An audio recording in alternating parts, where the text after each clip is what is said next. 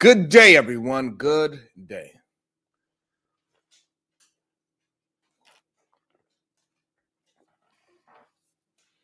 Good day. How are we doing today, y'all? Welcome to the Wildest Wake Up Show. I am your host, Sharon Bracey. And every single day,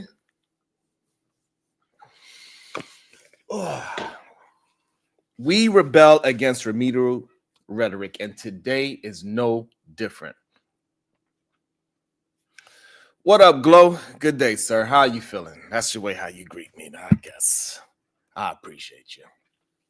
I appreciate you anyway, Glow.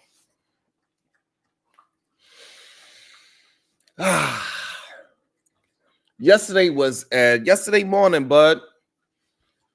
It was a horrible tragedy going down in Dallas. You know, we don't waste no time. We get straight into the content. We get straight into the conversation. So I want to have multiple conversations today. But the main one I really want to have a conversation. I wanted to have it for the second half of the show. But it's too much on my mind for me to really I think it was wild. The video that I seen of this young man, 30 years old, rapper, the way how he got gunned down in the public like that. I don't know if is he a criminal? Is he into the gang world? I don't know these things, to be honest. I have no idea. Before yesterday, I didn't even know that hoodfame, G Money, Lil Ronnie existed. Because he's not, he's just not creating the music that I probably listen to at my big age now. If I was around his age, I'd probably be listening to him. He probably is a very good, crafty rapper. And it's just sad to see that another, I believe he was born in St. Louis, but he's out there. He's from Dallas, from the Fort Worth, Texas side of things. And he was gunned down early in the AM at the local car wash, which seems like the car wash is like a hangout spot, a place where they go hang out at. And also, it seems like somebody said that he was only 800 feet away from where he lived. So it was within his neighborhood. And we just understand, like, hey, man, there's something going on in our goddamn neighborhoods. It's something going on, and we got to correct the shit. What up off the top, Negro Damas? There's something going on. And I know they like to always say, hey, the black community is trash. I understand that. And when they say the black community is trash, they are focusing on these incidents of a young man losing his life over most likely some gang violence, maybe some money. Because at first what was being reported was that it was a hit on him and his young daughter, which is only 5 years old. What's up, King Picks? Good day to you. The young lady was only the young child. It's very hard for me to even say it. She was only 5 years old. She just turned 5 2 days ago. She just recently had a birthday. And the reason why we have to start having a conversation about it, because so many times we look over the fact that us as grown folks, we tend to say things like, I seen Philosophical. It's unrelated, right? It's unrelated what Philosophical said in his community post. In his community post, he just recently had a birthday, and he was saying he made it to the big age that he is, and some people ain't going to make it, right? And when we see and read things like that, we really take that ish for granted. We really take when people say, hey, you hope and wish you can make it to this big age. They act like calling you old, being from any place of a rough environment where these type of things go on, we tend to take it for granted. Good day, Miss Jalen.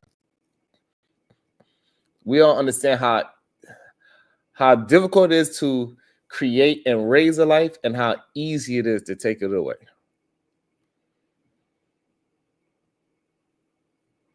Like so many times we just take for granted that somebody made it to 30, 40, 50 years old, especially as men coming from some rough areas as well. Take it for granted. This young child, 5 years old, she just turned 5 2 days ago. She had nothing to do with the streets. The most she ever did was annoy her parents because she was hungry or she wanted to play. She just had a 5-year-old birth. She only had 5 birthdays.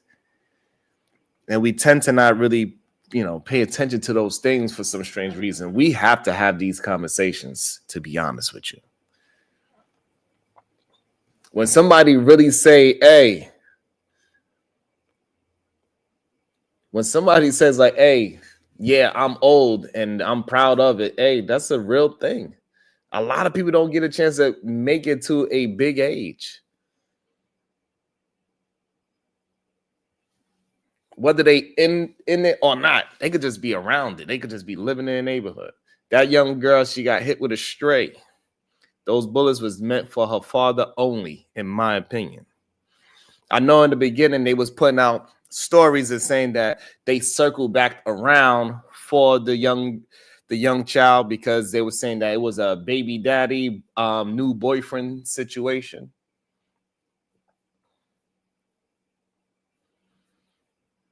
Well, I hope that's not the case because that is crazy. That's wild. That the new boyfriend decided to do that over some kind of argument. Exactly, Miss Jalen. F that. I'm proud to be a big age. If I can make it to 100, I'm gonna be proud when I'm 100. I don't care who call me old. I smell like being gay. Hey, it's not easy. You could get hit up with some things out here. You don't even gotta be involved. LA Project. You don't even have to be involved. Byron Turner, I seen the full video. I'm not gonna play it because I just think that I don't think watching the video is necessary for the conversation. I don't think we need to see our young people just deleting a young person. But it seemed like they did not double back to delete the young girl. That's not what happened. They did double back, but they double backed for him.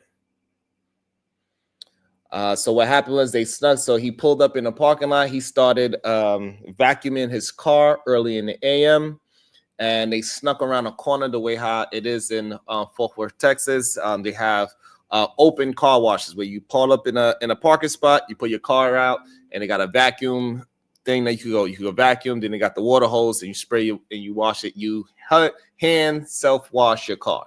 And so what they did was they waited for him while they got a phone call. You said, where can you see the video? I'll post a link for you so you can see the video for yourself. I did do a short of somebody that so you can check out my shorts. In one of my shorts, you can see that the person that got the full video, his name is Duke. Y'all probably see him before. He's pretty known in Texas. He came to the show a couple of times. Got a bunch of tattoos on his face and stuff like that. He's very heavy into that world. So he got the actual footage of the goddamn the car wash. So he pulls up in the car wash. He is vacuuming his car. And so the dudes, they either got a phone call and said he was there, or they was watching, following. It was early in the AM Monday. And they ran around the corner, surprised him. Clearly was automatic weapons, and they started firing. 2 guys started shooting at him. And when they started shooting him, so his car was parked here. So he took off and he ran this way. His little baby girl was in the back seat. So therefore, I do not believe they intended to shoot the young lady, the young child. or maybe they possibly didn't even know that the young child was in it. She was 5 years old. They probably couldn't even see in the car. They just started shooting at him, and he attempted to run away. And he run in a direction to run away from the car and run away from the situation with his car door open. He had to have a split-second decision to leave his 5-year-old child while 2 men tried to mow him down. Just think about that split-second decision that he had to make. Which direction to run. So he ran in the direction where the other car, it was 3 other cars there as well. And so in the midst of him running, his daughter also got hit in the crossfire. This is what I've seen, how I look at it, how I interpret the video. And then he runs around and he tries to hop this wooden fence, which is it is enclosed. The car wash is enclosed in the parking lot, and he tried to hop it, but clearly he probably was shattered, so he didn't have the energy, the strength to jump over and to keep on running. And so what happened was he tried to run back towards the cars, and when the 2 guys see him still running and alive, they went back, they doubled back to mow him down some more, and some more shots rang off. So who caught it? The building camera. Yes, it was the building camera.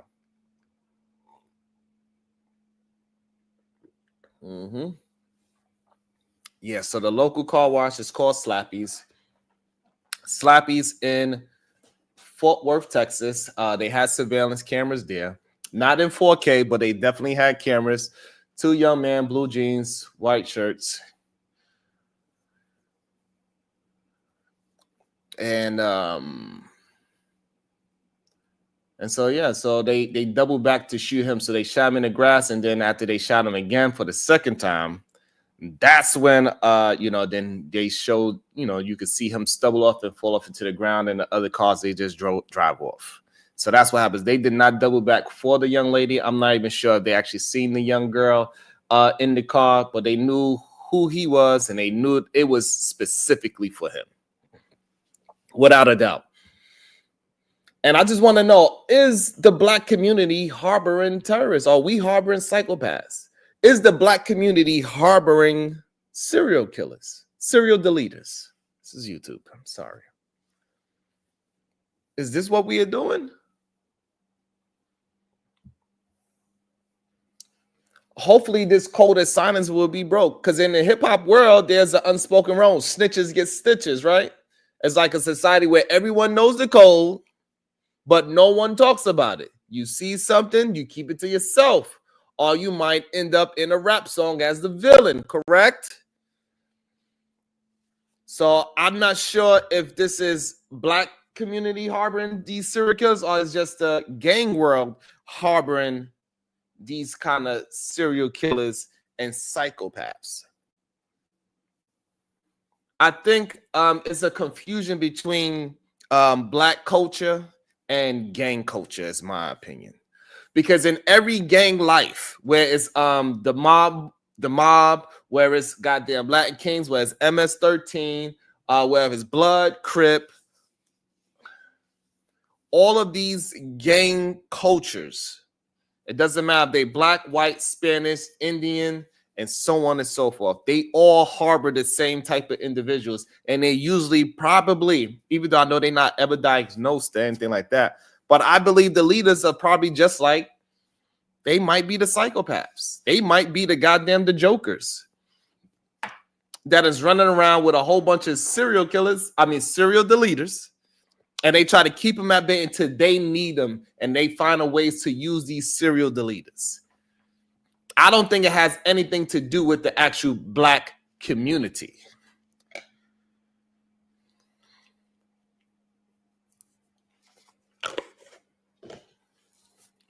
However, because this young man is a rapper, because this young man was dealing with some kind of street something, don't forget the Trinitarios, the Trinitarios. They run New York. All right. My bad, fighter. I apologize. I don't want no smoke with none of these young. I made it to this big age. I ain't trying to go back. I am not trying to get back into any of that crazy lifestyle. Been there, done that. I survived. That's it. Nietas. There's so many goddamn gangs out there. And I believe that a lot of gangs, they tend to do music. And I think this is where the misinterpretation happens. I think when these gang members of all cultures, it doesn't matter what race they are, doesn't matter if they come from, doesn't matter if they are people that is ready to be a part of a gang for whatever that reason is. A lot of people that get in gangs because they need some security or they need a family. It's one of those two things. And again, to that gang life. Tekashi 6ix9ine, he was a sweet kid until he got into that gang life. But that's because he didn't have no family, for real, in his eyes. They didn't understand him. He was trying to be a rock and roll singer.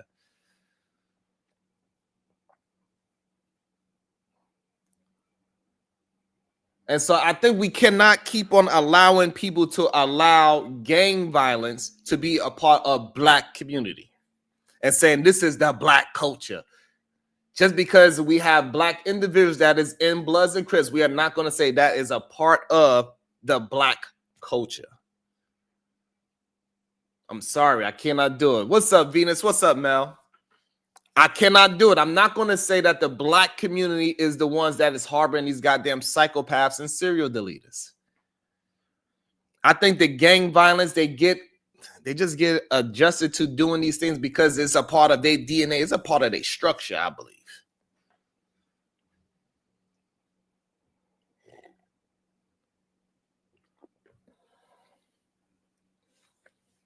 I think they just don't have this feeling of being a part of regular society. They want to cause hurt and pain towards somebody. That's what I believe. I don't think it has anything to do with the Black culture itself. We keep saying that, hey, the Black community is trash. No, but maybe it's just gang culture is trash.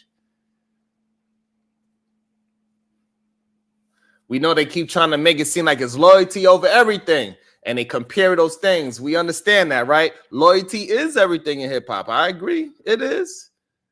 Hip hop is the Black community. I agree with that as well. And it's like a family where you protect your own no matter what. I understand that. If your cousin Ray Ray is running from the law, you don't turn him in. Instead, you give him a new rap name and put him in your next music video. I get it. I get it.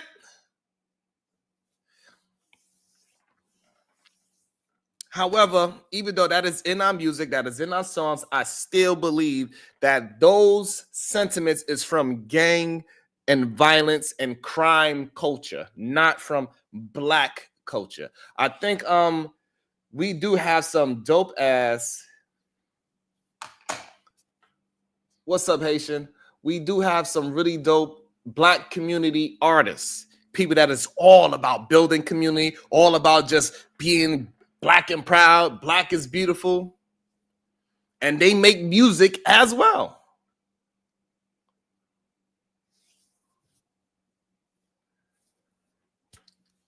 And I think we cannot misinterpret those two different things. Like we have the soul music, like Angie Stone. Rest in peace to Angie Stone. We have that beautiful soul music.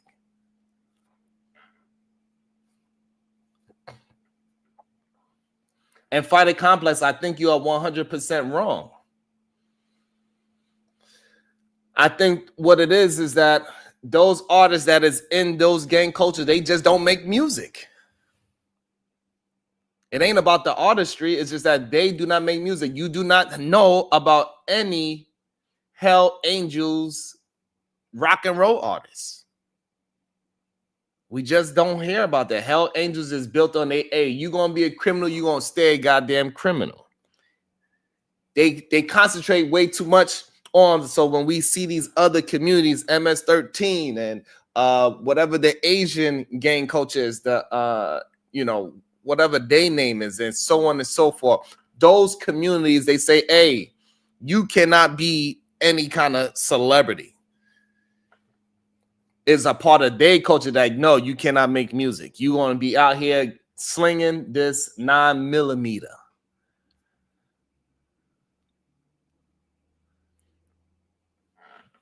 Imperious mind to say something I might actually agree with. It's just trash humans.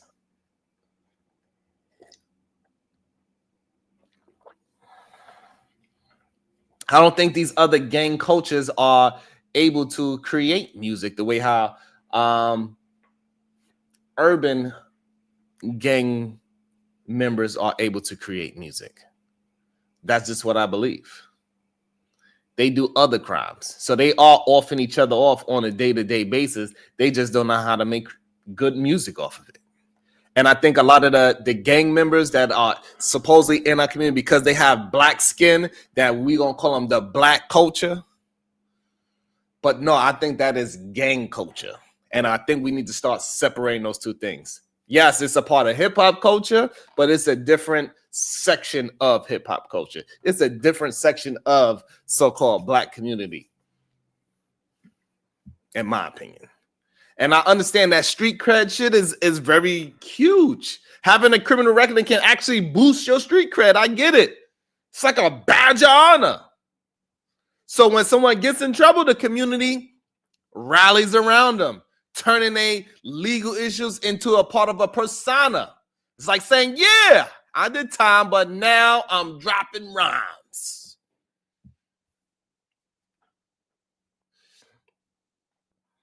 And again, with that being said, I think the gang community is the ones that is actually harboring the psychopaths and the serial deleters. Are we hitting the like button yet? Let me check this shit out. Let me see. Because y'all have a strong issue with hitting the like button and the share button. And I don't understand why. I don't understand it. Okay, I try to just let y'all be, but clearly you're having a tough time.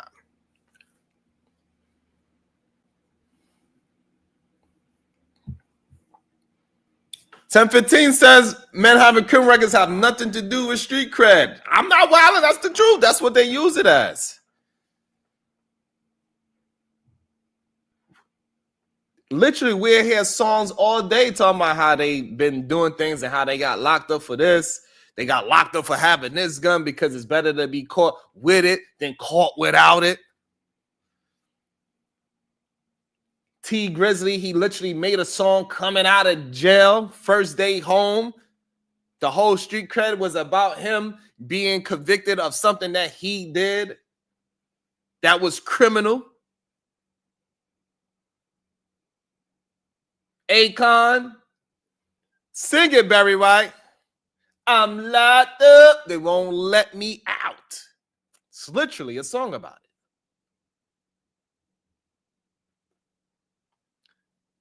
We got Jerome. What's up, my favorite guy, Jerome.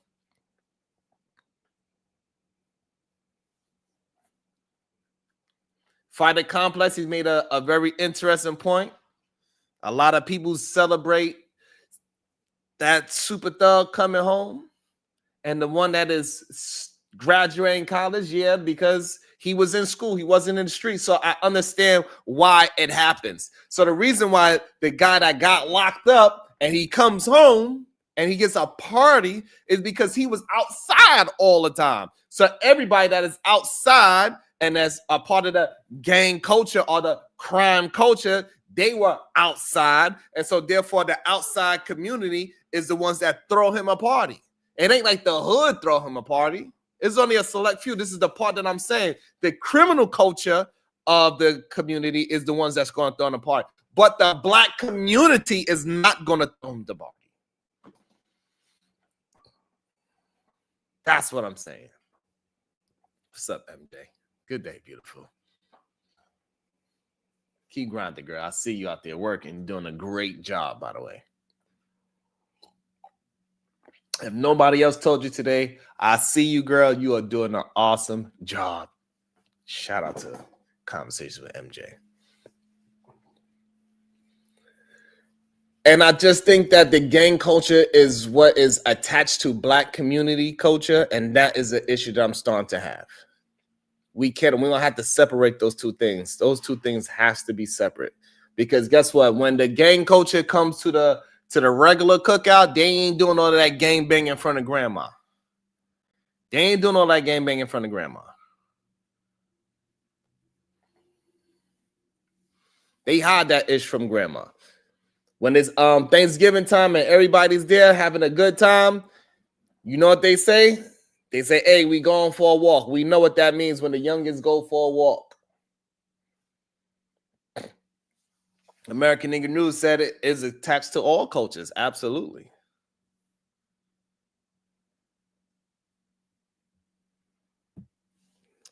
I 100% agree. I think the legal fund, right? When rappers get into legal trouble, right? The community often comes together to support them. It's like GoFundMe for gangsters. I get it. They raise money for bail, lawyers, court fees. You know, I get that part. Making sure the homie doesn't go down without a fight. I get it. They come back home, and then that's when the whole misunderstanding of the black community and the gang culture community gets all mixed up into one. That's the problem. What up, Troy? Good day. African Bambaataa and a lot of first rappers all came from gangs. He was from the Black Spades. You are right, though. It's not black culture. What's good, cuz? I'm doing well. Thank you. Long time no hear.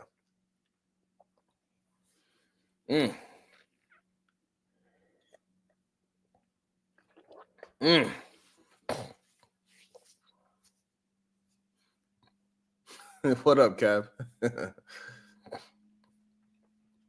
And so this is the only issue that I'm really having. But is the gang culture harboring goddamn psychopaths and goddamn serial deleters? 1015 said it's just poverty. This poverty is the main problem. It is an issue, but there's plenty of people that get out of poverty without being violent. What up, Royce? It's a lot of people. So this is something that I'm starting to understand. A lot of people do not realize that psychopaths, the main people in politics and the main politicians out there in the world, governors and so on and so forth, senators, a lot of them are psychopaths. This is why they can make these horrible decisions about a group of people. So I think we need to stop allowing we got to stop allowing the gang culture to take control over our goddamn psychopaths and serial killers. I mean, serial deleters. I'm on YouTube. Because other cultures, like, for example, that culture that has the 3 Ks in it, they know how to take advantage, whether that's a good or bad thing, of those type of human beings. They make sure they grab them up and put them in the police force. They put them in the goddamn military. They train them to be better serial deleters. They're just doing it legally. I don't know. We're going to have to figure something out. But I do not believe the black community is trash because we have a gang culture that raps. They got some really dope-ass rappers that are part of the gang culture, but we are not going to say that is part of the black community. Those are 2 different things. I am sorry to tell you. That's just my opinion. And I get it. We use the community. You need an alibi? Hey, I understand. It makes it seem like the hip-hop community got you covered. It's like a network of friends who swear you were with them at the studio, even if you was miles away. I get it. It seems like hip-hop community is the black community. I get it. It's all about having each other's backs. No questions asked. I get it. Again, in my opinion, that is some gang culture shit. That is the gangs that figured out how to rap and how to monetize being in the gang. And then now we acting like because hip-hop was created from a black community, that everything that is done in hip-hop is the black community. No. They got some new, we understand that these goddamn white rappers, they become popular because they say the N-word in their goddamn song. They ain't because they are part of our community for real. We got a couple of dumbass black rappers that would support them and throw up gang signs in a video and shout them out and sing the word with them or say the N-word for them. But we know that white boy ain't really a part of the goddamn black community. Stop. There ain't that many goddamn white mics in the goddamn hood. It ain't that many. And the white mics that are in the hood, they can't rap that good. Damn, that's bar. That was a bar. Clout House ENT, that is the issue. Violence is automatically associated with hip-hop, and hip-hop is automatically associated with black community, where it is as sections in hip-hop. It is sections in the black community.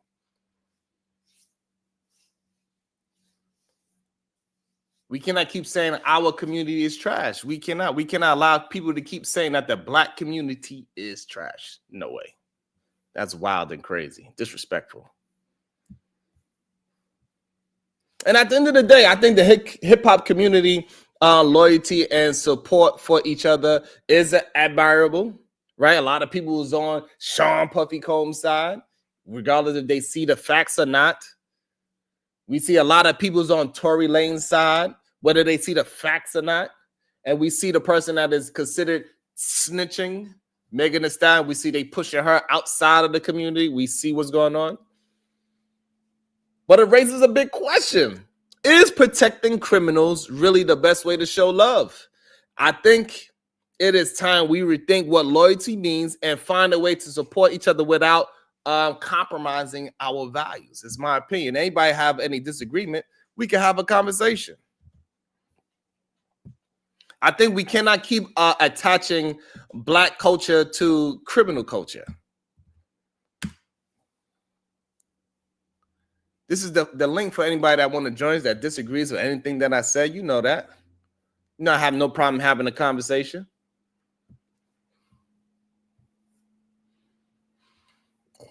We need to get the goddamn likes up. But this whole Wild Wild West mentality needs to stop. It makes no sense that this young girl, she wound up getting her life taken away because you was just shooting. They shot over 30 shots at one person.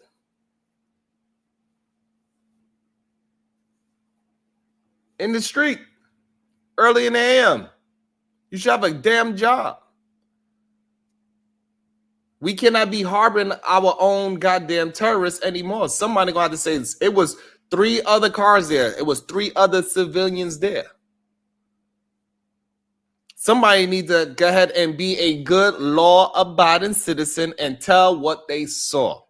And get those 2 individuals that was out there just shooting and harmed an innocent young kid, 5 years old, just turned 5 2 days ago.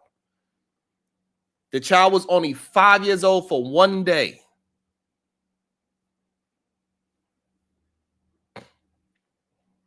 Afro Nerd, I would thank you for that. I really would like to check that out. But I think I don't think we ever was really a part of the ratchet culture. I think the ratchet culture got attached to the black community.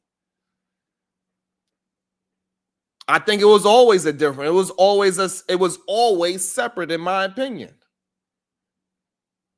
It was people that go to the strip club and spend their money there. And then there's people that go to the goddamn art gallery. It's people that go and mind their goddamn business and go to school. It was always separate, but somehow we make sure we put it together when it's us. Hell's Angels? Oh, we Hell's Angels. They ain't attached to the white culture. MS-13 is MS-13. They are not connected to Taco Bell. The cartels are the cartels. They are not attached to all the goddamn boom. But for us, everything got to be lumped into one, especially if it's negative. And all I'm saying, the civilians out there, we got to start being better law-abiding citizens. We need to be picking up the phone. I don't care you black, white, or Spanish. Hey, is there shootings going on out here? 2 X, Y, and Z, whatever they look like. If you are a civilian, you are not a part of the whole idea of snitching. People need to understand that. You are only snitching if you are actually a part of the crime. So it was two men doing the shooting. So if one of those dudes go there and say, hey, Tommy did more of the shooting than I did. I shot the gun, but he actually shot him. And he's trying to say, I'm trying to get less time than he is. That will be considered snitching because he was involved in the crime. Or if one of them get caught and it says, hey, come out the bushes, we caught. I ain't going to jail alone, we caught. Come out. They got me. They got us. I know you're in a good hiding spot, but they caught us. They got me. They got you. I'm telling anyway, so you might as well just come out the bushes now. That is what you'll call snitching.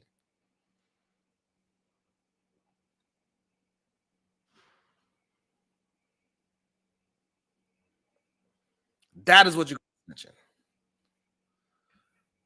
Let me see. Is this my guy? Let me make sure. I'm not sure. Let me make sure this is my guy. I haven't spoken to this young man in a long time.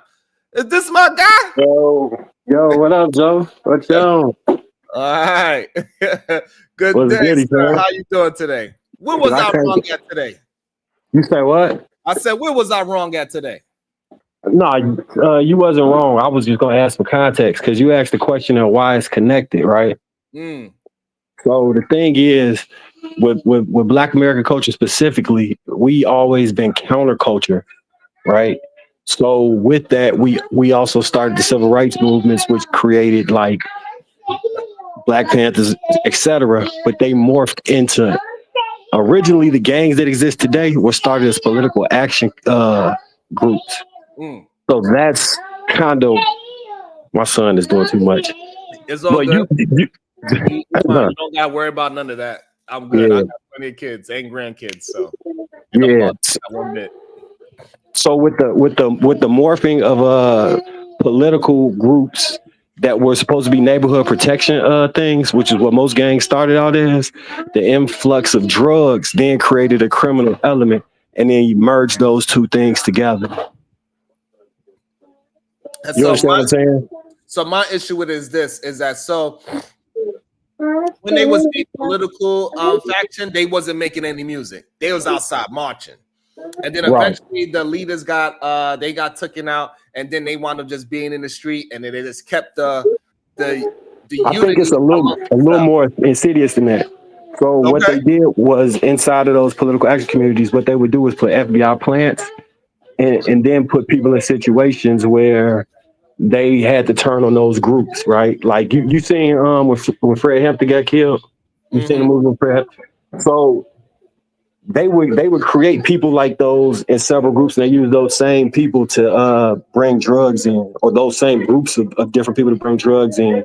And then we went into the war, and then it compounded. You know what I'm saying? It's like I always compare it to a game of Salt when it comes to like the violence and all this stuff in the community.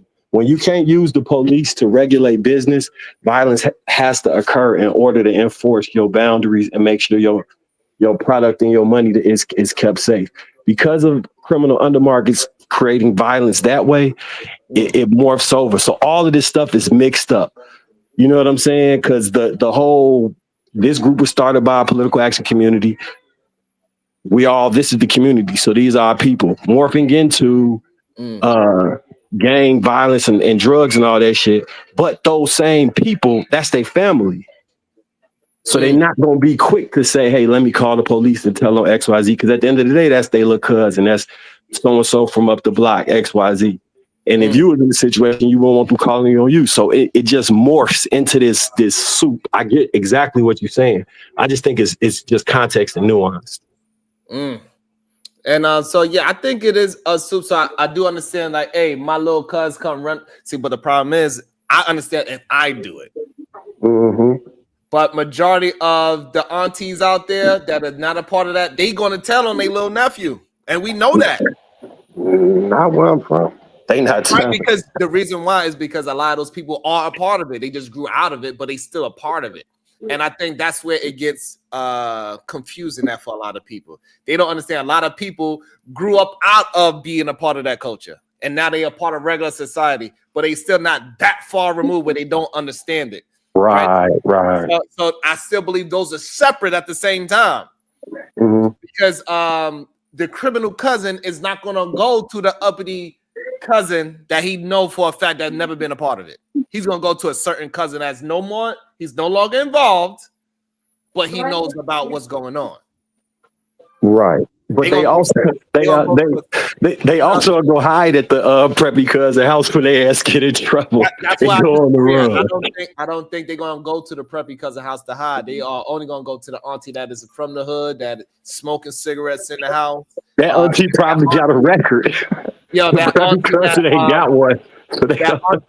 I'm talking about that auntie that once let the drug dealers cook it up in her house. That's the auntie they're gonna go to. They ain't gonna go to the uppity auntie that works for the CEO her whole life. They ain't gonna go to that auntie. Majority of the time, it's my position. And I believe when we go with the Black Panther Party or the Bloods and the Crips, how they started as a political situation, but they turned into, when they had to survive for themselves, they stopped being political. They just kept on being goddamn, like how you said, had to deal with crime and everything. And then eventually they learned how to rap, and they used their gang affiliations, and they would just rap about that. And I think gang culture is separate, in my opinion, to Black culture. Welcome to the show, Afro Nerd. What is your thoughts? Good morning, gentlemen. Wow. Well, first of all, I sent you a link from this young woman. I think she has a growing channel. I think her IG is blowing up, pardon me. And she said something, I wish you would play it, because she kind of breaks into this whole deal about quote unquote ratchet culture, criminal behavior, how there needs to be a separation with based on ethics and morals, that there's, based on what you just said earlier, that there's a tendency to absorb certain people and certain behaviors, whether they're family members and so forth. There's a toleration for this kind of stuff from people who really have nothing to do with it.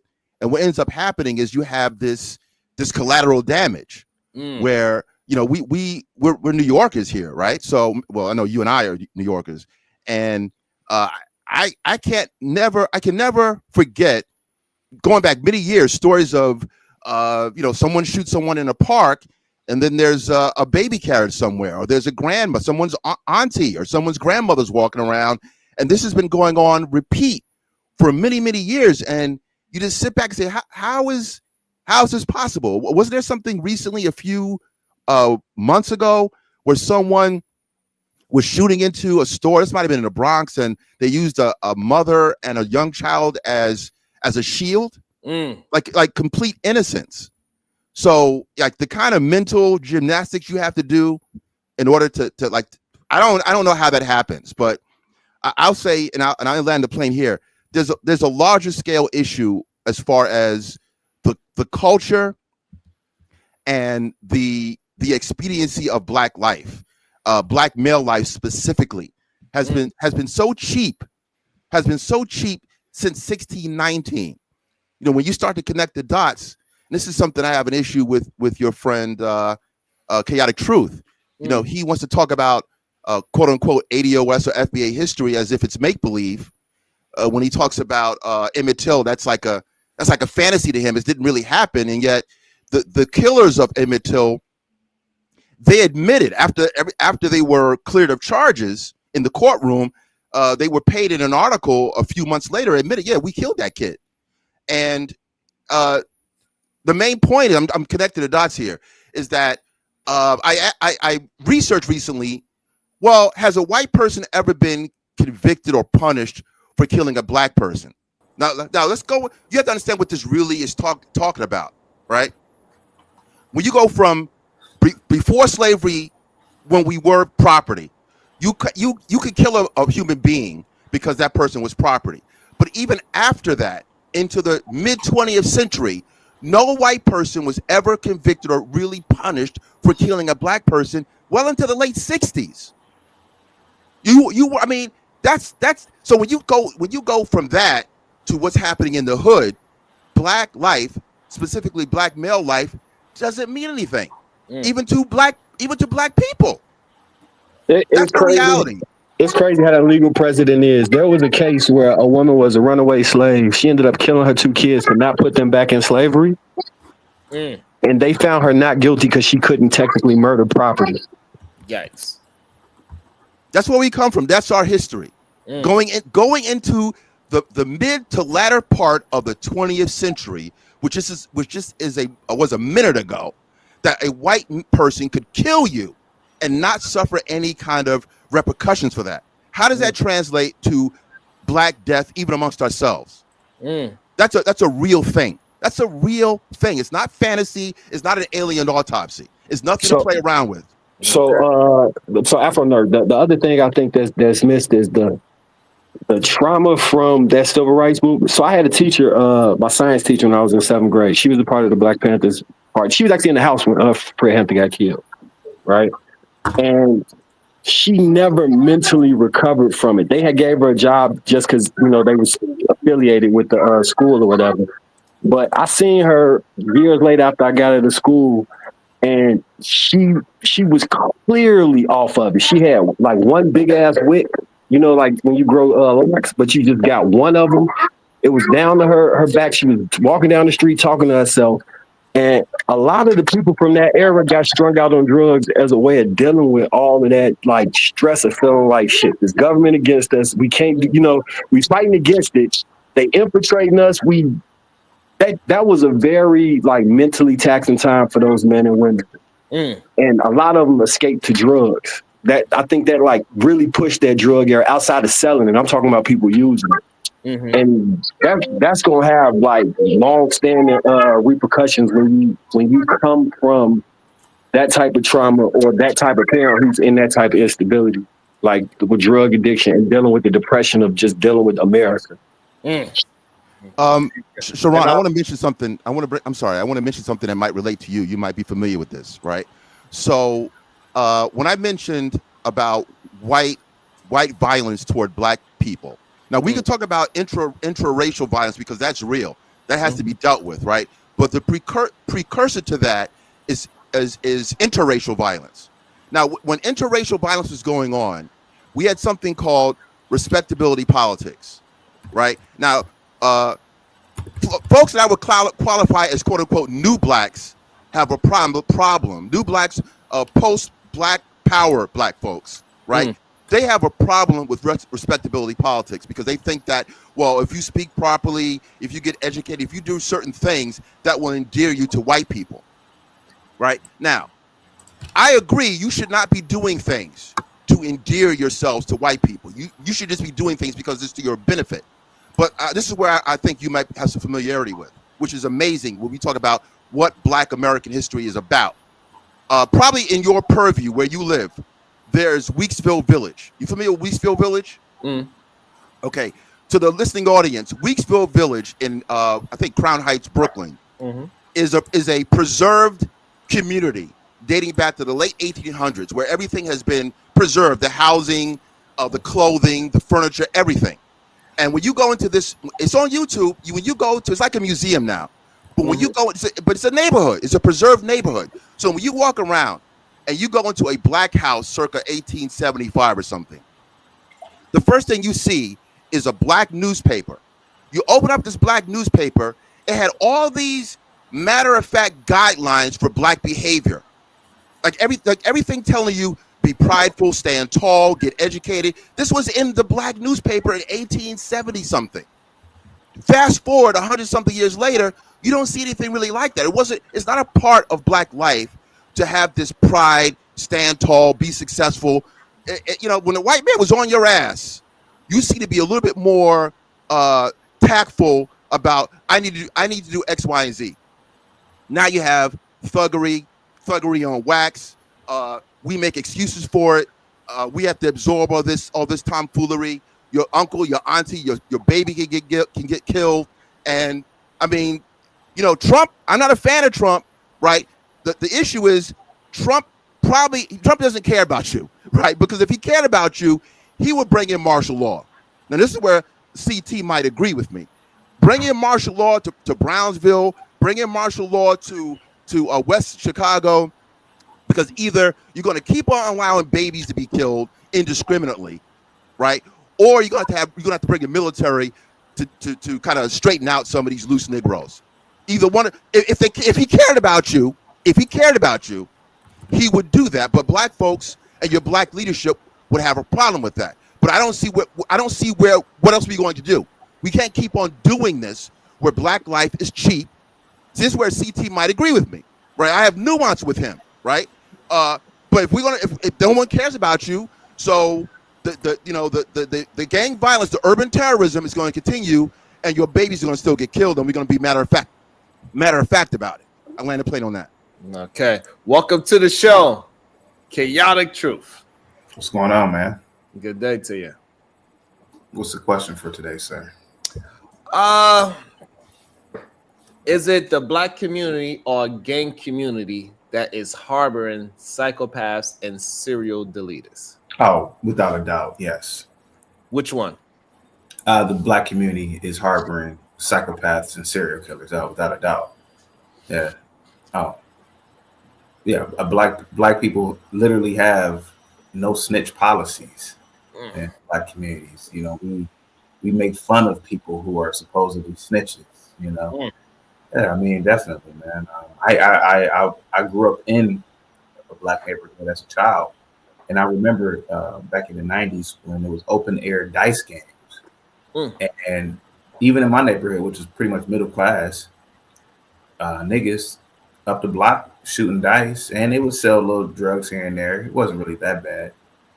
Well, me and my friends, we would play what we call any bounce. That's like a version of stickball. The black ass neighbors, they'd call the police on us, but they wouldn't call the police on the niggas shooting dice. You know, the police would come and the police would say, "Well, what are y'all calling the police on these kids for?" And it'd be the same 4 or 5 people doing it, and the cops would just chastise them. Why are y'all calling the police on these kids, man? Instead of calling the police on the niggas selling dope up the street, you know, shooting dope up the street. So we have a culture of not confronting the true problem in our communities, man.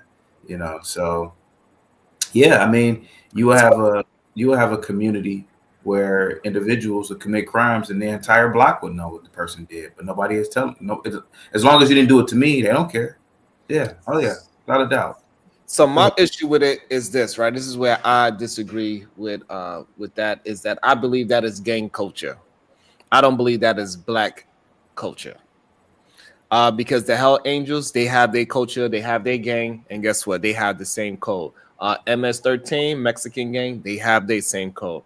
The Mob, they have that same code. They go around deleting people left and right, psychopaths and serial deleters. And so, like, I do not believe that it is a part of our culture to just allow people to harbor neighborhood terrorists. It's the small part of the block that you're saying, that whole block is usually ran by one gang culture.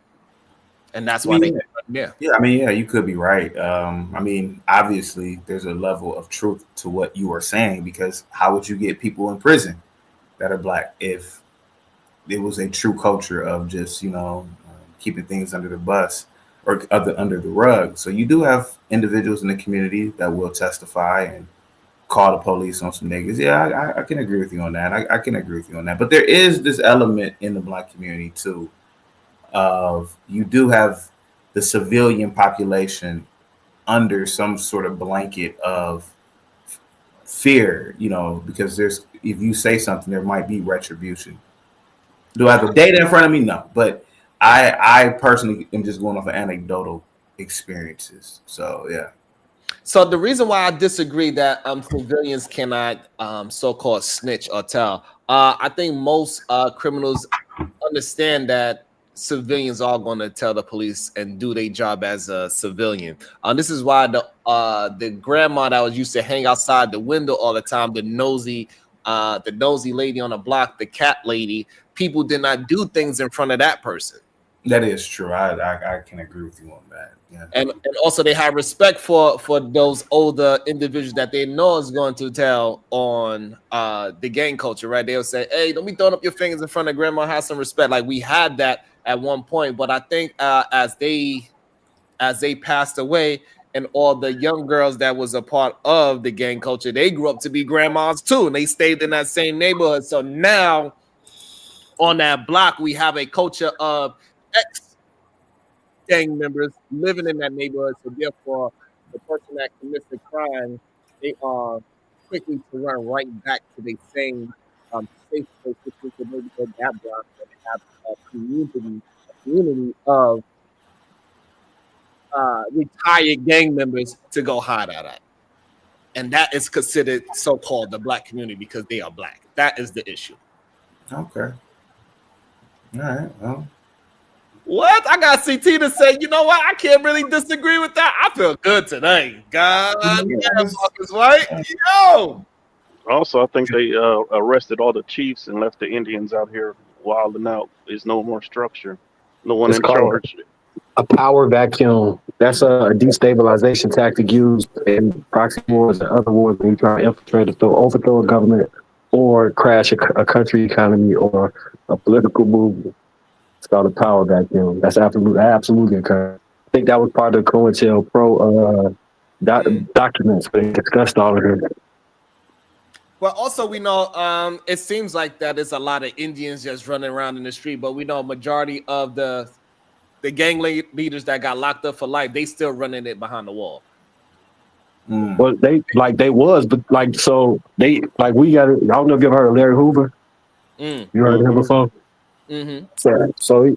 So they sent him to prison, and he actually was still running that shit behind walls. And then they put him, I believe, in Minnesota. Like they're out underneath earth. Don't quote me exactly. They stopped his contact and put him in a prison. I believe it's in Minnesota, where he almost a mile underground with no contact. Got you. So the way how they stopped him from running from the inside, they put him all the way underground, so he don't have no contact whatsoever. Yeah, but you know what's really crazy about that? So I don't know if you ever heard of L Group of the Black Keystone Rangers and GDs. They really start pushing forward with a political action committee, and they start receiving money. They start attempting to receive money from like some Muslims from overseas, and they got really locally activated on the political scene. After that, they locked all their ass up. Yep. Hey. Well, Sharon, you remember? We all know Cameron, right? Mm-hmm. You know, Cameron famously, this going back maybe 20 years ago, he had made a comment. He was interviewed about snitching, and he famously said something about if someone in his family were to have been harmed by something as heinous as a serial killer, that serial killer lived next door, he would not rat out that serial killer. And it was kind of a big story that he admitted that he would let a serial killer in his neighborhood run loose, knowing that the serial killer is next door, that he would not rat out that person because of some weird reverse omerta. You know, the omerta is the Italian no stitching policy. But like as you just said, the confusion of what stitching really means. You know, if someone harms you directly, you are allowed to say, hey, this man or woman did X, Y, and Z. We've got it all twisted up that you could be the victim of a crime, and stitching on your victimization is that's weird. You're not supposed to do that. That's not how omerta in the Italian crime community works. It is what it is. Yeah, I agree with Kim West. I think he was not saying that he wasn't gonna tell. I think he was saying he was gonna smoke them himself. Like I don't want to see no PDFs get locked up. I prefer to see them get smoked. That's my honest take. Yeah, and that was my understanding of what Cameron was saying too. If he found out that was a serial deleter in his building and he lived next door, themselves, the gang serial deleters, they gonna handle it themselves. Instead of going ahead and telling him and just get him arrested. That's the understanding I took from what Cameron was saying as well. Well, we're going to see how quote unquote crazy Trump is, because Trump kind of haphazardly said that he's thinking about even taking our indigenous criminals and sending them to prisons in South America. So, I don't have any love or any kind of connection to these people that are doing heinous acts to black people, even if they are black. So if he's going to do something like that, that has to be done. We can't continue to live this way, where you're just a regular person. How many times have you heard stories of black middle class people, black working class people just going about their business, and some unrelated teen gangbanger does something, and that person dies or gets seriously maimed? This has been going on for decades. We don't see. Well, there is a white equivalent. I was going to say we don't see it in white neighborhoods, but now you're starting to see that with the the mass killings. That's becoming an equivalent. Like we have a high mass killer death by the stereotype of the lone white dysfunctional male. So that's the only thing I can say is that's becoming somewhat comparative. We can kind of make that comparative, but and I think that's they a very singleize good point. them, but with us they group all together. Great point, Sonic. So they make them as to be a single lone person that's not a part of the so-called white culture. And that's the issue that I'm really having. And I think we need to start doing that as well. Shout out to Gippy with the $5. Lyndon Johnson did press conference from the toilet. Please, with your respectability politics.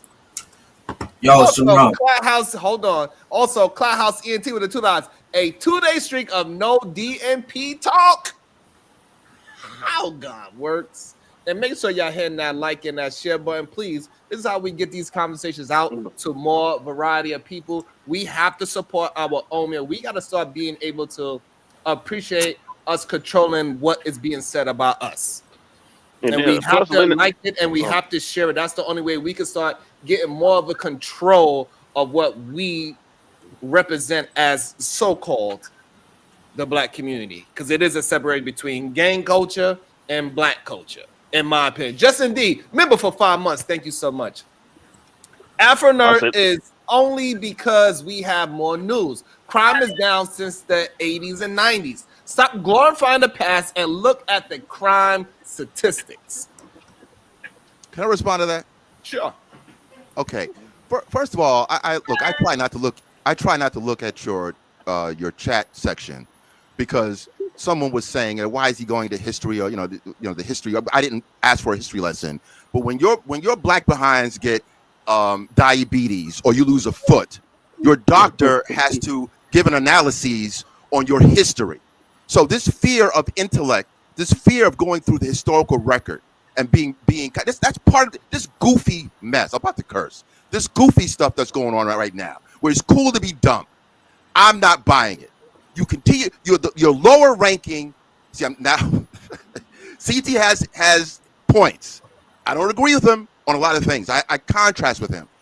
I try to do it nuanced, but we have to be honest about certain things. Going into this history, glorifying. I never glorified anything. I just stated the facts. You interpreted it as glorification. We're also dealing with an uptick in crime since COVID. As New Yorkers, we know the subway is wild for the night. Wild. So now he wants to talk about, I'm glorifying, okay? The 70s into the 80s, Bernard Goetz, you know him, Sharon Bracey. We haven't heard that guy for a long time. It was wild. Giuliani comes in. A lot of black folks didn't like Giuliani, didn't like Bloomberg, but things were a lot safer to walk around. It was a little different. Now we're getting back to mean streets, De Niro, 1970 style work. It's going down. Prostitution's at a high now. Things are changing. Not everything stays the same. So when I state the facts, it's not about glorifying. It's about presenting data. And I understand about the news, and we're learning more about this stuff, but we're still at a disadvantage. Black men are still dying. Yes, things are better, and I am all for reporting accurate news and talking about how black folks and black men are actually excelling. Higher HBCU enrollment, higher PWI enrollment. Black men are actually getting it in. That's the story that no one wants to really talk about. But we also have to be very mindful. There are different tiers, different sections, and that West Side Chicago. Let's not pretend we don't hear news reports of 50, 60, 70 shootings in a weekend. That is going on. Damn. You got to keep, just like with white community, that even though there's singular killers, there's a lot of singular killers. The uptick in mass shootings is also wild for the night. It's nasty work. So we have to be mindful. Maybe if a tactic would be black folks start focusing on some of the wild stuff with the mass killings, like what happened in Rochester a couple of years ago, and then say, hey, this is crime. Let's decolorize this and say, hey, this is a crime thing. We need to root out some of these mental people. Now, Landon played on this. The interesting thing is that you rarely hear about the mental dissection of the gangbanger. You're never going to see a pleasant picture of him in media. When a white male assailant does something, you see a cherubic high school photograph of that person. They don't do that for that. They do talk about he must have had a mental problem. They give a whole dossier as to why that white male did X, Y, and Z. You don't get that as a black person, right? So there's contrast with this stuff. But bottom line is, we are not gaining anything from this dysfunction. It's got to stop. So thank you. And so I think the dysfunction part, I believe 100% that we have to separate it, Marcus. We cannot allow people to keep on and continuing to act like because he was a Crip or Blood or because he was a rapper, that means that he was part of the black community. No, he's just a black person in a gang. And those are separate from what is considered black community. I don't think we could say Wale is necessarily a part of gang culture. Maybe he is. I'm not sure. It doesn't seem like by his music. We cannot say Jaden Smith is a part of gang culture. I don't think we could say Tyler, the Creator, is part of gang culture. Tyler, the Creator actually is, and so is Wale, I believe. I don't know about Wale for sure, but Tyler, the Creator definitely. You ain't seen his transformation now that he see the city back messing with him, have you? So you saying Tyler, the Creator, is a part of the gang culture? His rapping ain't about it, but so I don't know how. I don't know how New York is set up, but in like Chicago, right? Even if you're not like active on the set or whatever, you still affiliated by proximity of just growing up there. Like you from that area. So Cali is like that too. Like if you like, even they talk about it all the time. They don't ask you really what gang you from. They want to know where your mama or your grandmama stay. Because wherever that location is, they just gonna say you from there. I thought he grew up in the suburbs. I don't. Yeah, after the pop out, he been on that shit. So you tell me. I'm not a Tyler Creator expert, but I believe he is part of that gang culture. Not like active, but I'll look it up. I'll go look it up. And so, do you think that gang culture is a part of gang black culture, Marcus? I think it's a subsect. I think every community got criminals within them. So I'm not gonna say it's just black culture, it's gang culture. And the same thing with snitching. The police don't snitch on each other. They got some of the. I make it more concise. Do you think Blood and Crip is a part of black culture? I don't think it defines it, but yeah, I think it's part of it, specifically because of the roots. Damn. You remember I just discussed that it was a political offshoot. It was an offshoot of a political movement, which was rooted in black culture or civil rights movement. So just like how the Democrats, they was once a part of keeping slavery alive and well, and the Republicans was against it. Now we know it flip-flopped. Now it seems like in today's time is completely different. Can we still hold the Blood and Crips to how they started versus to what they are today? The idea of them, absolutely not at this moment. However, the funny thing is, if it was actually something to occur like along a racial line in those communities, I truly believe it's gonna revert. It'll revert for that moment. It might not stay that way. Like I feel safer in my hood than I do with the police, hands down. But okay, so you feel safer. So you feel safer in a gang neighborhood Yes, absolutely. Around a neighborhood. Well, I mean, majority of the Absolutely. time, those neighborhoods is filled with police anyway. So you kind of feel safe around police too. No. The police come and harass you, jump out and point guns at you. You standing out there. No. I know exactly what I'm saying. No matter how you try to frame it, I'm standing on this point. Look, if like say the world was after me, I would go right to the block that I was raised on and be out there with the niggas. Okay. All right. If I died, I want my wife and she needed to. I want her to go tell one of the homies from over there what happened to me. Okay, I got you. I find it interesting. Welcome to the show. AFR with his Backpack Boys hoodie. Wow, what do Backpack Boys mean? Lord have mercy. What is your thoughts, AFR? I work for Backpack Boys. I keep all the Negroes from stealing their product. But anyway, yikes. Listen, there's a reason why I'm an advocate for not living around large numbers of black people in black neighborhoods. This is one of them. This is the only I would say group of people I know in America that will endure their children getting killed by criminals, cry for about one day, and then forget about it. Wow. And then until these very same people kill black children again. So that's why it's just like we don't want to have a solution. We want to let the same very people that we say are, like the gangsters and the thugs and the hood rats and the rappers and all those people that talk about denigrating their neighborhoods, we don't hold them to account. So that's why I tell black people, if you have half a brain and a child, don't live around black people because it's safer that way. Wow. It is. So that's very interesting. Don't you mean more don't live around gangs, not around black people? So I appreciate the understanding of that. So you believe that rap culture, the negative part of rap culture, because we know it is a productive side of rap culture, correct? We do understand that? Yeah, but it's like this compared to that. So it's not even worth talking about. So I 100% disagree with that. That is not worth talking about. The problem is that way too many people want to focus on the loud minority, and that's usually why we have these conversations the way how they turn out to be, right? Is because we focus way too much on the gang violence part of hip hop, and we keep saying that we keep forgetting out some. I think that's you, Thug Killer, maybe.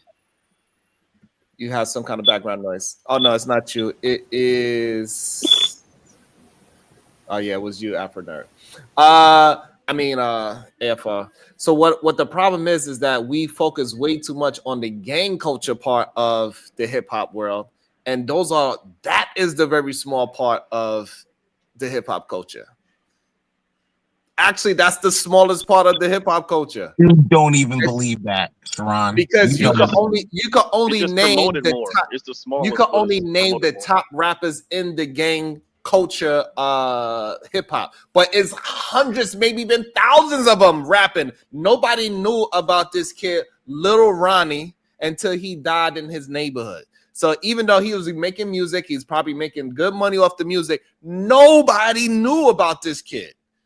Because gang rap is not really as big as y'all make it to be. Y'all just like to focus on the loud minority of the hip hop music, and then what they attempt to do, they try to make it seem like these guys is making so much money because they give them an advance and put them in all this jewelry. They put the goddamn rented cars in their music videos, and all of a sudden they're like, oh, they must be good because look at all the jewelry, blah blah blah, and it makes it seem like they are bigger than what they are. This whole fake it till you make it thing is deep in our gang culture part of hip hop, and the guys that are the majority of the guys that are just creating really good music, productive music, like Toby Nwige, nobody really want to pay attention because he don't got a lot of jewelry on. He brings his wife on tour. He brings his kids on tour. He's making a lot. That's not our culture. Jay Electronica is another one. We don't venerate those things. We don't venerate those things as a community. No, it's not us as a community. You yourself. No. Hold on. You yourself do not know Jay Electronica music. Yes, sir. Right or wrong?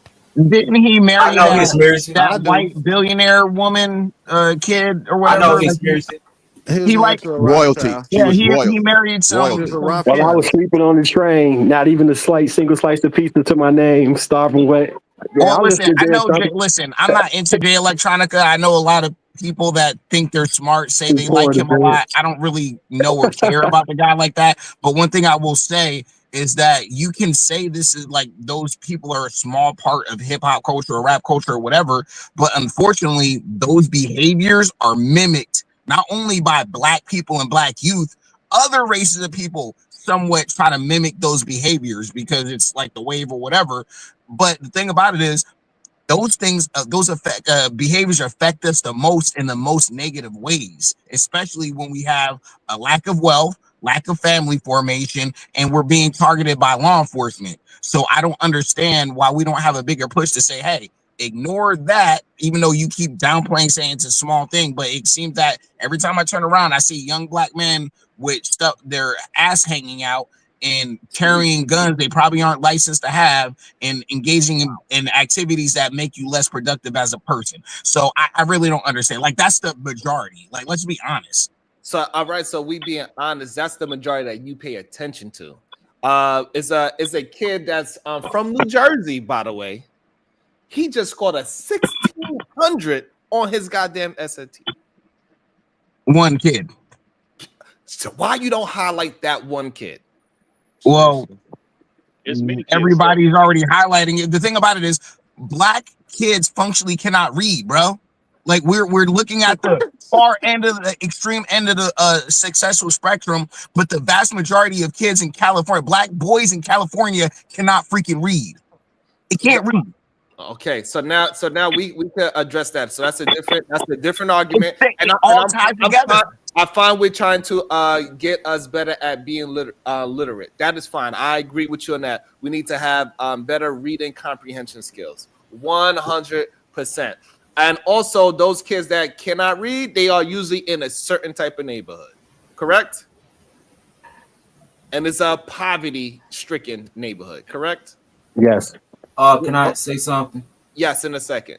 So we understand that where these kind of children come from. It ain't just the normal. These are not normal people. These are poverty-stricken human beings that have actual issues. Their neighborhood have actual issues. Some of them can't even get proper water. They are poisoned with their water. They are poisoned with their food. They are poisoned with the job market. So they have a lot of things to go around before we can correct the literacy. They're getting poisoned on a day-to-day basis. Agreed. And also, not everybody not everybody learn at the same level. If you just group them all together, and not, maybe they need individual teaching.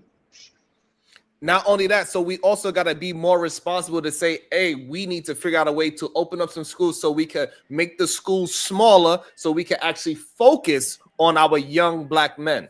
We spend more per pupil in this country than anywhere on the planet. Okay, that's number one. We spend so much for children; they don't get educated, and also, but not in the I'm same. all They for do having. by Hold on. Let me finish. Let me finish.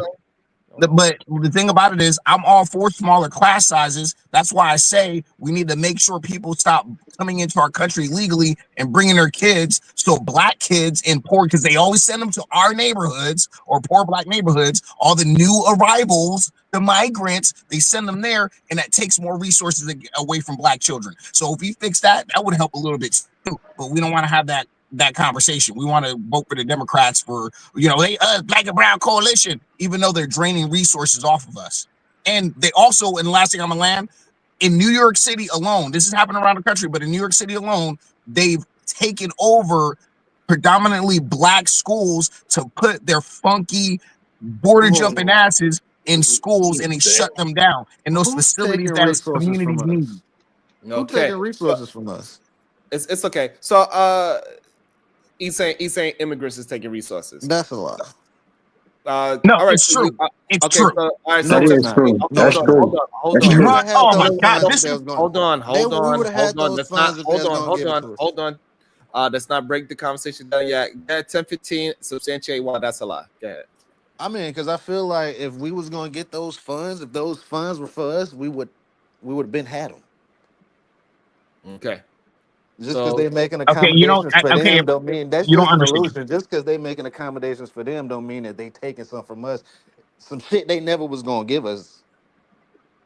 So just let them. It's this. This is the No, Negro they that I don't. understand. This is I'm why not our saying neighborhoods don't are let them taken in. over by All I'm saying criminals. is they ain't taking our resources because they were never gonna give it to us. We would have been had it before all this shit Did you popped not? off. I If it think you're wasn't confusing Did his ours. you not argument. hear what I said? He's saying if it was resources for 20 kids in a class, if you add 30 by virtue of sheer numbers and not building more schools or a separate area, that would be a misallocation of those resources. No. He said they're taking them from us, but they never had any plans to Yeah, give them to us. So okay, if you're I not never had understanding. any If you're plans in to it, give if you you're in, anything, then I'm not taking up from you. I never had plans to give you anything. What I'm saying is if I got $30, right? Just follow me on that. I know what you're saying, but the Yeah. money wasn't for us, is what I'm saying. So they ain't taking nothing from us. It- it- So let me try to clear it up. So what AFR is saying is that they are overpopulating it, and so therefore now in essence they are taken away because it was designed for 20 kids and then they added more students, so it is taken away from teaching our young boys because now they got to focus on 30 kids and they're not equipped to handle 30 kids. oh, and ESL, they don't speak English either. I guess I wasn't That's saying it true. correctly, AFR. So go ahead. You want to interrupt me? Go ahead. I apologize, Sharon. I apologize. No, it's okay. This is these are tough conversations, and sometimes we get riled up, and it's fine. We just got to be able to get through it so we can actually get somewhere. So now that we there, okay. So AFR is bringing into the conversation that they take away because in the Democrat states, they allow these new kids into our school system, and those new kids is essentially taken away from our students, is what AFR is saying. And so, but we as Black men, we got to start figuring out a way to lessen that burden and create schools within our own community and people who trust us as Black men to teach our young Black men to be better and more thoughtful, get them at a higher reader level. We got to take responsibility of these things, and we got to push up and uplift the human beings that is attempting to have these situations out there. Can I say something, Sharon, on this? Absolutely. We're gonna go Afro Nerd, and we get Chaotic Truth back in here as well. Marcus White, let me know if you want to jump in. So go ahead, Afro Nerd. I want to jump in. Okay, and I got you. Go ahead, Afro Nerd. So I know some in the chat have a problem when I go into history and everything. I can't help it. I like to go into the data, right? So, and I even will give a shout out to Reverend Sharpton, who I'm not a fan of, right? But occasionally a broken clock tells the correct time twice a day. So one time he had mentioned about the civil rights movement that oftentimes people talk about the civil rights movement as if we did this, we did that. And he said the civil rights movement was really just a few people. You know, it at its core, it wasn't the entire Black community was really on top of this civil rights thing. So it made me think that you really need a select few Black folks to garner the will. Let me repeat that: to garner the will to enact change. It doesn't really take a lot of people, right? So we have this issue of not addressing some of this dysfunction directly. We know that the messaging in corporate hip hop, no other ethnicity would tolerate that. I just wouldn't. You're not going to see. We see clearly that those of the Jewish faith who run some of these companies, right? If you say something against them with whatever the pejorative is against Jewish people, and some people have done it. It happened to Michael Jackson. He famously was clapped back on for using the Jewish derogatory term, right? Meanwhile, they will continue to bankroll your music for you to disrespect yourself and your community. And we've been riding this thing for many years. There's a minister on YouTube, and I think he's colloquially called White Mike. And White Mike, I think he garnered a lot of views, and he was saying he noticed that on urban radio, it is okay at 8 o'clock in the morning to play music that is openly talking about the death of black men. I'm going to wet you up at a light. I'm going to, like, all kinds of outrageous And things are said sexual. on wax. Yeah, that too. Like all this kind of dysfunction that's sponsored by corporate America is it's just okay. No other community would allow that. The Me Too movement, that's got to be an analogous Me Too movement for black people, where now, you know, there's certain things you can't do, can't say. There's a kind of behavior that had to be altered because of the Me Too movement. There's nothing like that for the black side. You can't cancel. Why isn't there a kind of cancellation for certain people that say reckless things on wax? You know, I think Big Sean had said something about he wanted to smoke weed with Rosa Parks in the back of a limousine. Like, you know, no. Lil Wayne years ago talked about Emmett Till having sex with a woman, beating the whatever up like Emmett Till. And I mean, he was reprimanded for that, but he should have been completely canceled. Right, so these things are allowable. It's been allowable for a long time, and I want to play this one thing. Even in YouTube Spaces, how we talk about black culture has to be checked. You can't use an umbrella term like black culture. You know, shout out to Anton Daniels and other YouTubers. I like what he does to a certain degree, but I see oftentimes YouTubers, maybe for clicks, they'll say black culture is trash.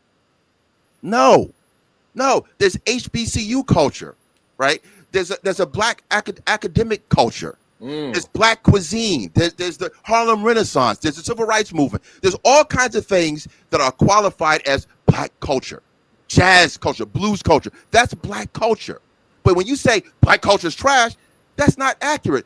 Whites are very deliberate in saying Appalachian culture or white, that's white trash. We need to be specific about, quote unquote, black trash. Black trash than there's Neil deGrasse Tyson. See, you gotta kind of create that line in the sand that other groups are doing. You just put in the umbrella term black culture's trash. That is very harmful. I land the plane. Okay, all right, go ahead, CT. What was the question, sir? All right, you good for the right now? Yeah, I mean, you skip over me, Sharon. Yeah, I mean, Sharon, I'm gonna say something to you, and I don't want you to take any offense to this. I think you're no problem. Go ahead, you got it. You're a great guy, hell of a content creator. Here's the knife. If there was an instruction manual for this, I think that you would be chapter 1. You're a relic of the past, sir. No offense. Okay.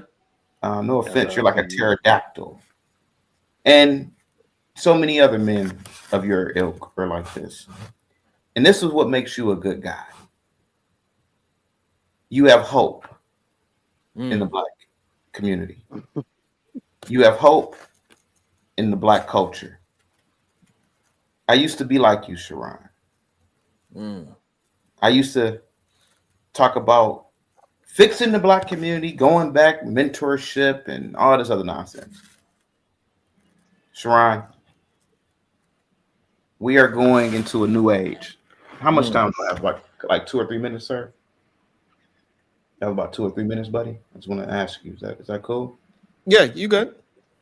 Sharon, we are going into a new age, buddy. Okay?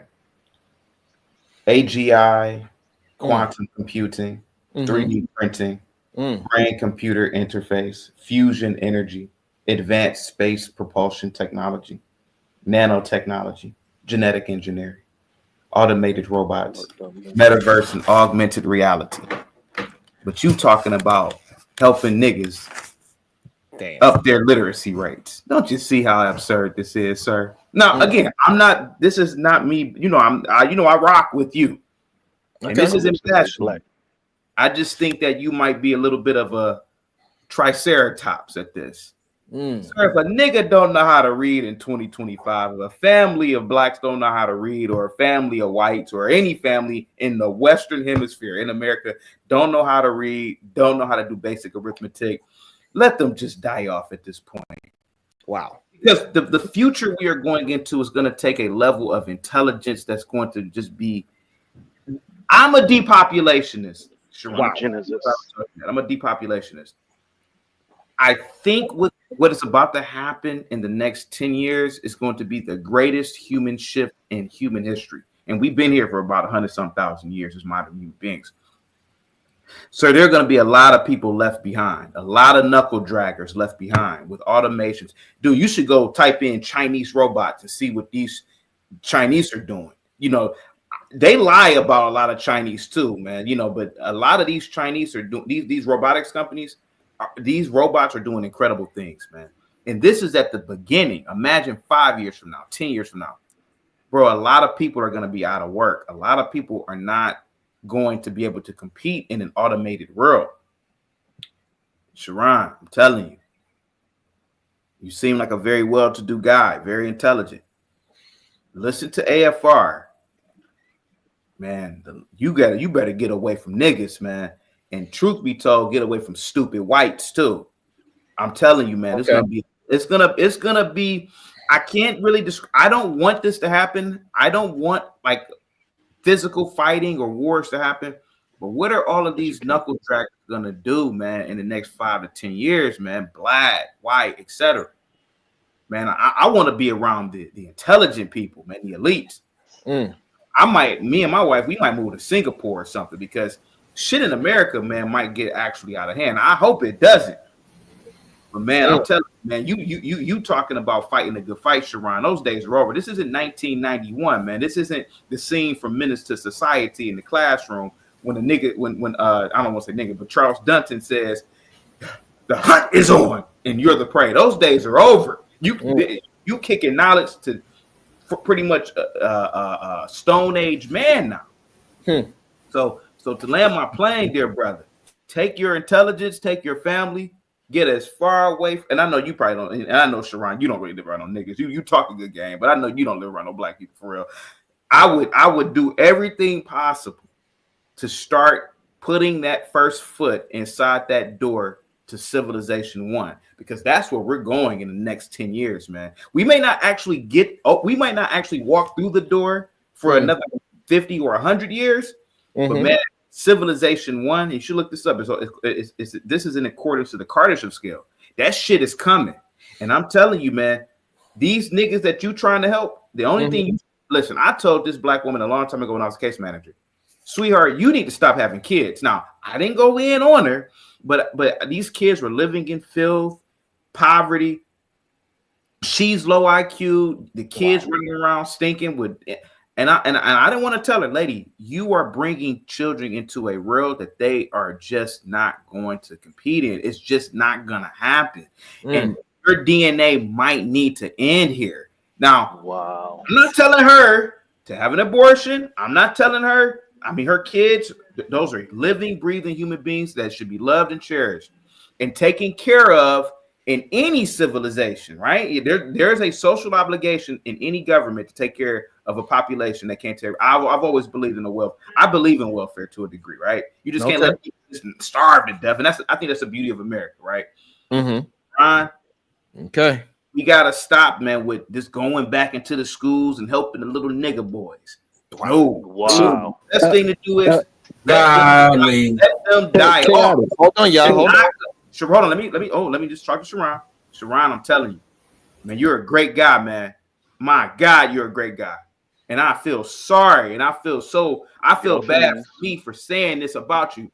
Man, you kind of remind me of a dinosaur, man. You know, like them old niggas talking about back in the day. Sharon, don't be like that, man. Embrace the future. Man, don't go back and help these niggas, man. Get away from black culture. And I gotta stop doing this too on my show, talking about blacks, because talking about blacks is keeping me back.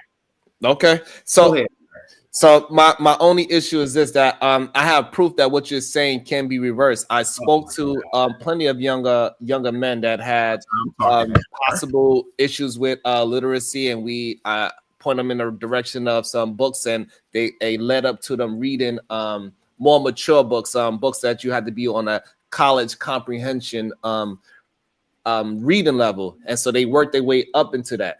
They went from being just a helper swinging a hammer, not knowing nothing, to be gaining their own certificates in the IT world as well, because they didn't even know that this world existed. So the thing is that if we give them the information, the people that it is meant for, they will attach themselves to it, and they are able to learn and implement these new ideologies in their life. The problem is that there's not enough men that look like them that can express it and articulate it in a way where they can actually understand and receive the information. There's way too many people always browbeating them down, and therefore they feel like they are just stuck in this rut of communicating in a negative way or in a code switching way. So when I'm talking to these young men, I do not do no code switching. The way I speak on this platform is the way I speak in the world as well. I do not code switch. And we got to teach our young black men, this code switching shit is done.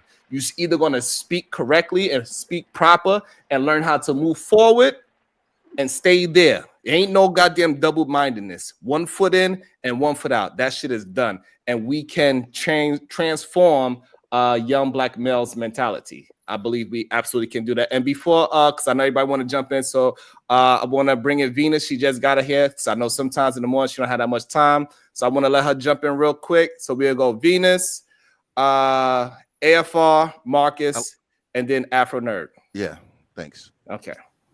Bro, Hey, you ain't finna just keep on skipping me, dog. I'm sorry. I'm sorry. I apologize. I got you. It's not on purpose, 10:15. I promise you, it's not. I'm sorry. I get you in there. I promise. I get you right in there. Go ahead, Venus, AFR, Marcus White, Afro Nerd, 10:15, and we just have it right back open. I'm gonna make it quick because you kind of went where I was going. Listening to Chaotic, so I was thinking about. I kind of feel him when it comes to adults, but so what about the kids? Like there is, because usually when we're having these conversations about reading levels, we're talking about grades that we can see. So we're talking about children. So he's suggesting like, forget it. Don't even try to improve their skills. Like forget the kids too. Is that what he's saying? I mean, he comes from a long line of fleers, so picking up and moving is kind of. Is she asking me the question, or yes, she was asking? Well, yeah, I'm asking you. Oh, yes, beloved Venus, sweetheart. It is not anyone's obligation other than the parent to teach their children. You blacks, Sharon, you guys are wasting your time helping another man's child. Your children should be at the forefront. Forget these kids, man.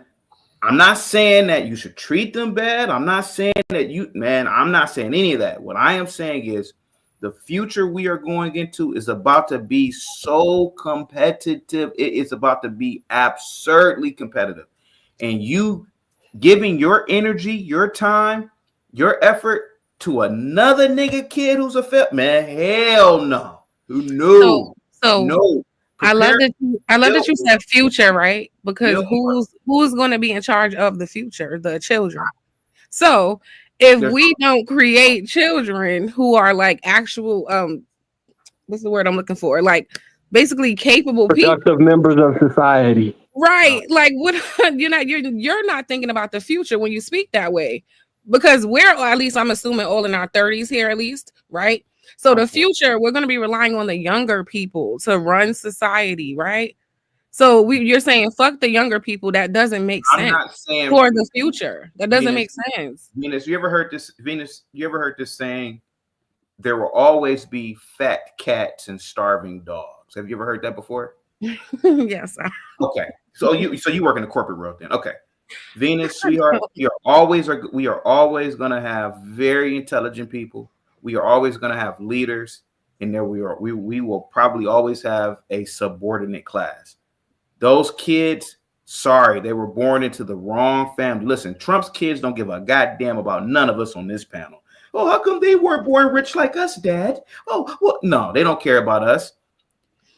They are in a fortunate position. That I know. If you're white and you're rich, you don't have to. Venus, you are also in a fortunate position. You are wealthier than 90% of humanity right now. You would never trade places with a Ghanaian, a Congolese, a Cambodian. Sweetheart, you are in a fortunate place. I am just saying, this is just me. I'm going to land my plane. I've seen it over and over again. These help a nigga out programs.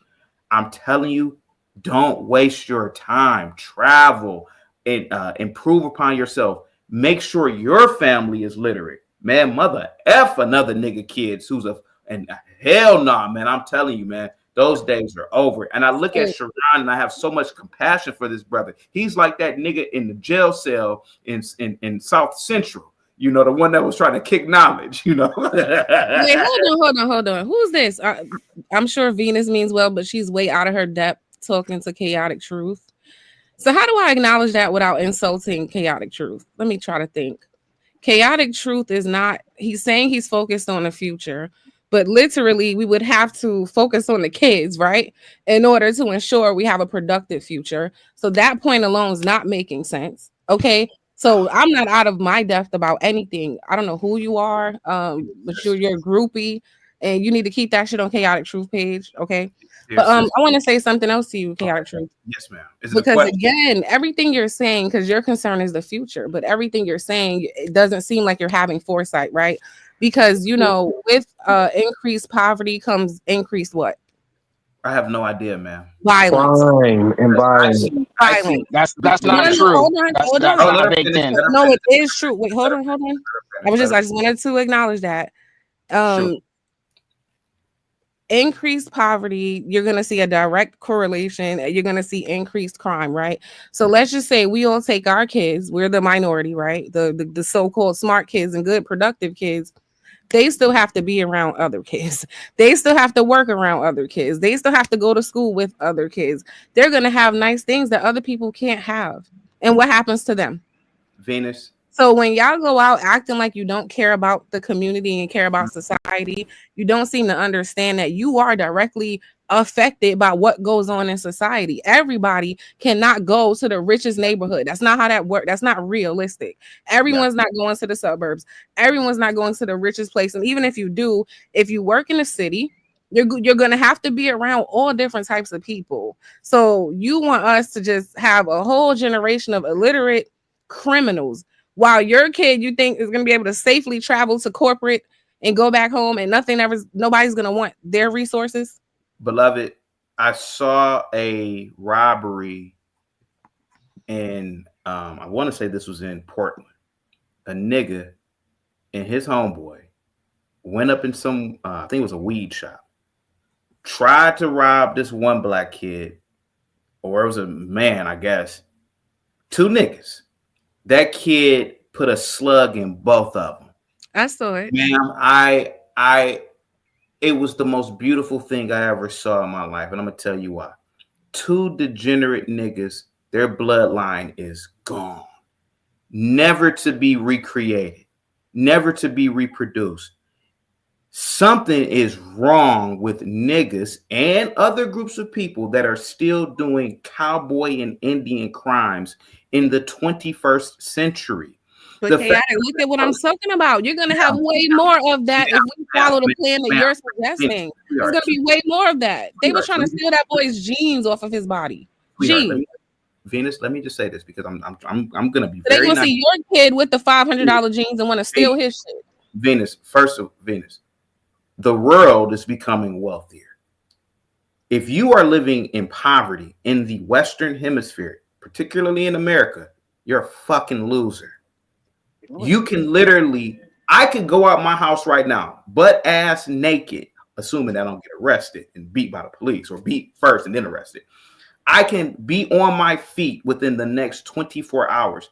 Jobs are readily available. I can go into a McDonald's and make $15 or $20 an hour, eat for free, and I can have free Wi-Fi.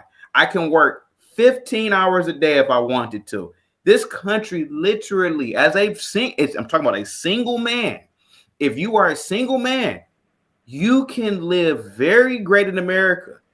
I don't have children. I have a wife, but I don't have children. I'm telling you, our life or my life is awesome. And I am telling you, stop having children if you are poor. I remember a great... No, I agree with that. I do not disagree with that. And I hate to be long with it. A great fraternity brother of mine, he's an older man. He passed away. He was a director of African Studies program at Cleveland State, Dr. Williams. We were 10 years ago, or 11 years ago, I was in his office. There was an older woman in there complaining about how expensive it was having kids. This woman had about 4 kids. She's working on her master's degree. She was an older student. He looked at her and said, "You need to stop crying and stop having children," and walked his ass into his office. Rest in peace, Dr. Williams. You gotta, and all the females in there, all the liberals in there. Oh, Dr. Williams. No. He told her what needed to be said. She doesn't have to have all those goddamn kids. She doesn't have to continue to breed. What if you're going to continue? You're going somewhere else, chaotic. All I'm saying, okay. I'm gonna go. Okay, let me go back to what I'm saying. I want to address you saying that we should not care about build more prisons, reading levels. Okay, how about this? Okay, how about this? Build more prisons so that when these dumb niggas who can't realize how the world works commit crimes, throw their ass in jail for 20, 30 years. Give them football sentences. That's what you got to do. Give them football sentences. That's what the community needs to do. If you are living, you said it. So because we just want to bring it back to, because I don't think we actually disagree with that point that it moved to, but she want to get it back to helping out the youth and influencing them in the right direction. Specifically Black boys, right? Because I don't know the exact statistic, but the talking point is always about specifically the boys who are at like the low reading levels, right? In the schools. So you want, like, your men are supposed to be like your strongest, right? So we currently have a picture of the next generation coming up who are already at a disadvantage because of their reading comprehension levels, which is basic. You need that for damn near any job, right? And so why are we suggesting to not try to help them? I'm trying to understand that. Because like they're children. So these are not grown adults who chose what they chose. These are children who are still moldable, who can still have a chance, right? And still be directed and guided. The last place a Black man, Venus, sweetheart, God damn it, I wish women understood the world the way that men do. Venus, a man around children that are not his is deemed automatically with a side eye. He's deemed as a predator. He's deemed as, why are you always around them kids? If something happens to those kids, it's the man's fault. If there's some sort of allegation, listen, facts or no facts, if you hear something about your child, a nigga is likely to kill your ass. I saw it out. AFR, there was a counselor who was confronted by a father because he was counseling a daughter in a room in a school. I guess the door closed. He beat the dog, almost damn near killed the dude. It was on camera. Did you guys see that? I have an easy fix for that. Let me tell you, I'm a woman. When I go to the gynecologist, if he is a male, it is protocol that a nurse has to stand there and be present during the whole process, right? So there's an easy solution to any accusations. There are cameras, male and female can be present in each classroom at each time. So again, you guys love pointing to like problems that can easily be solved. There will be an accusation if there's a man and woman always present and there's cameras. You don't need to be in a room alone with nobody's kid. You don't. Venus, that's an easy fix. You know what, sweetheart? So do you agree with that easy fix that, hey, we should have grown-ups along with children in the goddamn first place? That wasn't even the problem. Another nigga's kid. I got you, FR. If that family can't teach that kid, fuck that family. Let that family die off, man. Listen. God damn it. We're going into I'm Sharon, there's this movie called, I forgot the name of the movie, but it was made a few years ago. It was with Leonardo DiCaprio. He's a scientist and he's screaming to the people on the earth that a fucking meteor is about to hit the planet. But everybody's partying, having a good old time, and he's over a comedy. Don't look up. Don't look up. He's going crazy. Guys, I think I'm that person. Venus, your mindset is from the 1960s, respectfully, sweetheart. Sharon is from the listen, all that Booker T. Washington. They have FBA mindsets. It's literally in their lineage. That's why they sound like that. Boys mindset. Well, at least they have more progressive minds. So we support. So what we're supposed to do? I think they got to a point where I think it's just a stalemate. With Venus and Kayla. Yeah, I think Marcus want to tell him something. Okay. So go ahead. It was Marcus. Marcus was supposed to be next. That's the line. It was. And I'm next too. Right. I think it should be noted that it's a certain ideology that wants to make sure that they disconnect from Black Americans, and they see it as a wasteful community that should be left behind and should depopulate. That same ideology usually tries to acquiesce to whiteness and get in as close proximity or emulation as possible. You cannot trust that type of ideology because they're gonna sell you out at the end of the day. We collectively have an identity that we try and uphold and put each other up as a group. Now we got problems. Their problems exist, but we just really don't, as a collective, have this let's just leave everybody behind mindset. That's unique to people like Chaotic and Myrons and those type of guys. And Sharon, I'm standing with you under that act, like, and Venus. It's not dead. It's just not. It never was in his purview as to how. Well, I can't say never because he said at one point in time he had some type of empathy for the Black community, but that is long since passed, and now it's this whites are the best rhetoric. Okay, I like it. I don't think Chaos want to respond to. I believe it was AFR was supposed to be next after Marcus. Go ahead, AFR. All right, I'll try to keep it as quick as possible. A couple things. I want to send a shout out to Afro Nerd on his submission. I do have to be mindful on how I do address certain things because words do matter, and I do need to be mindful about saying all Black American culture is trash, which is not necessarily true. I would say most of it is probably trash, but yes, there are facets of it that are obviously good, or they're just American. And also too, we have to recognize that yes, other races of people do they're more poignant on the disparate groups that they don't like you said, like Appalachian redneck hillbillies that aren't productive. They make a distinction between them.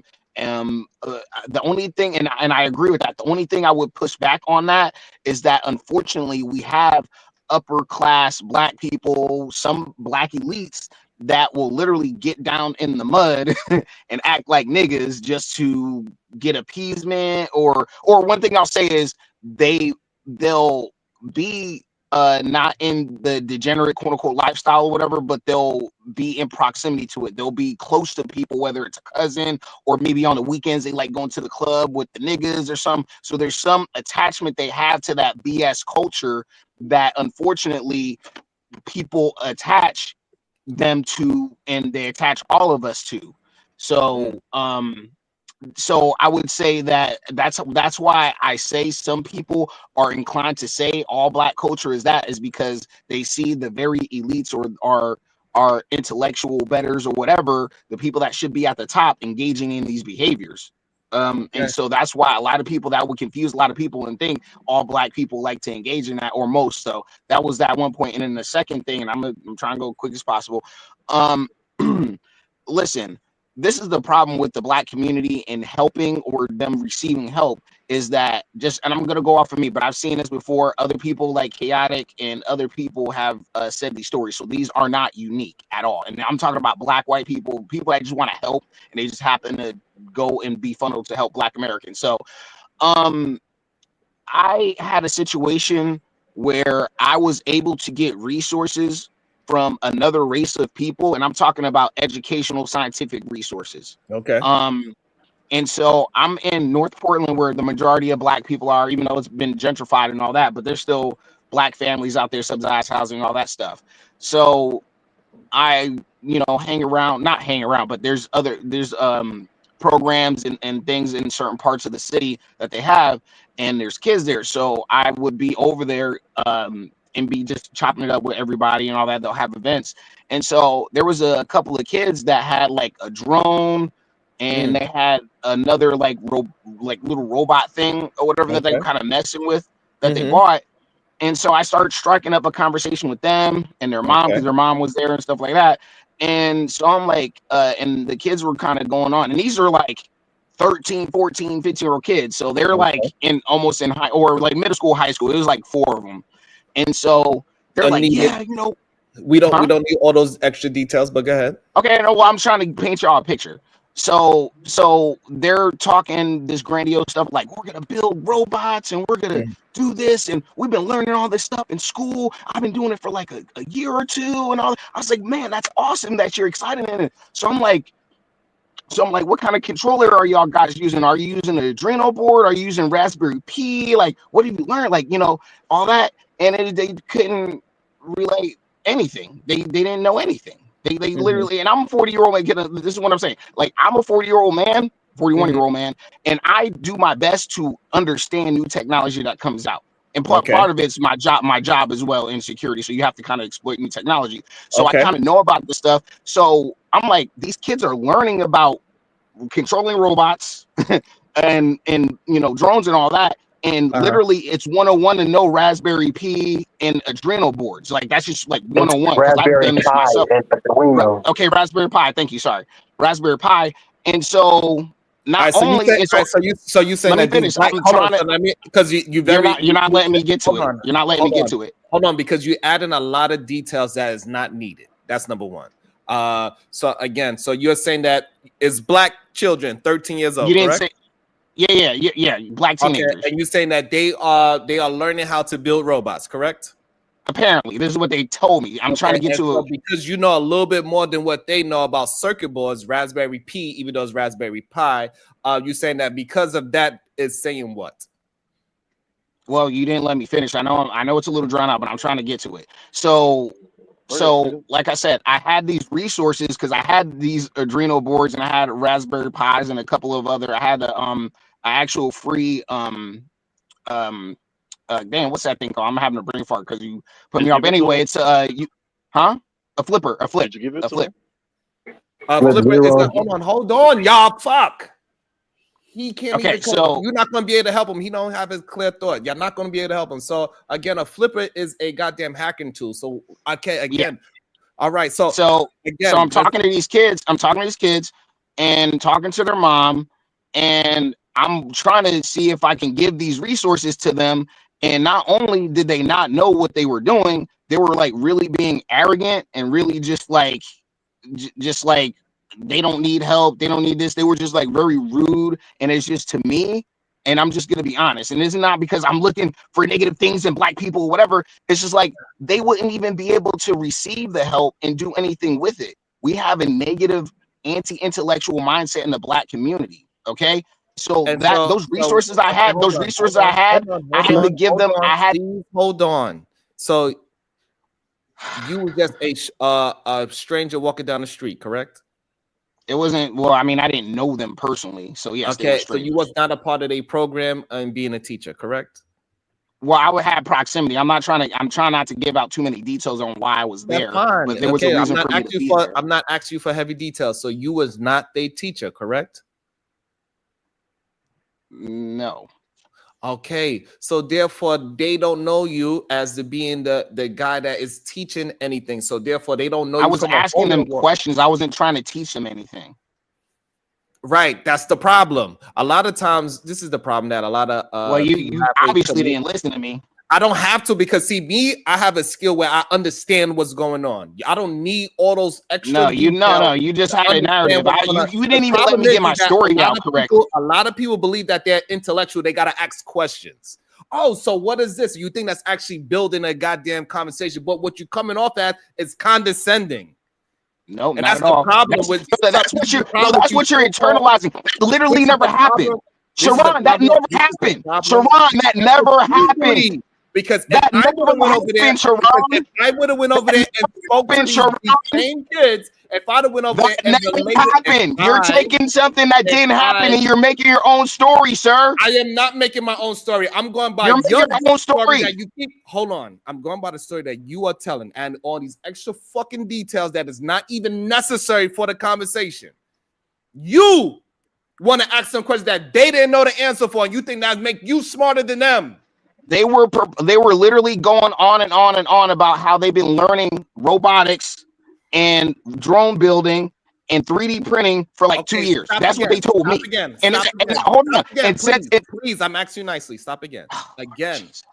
Again, you are saying those things to say what Marcus was able to correct you about Raspberry Pi. is Raspberry Pi, right? So therefore, maybe I misspoke for a second. Oh my God. It's okay if you misspoke. So again, you didn't. No, just apparently it's not, because you're trying to make it seem like I don't know what I'm talking about. You didn't just misspoke one time. You did it countless times. We was trying to allow you to go. I'll be trying to allow people to go. However, they probably heard the way how you communicate and realized that you just know some keywords, but you don't know what the fuck you talking about. So you don't even know the experience I have. I've actually gone out of my way and learned how to build. I know how to build drones. I know how to use a 3D printer, and I know how to actually make controllers and things like that. I know a little bit about robotics. So I was doing literally simple one-on-one questions. It wasn't like I was coming at some advanced robotics wizard trying to see if these kids are smart or stupid. I was literally trying to gauge who they are to try to give them something. That's literally all it was. It wasn't me trying to be like, oh, I did that because I was concerned and I wanted to help.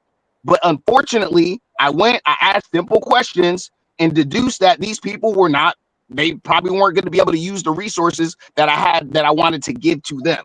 So guess what? I had to give it to other people that actually made use of it. Okay. And again, I'm going to try to give you some advice. When you're talking to young people, I don't want advice from you because that's how you treat me. So I'm not going to listen to you. That's what you just said to me. Perfect. And I'm glad. So maybe you learned something from those 13-year-olds, right? Because you act. No, I learned that a lot of black people are redeemable. I learned. Listen, just what CT did. Just what CT said. This is your show. You right. Good. Well, I mean, you keep cutting me off. You won't let me finish. So what? It's my show. I could decide what I want and on my show. So yeah. So you don't want a conversation? Get it? Got it. Good. No, I want the conversation to move in a direction where people can actually gain some information, not a bunch of fucking dumbass details that nobody gives a fuck about. You need to direct your goddamn information. So when you asking stupid ass questions, now you acting like the 13-year-olds that you was just complaining about. And you don't even fucking realize it. And I'm trying to teach you, like I told you, to take off that stupid ass, dumbass Luigi mustache of yours a long time ago. But you ain't willing to listen to that neither. The problem is, you do not know how to relate to your own people because you believe you're above them. And they recognize that even from 13 years old. If I thought I was above them, I wouldn't try to give them resources. So you asking all these dumbass questions to these kids and I actually what simple questions? Simple questions? No, you ask them questions to see if they qualify for the shit. Okay. Thank you. Like simple questions. Everybody feels that I'm not doing a good enough job. I'll let y'all talk because y'all feel like y'all know every fucking thing, even though I'm telling you where you went wrong at. And clearly those kids did not accept your information, but you still want to go around the same way, moving the same way. I was asking them simple questions and they couldn't answer them. Able to help any fucking body because you are not willing to take any fucking advice. Shout out to the Cash App. Send us support. Have a good day to you and Wes. Thank you so much. I appreciate that. And everybody, please, let's go ahead and support the show. We need some likes. We need some shares. We need to support each other. This is fucking ridiculous. I shouldn't have to ask for fucking likes and shares. Sharon, may I for a minute? Before you go, it was supposed to be Afro Nerd. Oh, sorry. And then 1015. That long you ass. Suck, Sharon. You got more to say, or are you good? Well, I mean, you just proved my point that it's not even worth trying to help. Again, so the problem is this. Sometimes y'all don't understand what help is. And when somebody's trying to direct you and say, hey, they have success of helping young people to learn the things that you are talking about, you don't want to take the fucking advice because you believe that you have the fucking answer and you didn't help nobody. I'm telling you, I actually helped some young people that are able to get themselves into understanding what this technology world is and understand what a fucking Raspberry Pi is and what a flipper is. A flipper is for what? You just I actually use it to break into people's places so I can get hired. Because I can do sales, security sales. So I'll use and demonstrate how their sites are not secure at all. And they're like, wow. And I get the job because I use technology, I use what's available. So I know a little bit. That doesn't mean I'm better than anybody at all. But the main thing is I saw those kids. Last thing I'm going to say. So let me help you out. So what is that called, what you just explained? Listen, what I'm trying to explain is I saw. Hold on. because I want to see how much you know about your fucking technology. So when you go to that company, you hack into their system. I don't go to companies. That's what you just said. Well, I go to individuals that are in the market for security services. Information. See, the problem that I have most of the time that I'm very hyper focused and I can pay attention to people's words, and y'all don't realize how dumb y'all fucking sound. Just go. Sharon, you're a genius. Just go. See, you don't like when I'm building details up, right? All of a sudden, even though you said all those fucking bullshit ass details that we didn't give a fuck about, and then now when I'm giving you details, all of a sudden you can't handle it. AFR, if I may. So again. Sharon. So while I'm talking, this is what I'm trying to tell you. So what are you doing when you use that flipper and you hack into their fucking Wi-Fi and you show you are inside their network, right?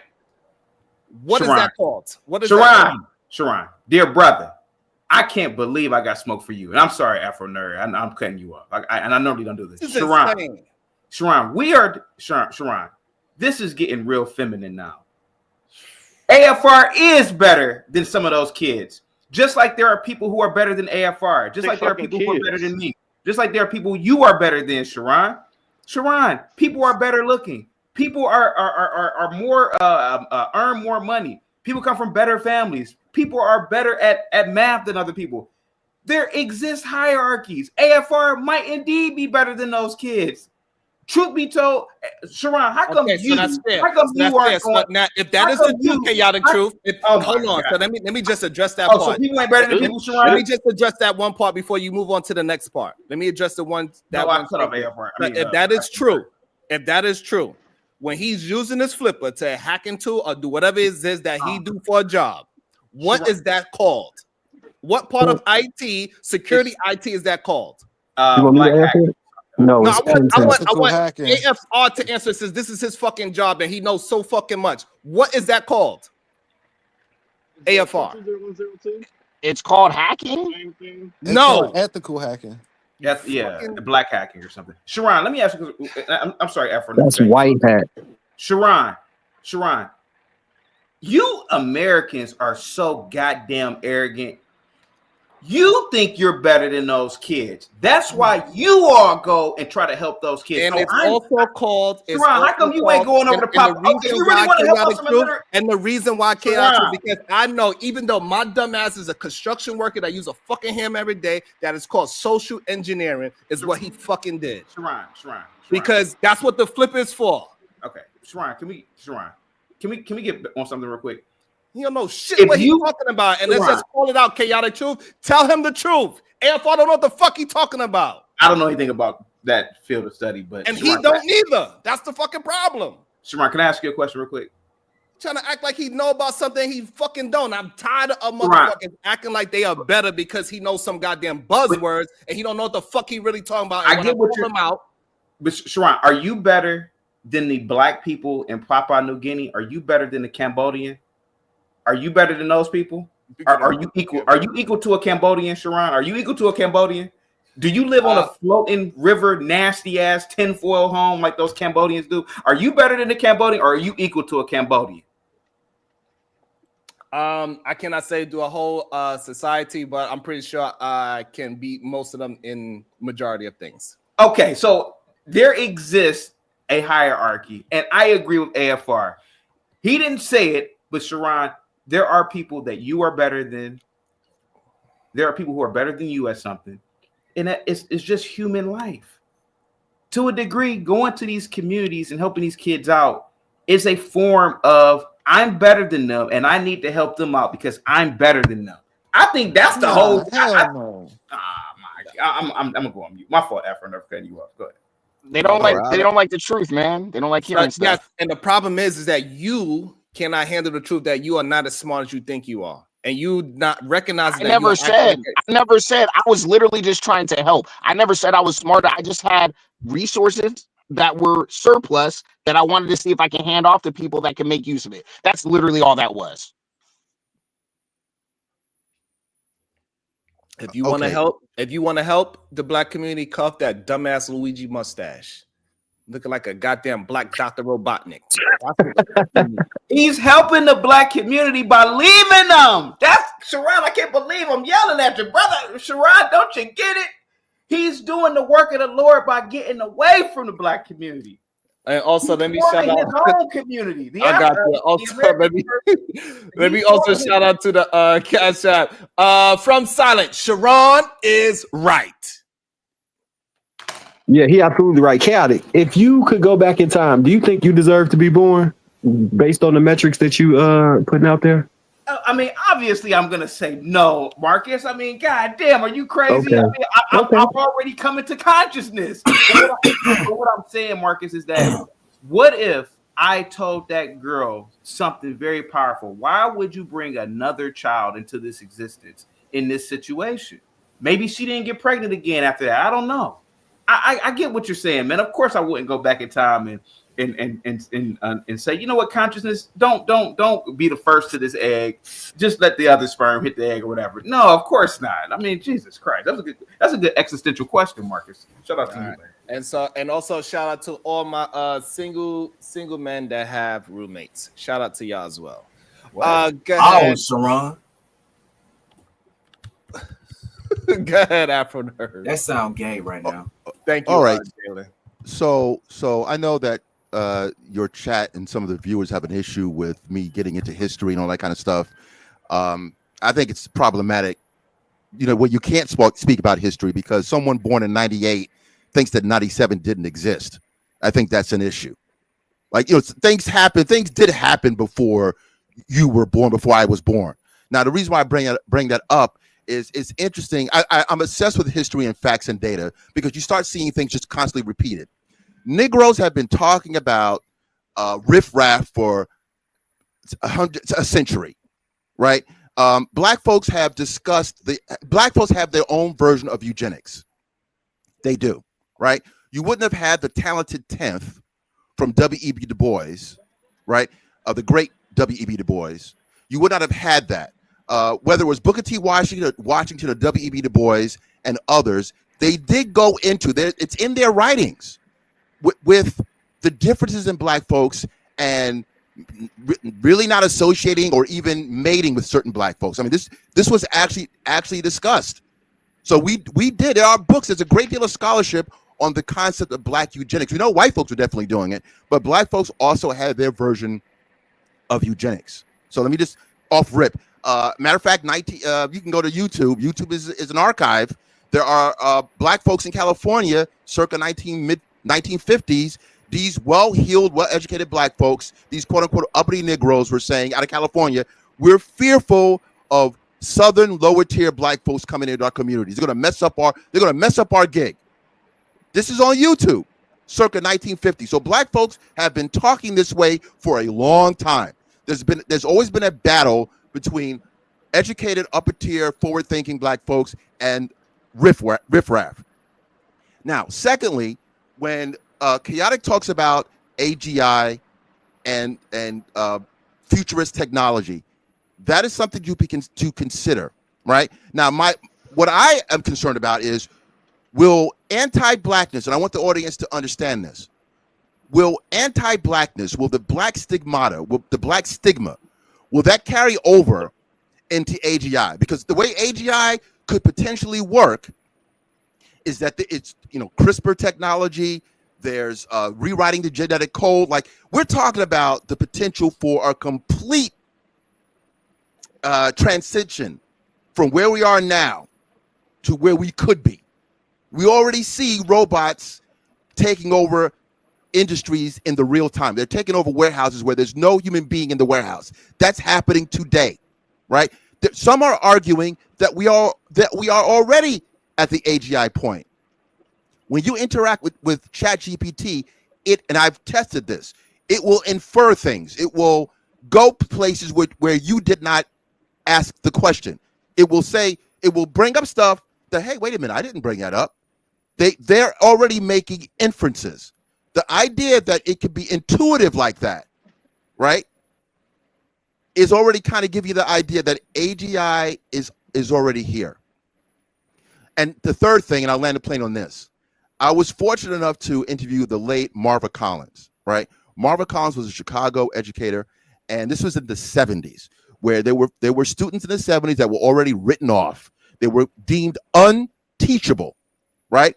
Mind you, this is no AGI. There was no computers Computers were the size of a room at this time.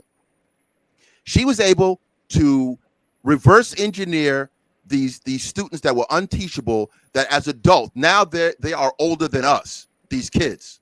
These kids are in their 50s and 60s. These kids went to Loyola Law School. They went to some of the elite colleges. But where they started from, they were unteachable. So we have to be very careful of writing off children because of their circumstances. It's not about being better. It's not about being better than somebody. It's about giving them advantage so that they can succeed.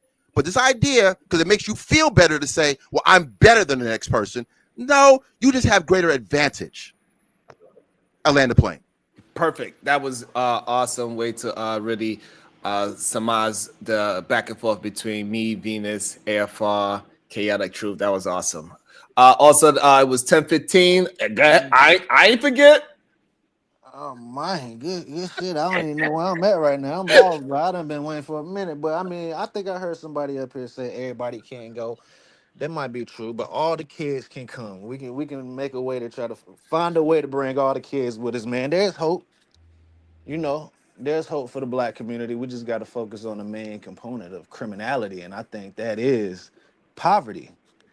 Poverty is the main reason people join gangs, sell drugs, delete for hire. You know what I'm saying? But what we need in the black community, we need a healthy mix of intellectuals and reformed gangsters to come together and come up with a program. You know, we need the gangsters to come up with this revolutionary mindset, so we don't have this mindset of all kids can't go. I'm better than kids.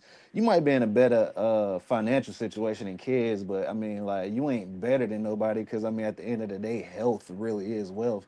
You could be a millionaire, but nigga, if you only got one kidney and one lung, I mean, are you better than me? Financially, you might be in a better position, but necessarily you're not better than me, to be honest. But yeah, we just need somebody to care about the black community, to care about the kids, man. We need to infiltrate all these little industries. That's another benefit of the revolutionary mindset, infiltration, because we know no organization is taken down till it's taken down from within. Um, then we got brother over here talking about he don't want to live around no black people, man. I think that's kind of crazy. I think it's kind of more detrimental to take a black Safer that child. way for everybody. Huh? It's safer that way for everybody. What's that? All right, before we break that down, Aaron L with the $2. You walked up to those kids with that mustache? This dude look like Super Mario. Thank you, Cedric, my Jimmy. turn Oh no, yet? I was doing this to it too when I walked up to him. So 10:15, you I think 10:15 is almost done. Either man want to jump in after 10:15. Go ahead. No, Including me. I think it's more Okay. detrimental to bring black kids into these all white neighborhoods where they like super minorities, because when we really think about it, when it comes to black people, majority of us aren't criminals, majority of us aren't drug dealers, majority of us aren't murderers. Outside the military, I highly doubt any of y'all on this panel know somebody that's done been killed before, or somebody that's done deleted somebody. So I think it's way more detrimental, because racism is way more prevalent in these all white communities than criminality is in black communities, man. I just don't like this mindset that I'm hearing on the internet. I mean, that's the truth, because I'm pretty sure Mustache Man, outside of the military, do you know somebody that's been deleted personally? Or do you know somebody that's done that before? We all do. That's a bad No, no, point, no. but I asked Mustache Man, huh? But it's he do. Somebody's a been. No, question no, that Yes, no. I know I somebody asked that's been him. killed. yeah, but it's Yeah. a question that doesn't need to be answered. It's a rhetorical question. No, no, it's not. Because most people don't know people that's been deleted. But I'm That's pretty sure crazy. majority. I know several. But I'm pretty sure a lot of us up here done ran into racism way more than we ran into people getting murdered. And in these You don't white be so sure communities, about that. Negroes like to lie. into these white communities, y'all must not live in no white community. Because if y'all did, then y'all know racism is at an all-time high, and it's more detrimental to the kids than it is to you. It might not bother you, but it will bother the kids. It'll take a toll on the kids mentally, and we here to save the kids. The kids is the future. So all right. Okay. All right. So go ahead. Make sure we are supporting goddamn good conversations. It's insane that we barely at 100 likes. All I'm asking for is some likes and some shares. I don't know what the issue is. Pretty soon, hey, listen, it is what it is. If y'all don't want to support, and then clearly it must mean that y'all not liking or appreciating the conversation. You can't expect me to build up conversations talking about what we are doing. I guess maybe my melanin is too much, and I don't know. Maybe I'd rather a white person talk about it, or maybe you just rather somebody that disrespects the community to talk about it. So this shit is this shit is crazy. But go ahead, Eater Man. Please hit the like button, hit the share button. I don't know what the fuck is the problem. Hey, what's up, Eater Man? Long time. What's up, my friend? But I want to say, first of all, shout out to Sharon getting a lot of different type of black men together to have this conversation, right? Because there's a lot of different perspectives. But truthfully and honestly, I'm kind of I'm kind of like disappointed. I hear these stories all the time that young black men are into rap music and into basketball and football, and now that we hear young black men is trying to go into this field, and we still talking down upon them. Like I don't care if you what race, and we try to make it a black thing. If you go up to any 13-year-old, they gonna have this kind of ego, like the same ego you had when you was 13 years old and you thought you know everything. And that's the You majority. I respect think. your elders, sir. Hold on, sir. I'll let y'all guys get it all out. I've been watching for a little while, and I'm just telling you, most 13-year-olds have an ego. This idea that 13-year-olds are just these humble at 13, it's not factual at all. But then I started understanding when I started saying that we need to completely destroy the system because this reading problem is not a unique to black people. We seen that 54% we see 54% of Americans, this black, white, all of races are reading under a sixth grade level at the age of 17. They supposed to be getting ready to exit high school.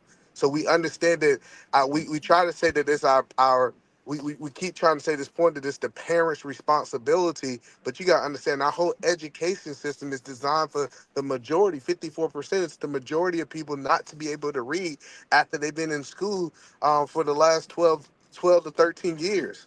That's why I'm a big advocate of blowing the whole system up and recreating it from the ground up. So we really got to get to this point of how can we cultivate young black men? Yes, I understand they're not going to be perfect citizens. Yes, they might not be respecting us. But you know, one thing that I have learned, because this is something that I do on a normal basis. Go out to eat with these black kids, talk to these black kids, ask these black kids questions about why they think and why they in such a chaotic situation. And I learned that a lot of these black boys don't have another black man to talk to. And I know y'all say that, oh, that's not your responsibility. Well, if it's not your responsibility, don't talk about the problems inside of the community. Because everybody want to talk about the problem, but don't want to provide a solution. And the crazy part about it is I have seen people who they said was uncoachable, untrainable, all these different things that y'all throwing out today, and they was just looking for another somebody that looks like them to come along and tell them that it can be done and it have been done before you. So that's the point that I just came up here to say really quickly is that y'all guys want to complain about it, but as soon as it come down to being part of the solution, y'all don't want to be a part of the solution. Y'all just want to be the problem. Why you highlight that white woman comment, bro? I just want to say, Bro, you know what the problem I'm is? Because thoroughly Moxie was right. impressed with Yo, you your. know what the problem? You know what the problem is? Jalen, hold on. Because she playing Hold on, lean on me 17. Hold like, on, nah, hold because on, hold niggas on, is being hold for real. on, This bitch talking about hold lean on, on me and please. shit. Hold on, please. Let's go. Marcus Wright. He was the first one to jump in. AFR, he's the opposition, so let the opposition have a chance to talk. And then 10-15. And Jalen, I will get you in there shortly. Go ahead. So one, I want to say, Eater Man, I appreciate it, and I see I see the difference. You know what I'm saying? So salute to you, brother. 100.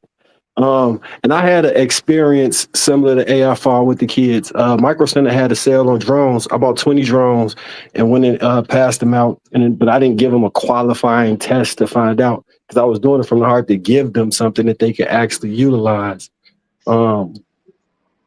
So part of dealing with these kids, I don't think any kids are unreachable, but you have to build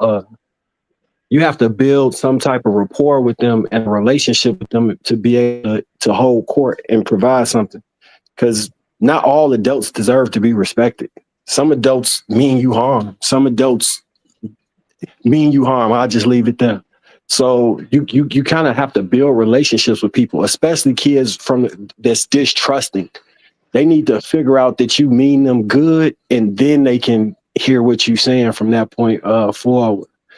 I do agree with Edom when you're talking about blowing up the system, because if it's a consistent result, we need to incentivize something differently.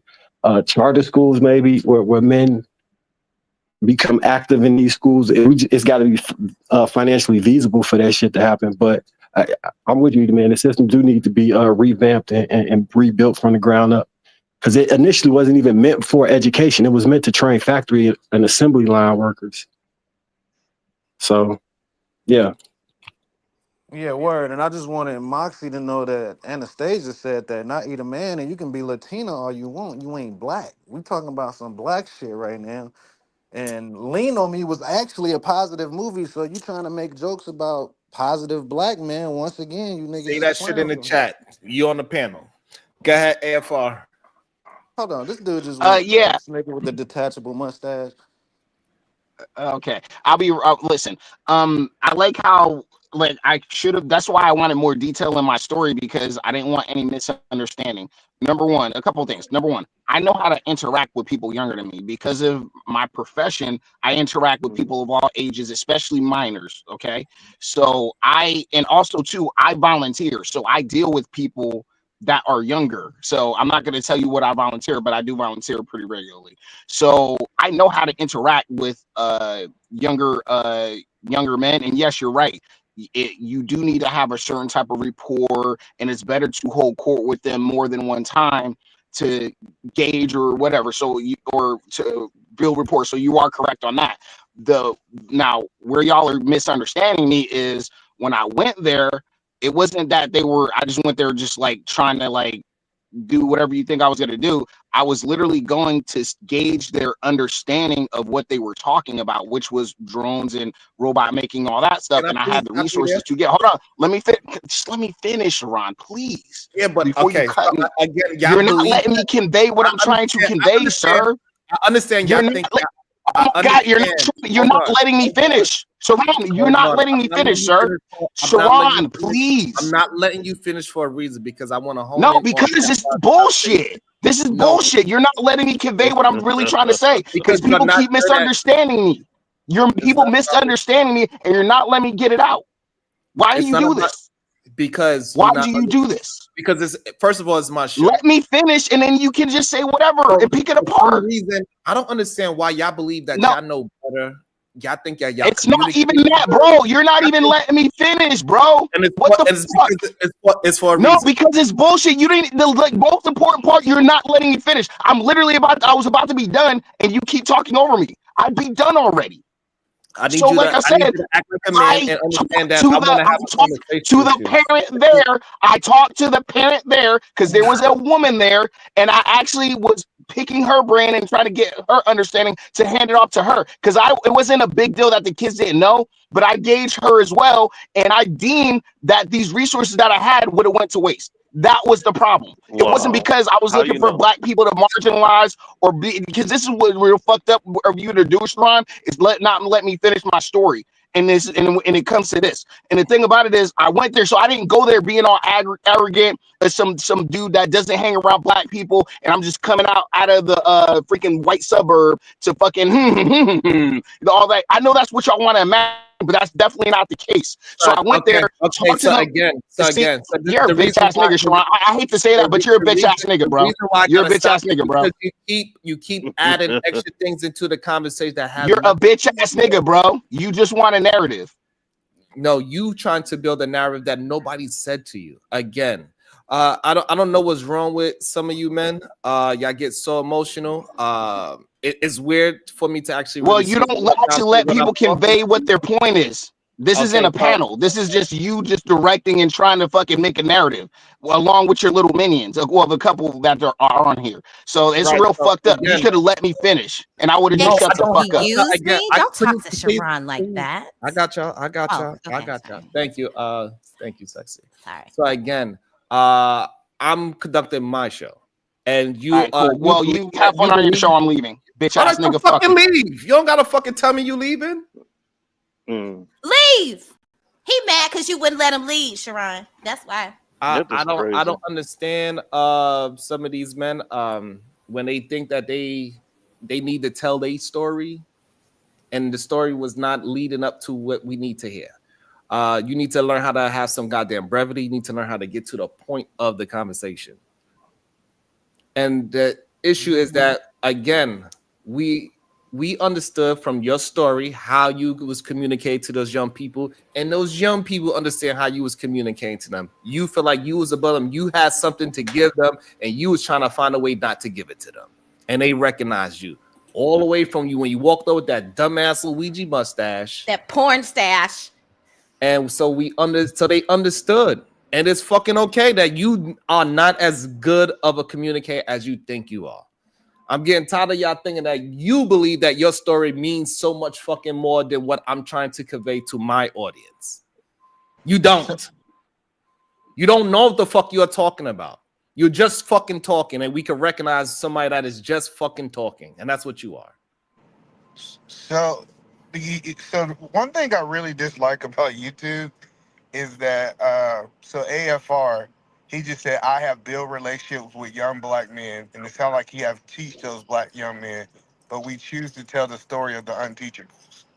So like if you if he said if he's literally doing what he said he was doing, he said I have built relationships, I know how to get through the youth, I am helping the youth. Are you talking about a whole bunch of white young men, or is these black young men that you're talking about? And based on how he's putting that information out, he's talking about he done got through it. So why would we say I'm getting through 80%, but I want to talk about the 20% to prove a point? Either you're getting through the youth or you're not getting through the youth. And then when we start diving and peeling back the banana, we realize that we just want to talk about the problem in our community and not the people that's actually above the problem. Right. And we just able to recognize it from a long time ago. It's just insane how these people, they really believe that they are above somebody. And really, when we just listen to you talk, we realize you are the stupid one. He threw a tantrum. He did. Just nasty. I didn't call that man that one name. I was trying to stop him because he was saying nonsense, and I wanted to dive into what he was saying.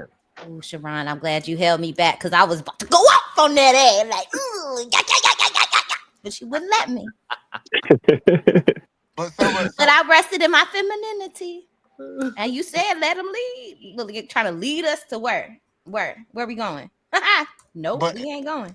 But you gotta understand, and I wish I could have came up here when Chaotic was up here, because when we start hearing these conversations, we talk about people who are over black fraternities. People who are running these black fraternities saying that they don't want to reach back and help the youth. Like people don't understand how dangerous that get when we finally do have organizations that are black and they say we ain't gonna help you. We just gonna let you, go to the streets and be destroyed. I just think it's dangerous. And I'm not saying that his fraternity, all of them think that way, but I thought that was the whole the whole purpose of that, being able to take somebody and elevate them. Yeah, and I think it's strange that people believe that they know better than the host of their own fucking show. You didn't let me finish. I ain't let you finish because I was trying to go somewhere with the conversation, not where you think they're supposed to go. You don't know how to run a show. You don't know what the audience actually want to hear. You say all these goddamn details that nobody cares a fuck about and nobody really even entertains. It's just like when somebody go to the store and he says, oh, I went to Starbucks to get me an iced macchiato cafe with a little bit of ice, a little hint of caramel, sprinkle some brown sugar. We don't give a fuck about all the extras. We just need to know that you went to get a fucking coffee, you idiot. And he's not smart enough to understand that I was attempting to help him with his communication style. Yes, I don't think he's seen that, which is but fine. He's too dumb. Yeah. He's too much of a fucking baboon with a red ass. Oh, you got a red ass. That he don't understand that we was actually trying to help him understand the youth, that he is clearly not equipped to have a conversation with, especially urban youth. It seems like he has like anger issues. It seems certain men that come on the panel that just have like anger issues. I don't know if that's the part of incel behavior.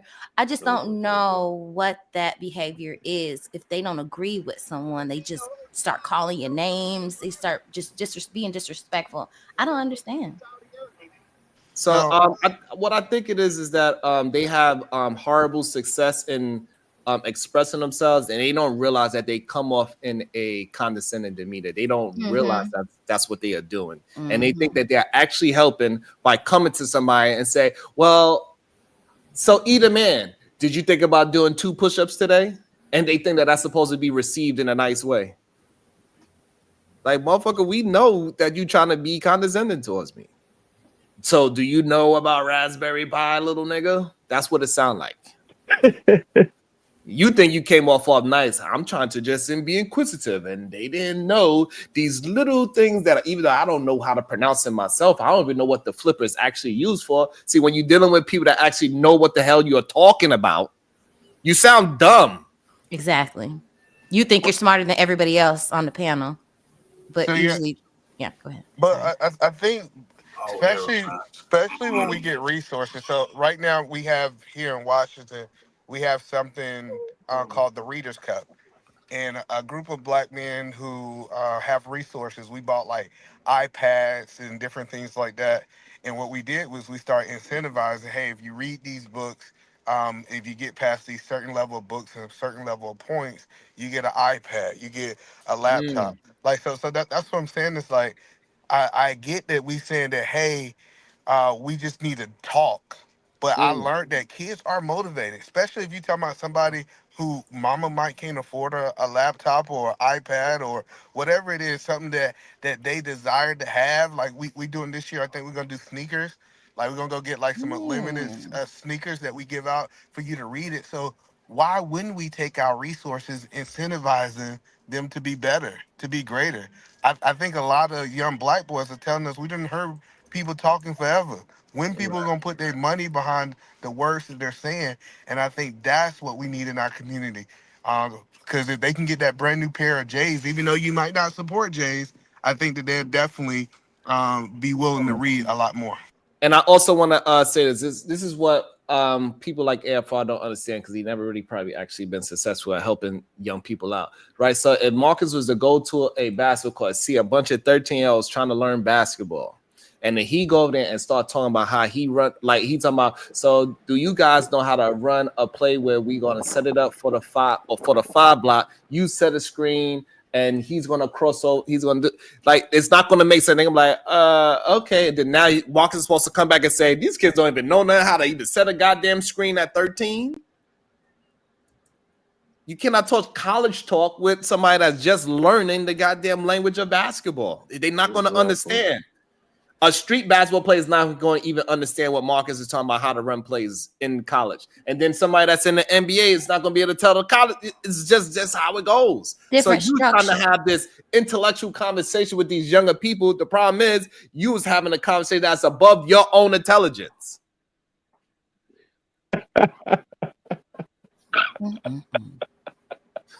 Yeah, Marcus and then Sexy Red.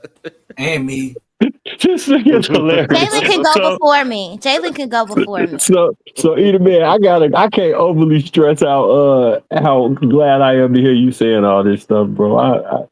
Because we don't really talk about it that much on YouTube, but we funded a group called Elevate Next in New Orleans, where we went to the Kids for the Ninth Ward, and we got them down to Tulane and was doing tutoring and free basketball training for a year. Boys and girls. A lot of those girls became ranked and did really good. Those boys did really good. And they all maintained over a 3.3 GPA. It was 3.0, but they got up to 3.3. We incentivized it and we did those things. I'm with you on the solution-based stuff. Right now, I got my kids.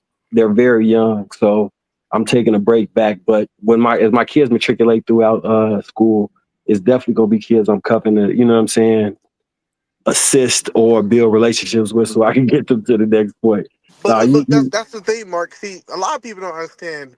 When I come over here on YouTube, I've been doing this for years. This ain't something that I just woke up yesterday and started doing, right? Like, so. But what I'm saying is, I don't think that I have to come here and like, hey, Sharon, Yeah. I'm a good black man. That's doing good Yep. black man. Yeah. And the only reason I'm having this conversation now is because it's the subject. So that's the whole point that I'm telling people is no, this idea. Like I done seen whole neighborhoods change because of one black man. Like, and so that's that idea of because you gotta understand, if their role models is the drug dealers, that means you ain't did shit in your life. Listen, when people like literally the black kids in the neighborhood say they want to be like Mr. Williams, they don't think about some dude selling drugs. Like so that's what I'm saying is we just got to be the change that we want to see in the next generation. Facts. And absolutely, bro. to satisfy everybody in the audience, Jalen, what is on your mind? I got something on, man. You know what happened? How that dude got murdered. You know what destroyed the black community? Feminism, drugs, and welfare. That's it. We appreciate you, Jalen. Thank you, Jalen. Jalen, we knew that it was important. I knew Jalen had something profound to say, and I wanted him. What else you got, Jalen? Oh, Lord. No. We said a little What's bit. wrong? What? Just a little bit. We just need a little bit. That was perfect. No, I think he had one more thing. What did you have anything else, Jalen? And also, thought culture. That's it. I knew it. I knew it. So very sexy red TV. So what is your thoughts about do you believe the black culture or is it gang culture that is harboring psychopaths and serial deleters? Oh, thank you for asking, Sharon. How hello panel. How are you guys? Hello, chat. Blessings, I missed you guys. Yes, unfortunately, I feel like the media has had a huge impact on the community, and that type of entertainment has seeped into the brains and the minds of the people in the community, and it just spiraled and snowballed into something that we could have never prepared for. So it's good that we have people like E the Man and Sharon and Silent Marcus doing things in the community to go against that. So I'm very proud of these black men, and I think we have a lot of black men that are doing positive things. So I see it. Also, see, I don't have to go on and on and on and on and on and on to make one fucking point. And this is why men shouldn't. A lot of men who think they should lead should sit in the fucking back and take motherfucking notes from men like Sharon and Eda Man Williams and Marcus. And so, because some of you think you should lead and you're not ready, honey. Leads taking notes, nigga. Thank you. Miss J with the $5. Finally, and don't come back. And one more proof: child welfare system destroyed the black families. Thank you, Jalen. Jalen, it helped, but it helped a lot of families too, because a lot of these niggas wouldn't be walking around here as fat as they are, as fat as fuck as they are, talking about black women when they was raised by black women with these same motherfucking benefits that they benefited from. So how dare they sit and not want? I do understand there are people who take advantage of the system. I ain't talking about them people, because the shit's supposed to get you back on your feet. You're not supposed to stay on that shit for the rest of your life. And then, oh, look, you, my daddy was on it, so I should be on it too, looking ass. No, those type of people should not even be given light, should not even be talked to. If you're not a proper citizen in society, why the fuck do I need to talk to you? Why do I owe you an explanation? You're not doing shit. But we like to glamorize those type of people. We love seeing them. They get the most fucking views. But if you talk about positive shit, they don't support that. No. Yeah, I wasn't talking to you. I know, but so the point that I was talking to Sharon. Thank you. Okay, all right. I'm glad you got it out. You're not about to mess up my point. Go ahead, Sharon, because I landed great. You're not about to fuck that up. She's like, damn, I know Eda Man can cook. I know you about to stir all that shit up. Been watched you a long time. You're right. Then had you on my channel, sir. Let's not. Let me go ahead and eat, because I was about to give her some up. Oh, good. Thank you. Never mind. Don't worry about it. I'm not. Okay, I didn't know y'all had smoke for each other. I ain't got smoke. I'm We just fucking don't. around. Just messing. Okay, all right. We're not even at the 3 hour mark yet. Somebody said I'm warming up. See, Mark, you see what you got into coming to the Wildest Wake Up Show? Marcus thought he's gonna just have a regular. Hey, it's get hot over here, Marcus. You know what I'm saying? They call us the hood over here. They said we wild and rowdy. But let me see where we are with the likes. That is crazy. Hey, I really don't know what to think about it sometimes.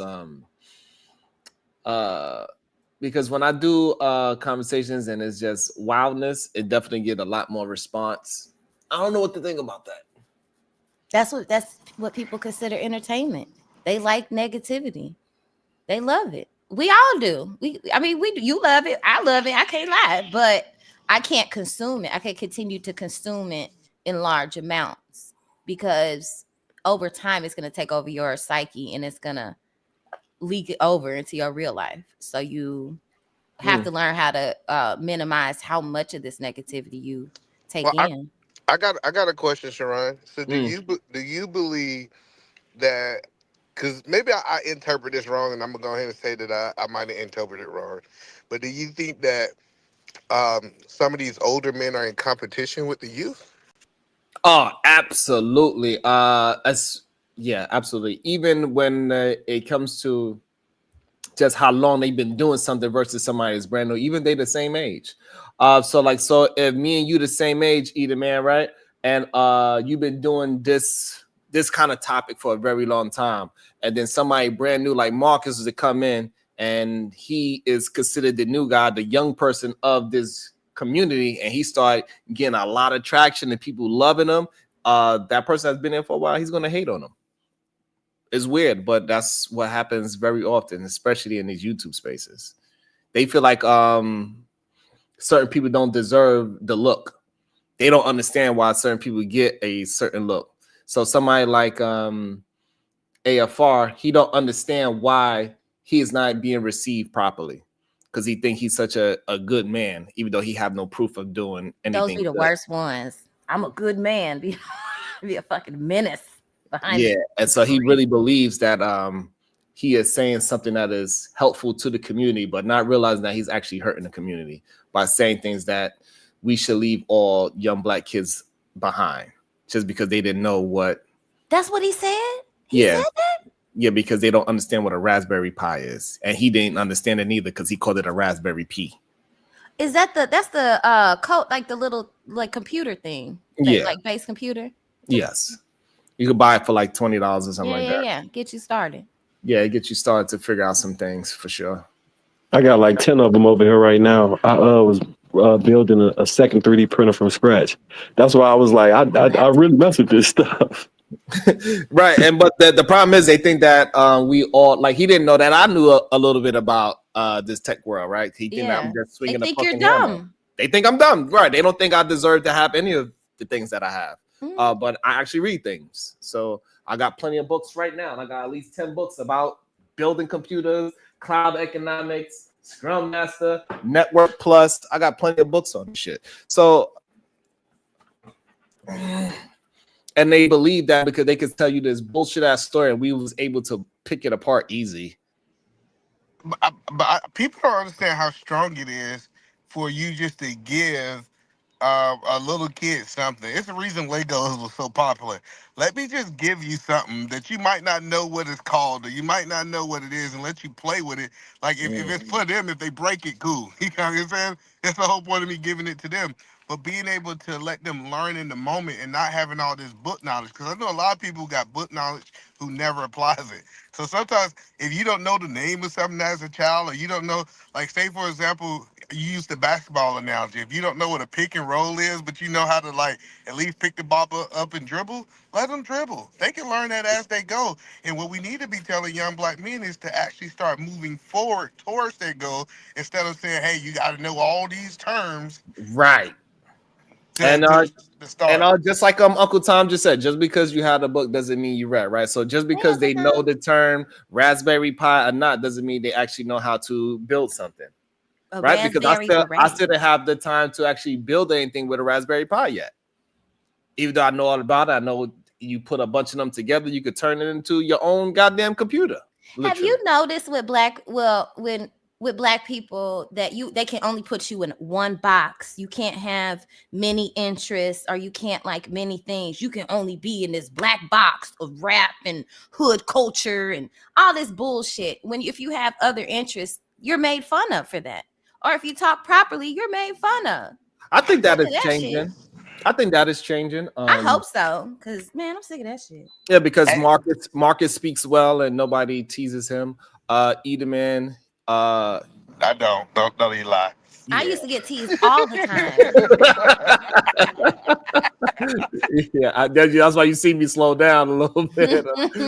Well, your enunciation is not that good. However, you speak well. You just can't enunciate words. You know, got a little. Yeah, but see, but that's the point. So the point is, and this is what we need to learn in the black community. Let me do good at what I didn't finish my point though before you try to take it. No, fuck that. Before you try to take my point, like I said, people want to. Damn, that's a lot. No, fuck that. You always do that, so I can't speak, and I'm tired of this shit happening on panels with niggas like you who won't let me get a chance to speak. Yeah, I'm going AFR now. I want to speak too. I didn't get a chance to speak. Oh no, God, why not him? Go ahead. So you got it. The point that I'm saying is, I'm cool. Y'all can say that y'all are good at pronouncing words, so y'all go teach the black boys how to pronunciate words and do all. And those are Raspberry Pis. Family. Look at that. That's cool. I want to get one now. Just get one. Yeah, those are Raspberry Pis. I did coding before. I did C#. Oh, nice. Get Eat Man and Kiara Truth is back, so we let them. But I'm stupid because I got titties. You know. That's how the men be thinking. You listen to her voice, and she got big boobs, so she's stupid. Be running circles around you niggas. Go ahead. Sorry, Sharon. So what I'm saying, Sharon, I know what I'm good at. Listen, I like this idea. Like if it comes down to mathematics have always been my thing, right? That's my strong suit. So if you want advice about business, you want to know how to balance a checkbook, you want to do all those things, come to me. But if it's a situation where you want to enunciate words, I'm gonna send them to Sharon. Why? I don't have to be a one-stop shop. I thought we don't have to be a one-stop shop. We just teach them what we know and send them on to the next black man. But if you're thinking like Chaotic Truth, talk about, nah, I'm gonna keep all my stuff just for me. In my family, my foe, and no more. And then that's when you make a weaker community. Well, he's not even from here. So that's why he feel like that. Damn. All right. Kiara Truth, you came back. Would you like to add to the conversation? Go over there and talk that shit in Africa, but he'll come over here and talk that shit. But go ahead. Why the hell? I'm listening to this jigaboo, and I've never, and I don't think there's anything wrong with Sexy Red. I think she's a nice woman, but no, you're a jigaboo. That's you, nigga. The fuck? Go talk that shit in Nigeria. No, you're not from there. You from Uganda, ain't you? Where you from? This is one of the problems with the black community. You from Detroit? The Nigerian part. This is one of the problems with the black. Did you vote? Who'd you vote for? Sharon. Who did you vote for? This is one of the problems. Tell me, who did you vote for? Who did you vote for? Who did you vote for? Because the country's looking crazy. And you sitting up here acting like it's not. The fuck? Hold on, let him get up full thought out. Go ahead. She said the country's looking great when it's not, but I bet this chick is making $40, $50 an hour, living in luxury. Let's stop the bullshit. This country is great and you know it. She probably has a Maserati or a Benz. Let's be honest. These people are rich. I have no money. I'm a woman. Right. I'm a woman. I don't make money. Okay, I have to get married and have children and Well, you're not living in a shipping. You're not living in a shipping container. So please, hey, Americans those are actually pretty cool nowadays. So, hey, Sharon, I rock with Eda Man Williams. He's a good guy. Oh my God. But even sometimes he doesn't even understand the world. I agree with that. For some reason, I do. You gotta compete as men, Sharon. Sharon, you gotta compete, right? Mm-hmm. You got more men who focus on another nigga's man or another nigga's children than his own children. I've met these types of niggas before. Nigga, get to dating a single mom. I'm like, damn, nigga, what about your own kids, nigga? Why are you giving resources and your time to another nigga's kids? I agree with that. Okay. Yeah. Okay. I'm a Negro sorry. whisperer, yeah. My bad. I jumped the gun on that. Go ahead, sir. The black man should make sure his children, and if he ain't got children, his nephews know how to read. Why are you empowering some other group of another man's kids that are your competitors? Man, we gotta compete, man. I'm telling you. I hear that, but also competing. Also, we gotta compete with teaching as well. We gotta compete with building our children up, because guess what? A lot of these kids, like the Bushes, he taught his kids to be in politics as well, to follow his lead. And he also was a president. He created his son to be one as well. So we gotta do his son. His son. Mm-hmm. Hey, do me a favor. Don't speak with food in your mouth. Have more respect. But here's the thing. So we know we also know that he helped other people that we just don't know that they are connected to him. But we know he helped other people and mentor other young men as well. No, that is not related to him at all. And he used them. He put them in position to help out his sons and so on and so forth. So we know he helped other people. His own self-interest. Right, regardless of whatever that is, he still helped people that was not a part of his lineage. Which I don't even know if that's true or not. But listen, Charles Dutton character, he was kicking knowledge to Kane and Old Dog, but Kane and Old Dog still committed strong arm robbery and murder. Did he not? He talking about Minister Society. Oh my God, no. Yeah. He was in there kicking knowledge, and what them two niggas do? Still committing strong arm robbery and murder. And that's what happens a lot of times in these hoods, man. I was mentoring a kid, one of many men, little nigga. These sunflower seeds? No, these are cashews. It's hard to hear your message, and it's such a great message through the cashew butter in your mouth. Yeah.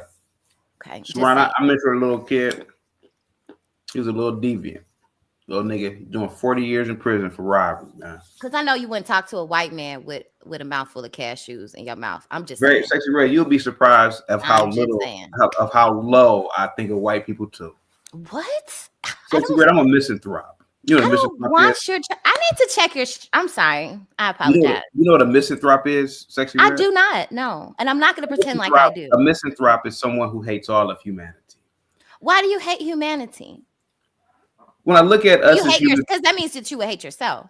Well, I mean, if you saw how I look, and then you go around acting like Elon Musk. You know what I'm saying? I mean, human beings have been nothing but a disappointment to me, Sharon. Disappointment is a part of life. Yeah, and I think it's time for us to move on from certain groups of people and certain ideologies, man. Science and mathematics, man, are our savior, man, our future, buddy. Sharon, you're doing a good fight. But Sharon, I wanted to say this to you real quick earlier when you were talking about helping out. Sharon, that would have been fine and dandy 30, 40 years ago. These little help a nigga out programs. But Sharon, at these little kids' fingertips, they have all types of educational resources, educational games that they can play at their fingertips on their phones. These kids don't need human interaction anymore, man. I've seen it personally. These kids can learn just with an electronic device, man. They don't need us anymore. They don't need you going into these communities talking about, I'm here for you, man. They don't need that shit no more, Sharon. So I agree with you to a certain point. I think the majority of them might not need it because they have their own infrastructure, but it is a lot of children that do need it, and we cannot just push them out into the wild and let them be taken by the so-called gang culture that we are talking against. So if it is young kids out there that's willing to put in the work and learn something, we got to be able to set up some kind of situation for them to get the help that they need. Not every kid need it, but the ones that do need it, the ones that want to take the advice, we got to let them have an opportunity to obtain the advice. But Sharon, dear brother, if you are an American, you automatically are at the top of the food chain just by birth alone. There's no excuse in America. I mean, even if you grew up in a bad neighborhood, your bad neighborhood is nothing compared to again, Cambodia. Is nothing compared to most African countries in the slums. Sir, I mean, you got kids who grew up in America talking about they from the hood and compare their hood to some shanty town. It's the lap of luxury. Right. So that's fair to say. However, the problem is that when you in shit, you don't realize that you stink. And so a lot of people, when they are in these difficult places, until you take them out of it and you change their philosophy, they don't realize that they was in shit. I don't understand. How do you leave your home country that you don't care about? I almost call her here. Jesus That's Christ. okay. You call me that. I mean, it wouldn't be the first time, sir. It wouldn't be the first time. But what, black? Beautiful. I mean, good one. But you come here. Now you want us to abandon our country that we work so hard for. No wonder why you're a Trump supporter.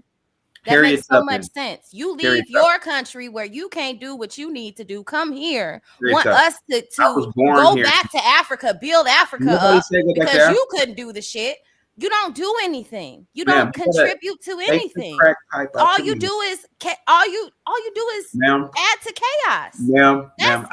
I'm not one to move back to Africa. Ma'am, Aunt Jemima. All I said was for Sharon. I know you didn't call me a name looking like that. You better watch your mouth. You better not disrespect Aunt Jemima, sir. Watch your mouth. Can you imagine that energy riding you? About to be a situation.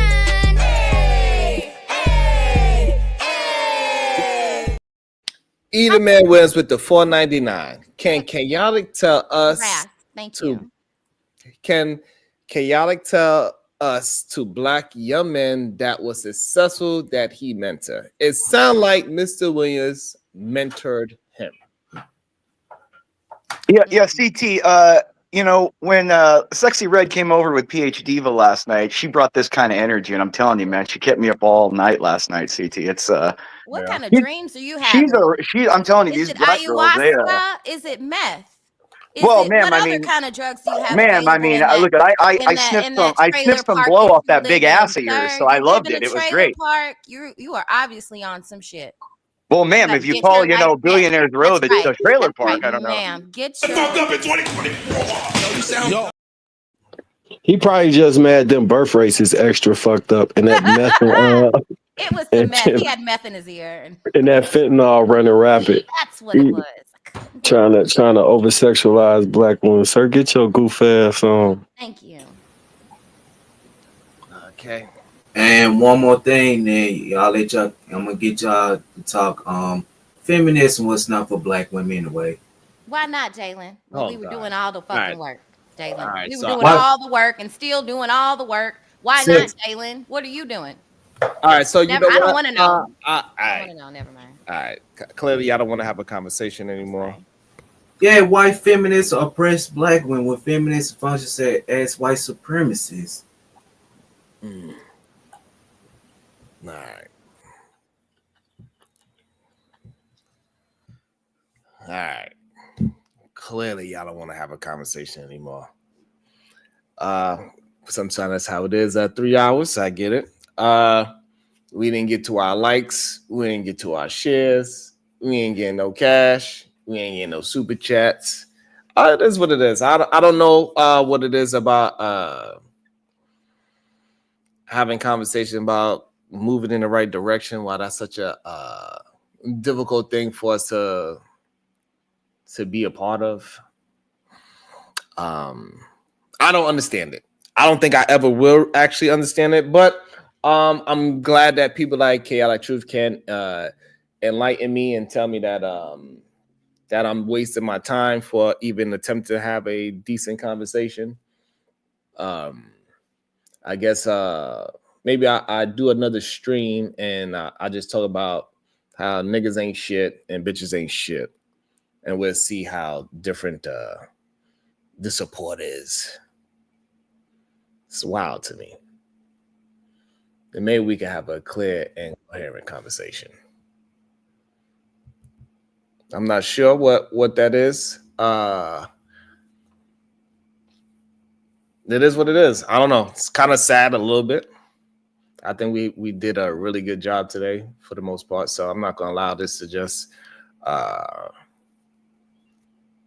upset me too much. But hey.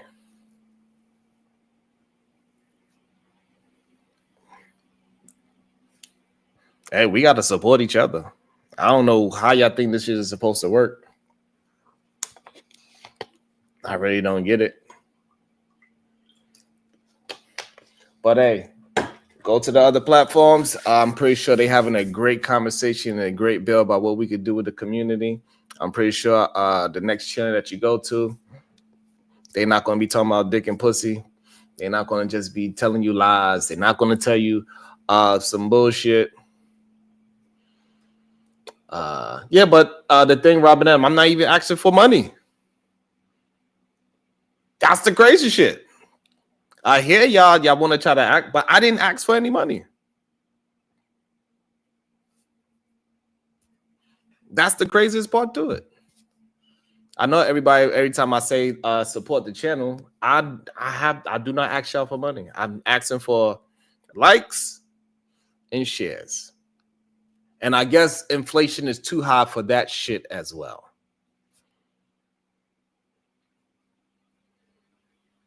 And okay, Fig, you're right. I said super chat as well, because that is a part of supporting the show. So I guess me asking for it, fine. And it is what it is. Me asking for it, I guess a lot of people that is watching the show don't think I deserve any goddamn support for whatever reason. And then so we got things, and I'm surprised that somebody like Robin L would say something like, the likes is at 150 and 174 people here. We have almost 300 people in the chat. So yeah, at this moment when I'm saying I'm about to end the show, of course, people are going to drop. So I'm surprised that somebody like Robert M will even say something as wild as that. I've been asking for likes and shares for the whole stream when we was up to like 280, 270. It's fine that you didn't see it. That's fine. But we was in the upper 250s, upper 260, 270. Damn near 300 people. And even when we was up there, and I just let the conversation go, we only had like 60 likes. It's crazy. That's insanity to me. And then if I just ask for likes and shares, that get talked about. Oh, Sharon is asking for likes and shares. That get talked about. Somebody did a stream about me asking for likes and shares. Shout out to ADS. I appreciate that, ADS. Seriously, I really do.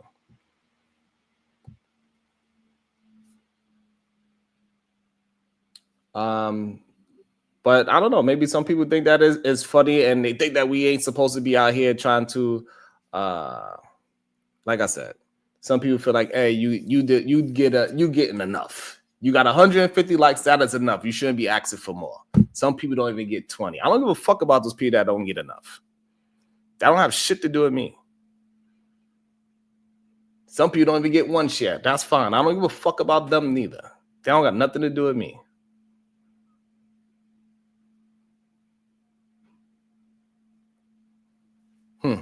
All right, I'll let you explain. Let me see.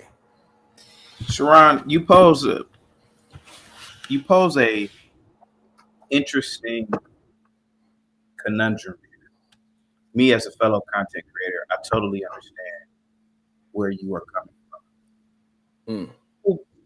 believe that when you turn the camera on and start talking, you are pretty much just skating along. They don't understand the preparation it takes, the research it takes for a topic, the lighting. They don't understand the amount of energy it takes, the mental exertion it takes to pretty much be a psychiatrist, a psychologist, an intellectual, a mathematician, a scientist, a philosopher, all in one live stream, because that's essentially what a lot of guys like me and you do. We have to manage and control a panel. We have to make sure that we are not offending people. We have to make sure that we are not being disrespected. We have to make sure that the channel is not being undermined. Then you have haters that are striking the video. People don't understand the mental what's the word we're looking for? There's an aspect of, and I believe that there's going to be research done about this, because this is an emerging market, being a content creator. But there are going to be books made about the mental health of a content creator. You see, you are begging, particularly as a black man, when you are selling a sandwich. Now, what I mean is, when a black man is selling a sandwich, I'll go home and make my own sandwich, nigga. You know, when a black man is operating a business, there's this notion, and I'm speaking of anecdotal experiences, there's this notion that you should just hook everybody up because you black. They don't look at your business operation as a business. They look at it as, oh, that's just a little hobby. That's just Sharon. You know, he asking for likes. He begging. But the dirty Arab ain't begging. He ain't begging when he's selling you nasty ass food, expired food, poison alcohol. He ain't begging. Arab ain't begging. Arab ain't begging. He don't give a shit about you. He would never come to your cookouts in the same neighborhood that he's made all this money in. He's exploited the black neighborhood for 50 years. Hey, Muhammad, you want to come to my party down the street? Oh, no, buddy, I can't, buddy. I'm begging one of these niggas. And then, you know, some niggas hating on you. Ask one of these hating niggas, particularly whoever the nigga was to make the video about you. Ask the nigga, hey, nigga, go into one of these Arab stores or these Chinese stores and ask one of these Chinese people that you niggas for generations have been giving money to. Ask one of these chinky-eyed, carpet-riding foreigners, hey, why don't you come to my kid's birthday party around the corner? You mean, you know, the shop is in the neighborhood. You can just walk around. They won't do it. 150 likes. These are the same blacks. Now, I'm talking about the ones who are hating on you, right? These are the same blacks that'll sit their asses there. They'll watch every goddamn commercial. They'll watch every goddamn show. They'll watch a commercial and get subconscious information to go buy a product from the commercial, from a TV show that they watch. They can never speak to the actors and actresses and people there. And they'll go give money to the white man and his company off of a commercial that the white man, because technically a commercial is begging. That's technically kind of like a begging. That's kind of begging. That's begging. Oh, a 2024 Cadillac with this pretty ass girl in the seat that you're gonna drive in a city with no people in it. You know, these stupid ass car commercials. Nobody in the cities. Just drive. Some people just driving on the freeway for miles on end. They're begging. But see, the white man doesn't beg, right? No other group of people beg. Only niggas. And when people say, oh, CT doesn't like black people, no, it's not that I don't like black people. It's just that I point out the idiosyncrasies of our pathetic race. It's a fucking insult, Sharon. And I know, trust me, bro, I know you're paid. You are a content creator, someone that is providing entertainment, edutainment, therapy, education for niggas and whites while they are at work, on the road. They're doing something to keep the time going, something to keep the time flowing by. I bet if these niggas was listening to, let's say, I mean, back in the day, Howard Stern, when he had commercials, nobody called in and said that he was begging. Hey, Howard Stern, why do you have commercials on your show? That's begging, you know? Joe Rogan, I watched Joe Rogan from the beginning when he started off in his living room. I watched from the beginning when he did more uploads. He didn't do live streams back then. Nobody, as far as my knowledge, has said he's begging. You know, he used to promote all types of things on his show. He even promoted I don't even want to talk about it, but he promoted all types of items. He's not a beggar. Lex Friedman's not a beggar. Ben Shapiro's not a beggar. But why is it that when blacks do something, it's begging? Because black people are crabs in a barrel, generally speaking, Sharon. They want to pull you down. They don't want to see you in the Lambo. Not to say that you're that kind of guy. They don't want to see you doing that. Sharon, you should have 5 Lambos. You should have, Sharon, there are probably 1,000 people who could hit that like button, and only the 10% who really, really rock with you hit that. Because it's a crab in the barrel mentality, and particularly it's with niggas. And I'm telling you, man, I've experienced this all my life, primarily with blacks. And I'm telling you, man, it's sickening. It's sickening knowing that we give our money to any and everybody. We give our energy to any and everybody. But the moment you say something, hey, just hit the like button, you begging.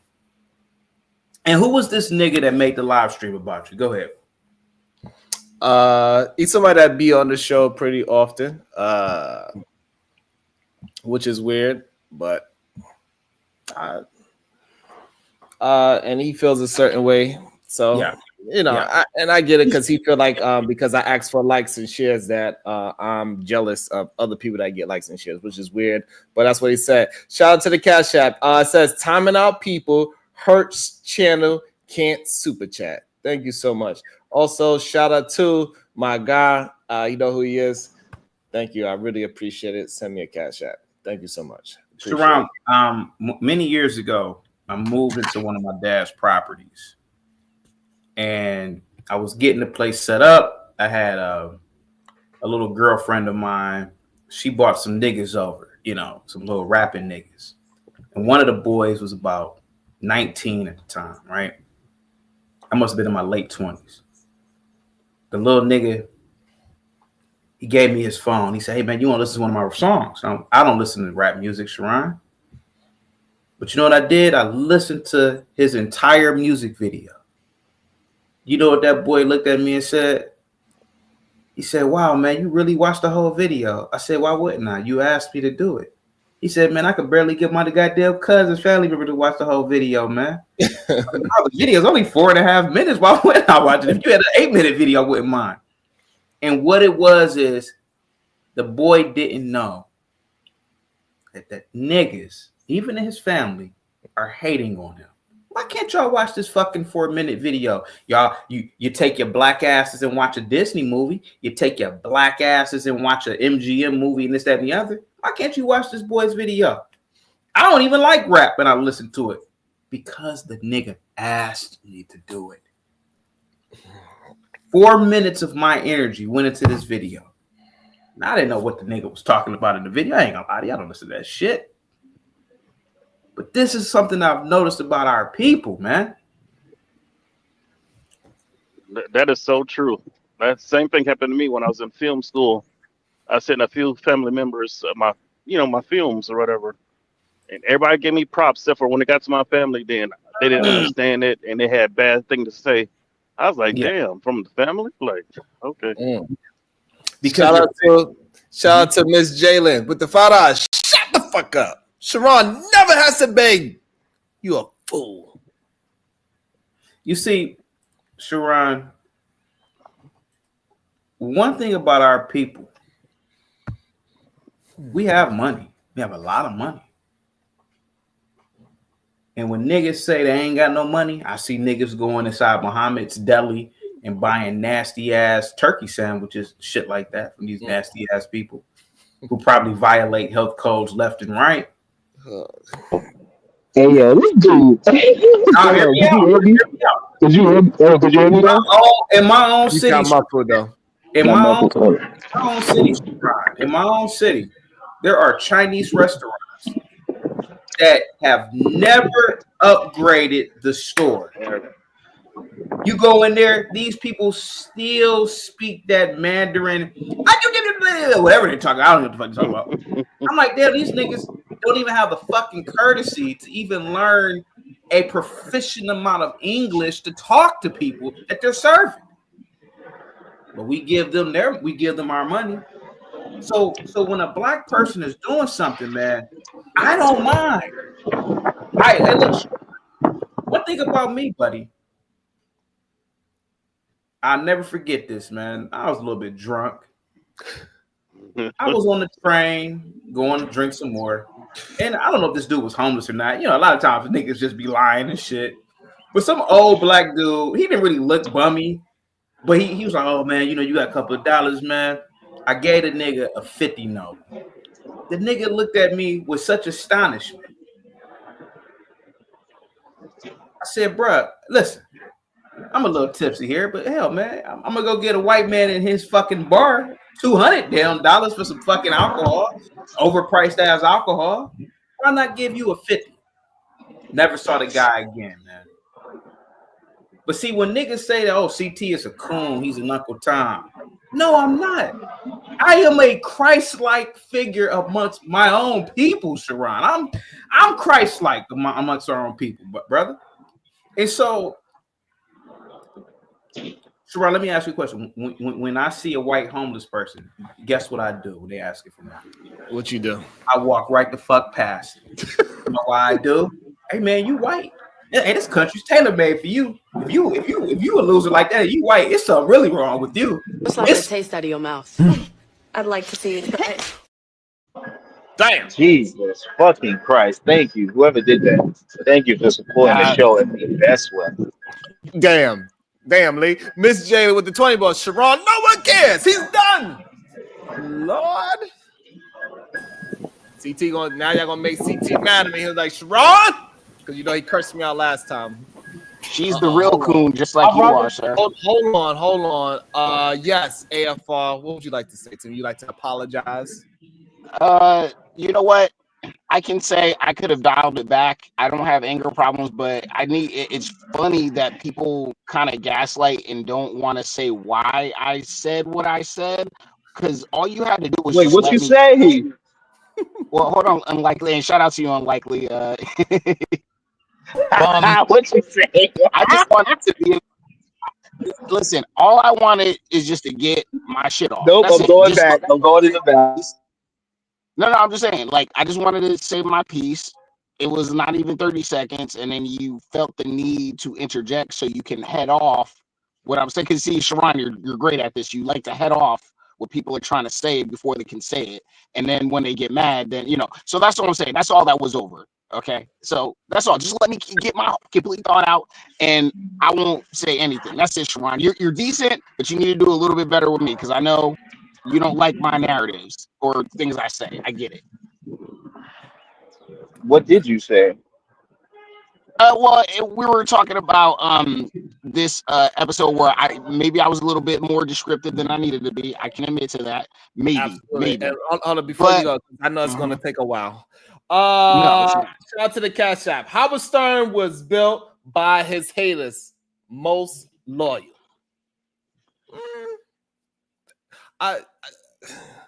I hear y'all, but that is not true.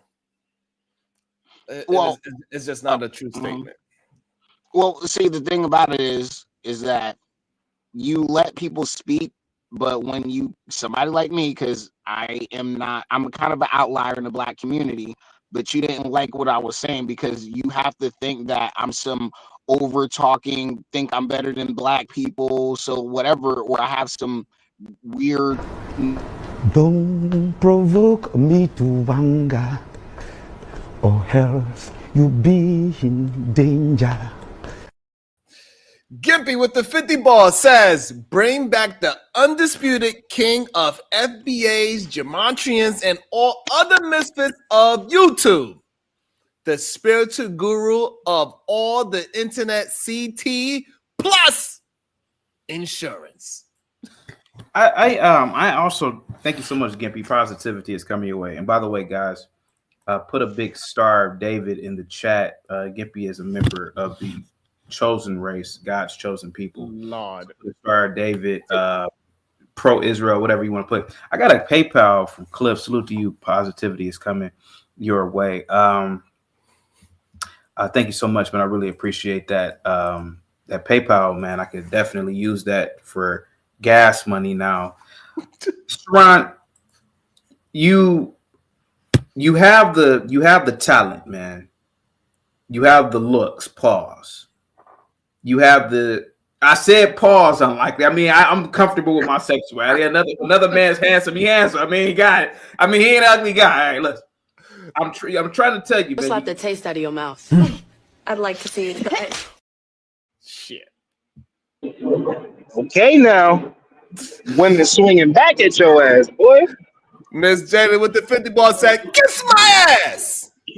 You was just about to end the show, Bracy. That's what the fuck I'm talking about. Bracy, see, man, Bracy be standing on it, man. Y'all gotta support my boy. You know what I'm saying? He be here every fucking day at the same time, and he be on time. I be trying to catch him all times at times. 9:15 come, he pop right up. I'm like, how this motherfucker keep being on time? All right, so let me see. Let me make sure it's right. So Gibby paid he had $30 credit. Jalen paid 50. So now he's put 20 on it. He had a $30 credit.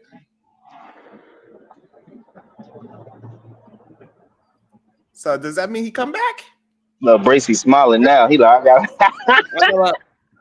I gotta figure it out.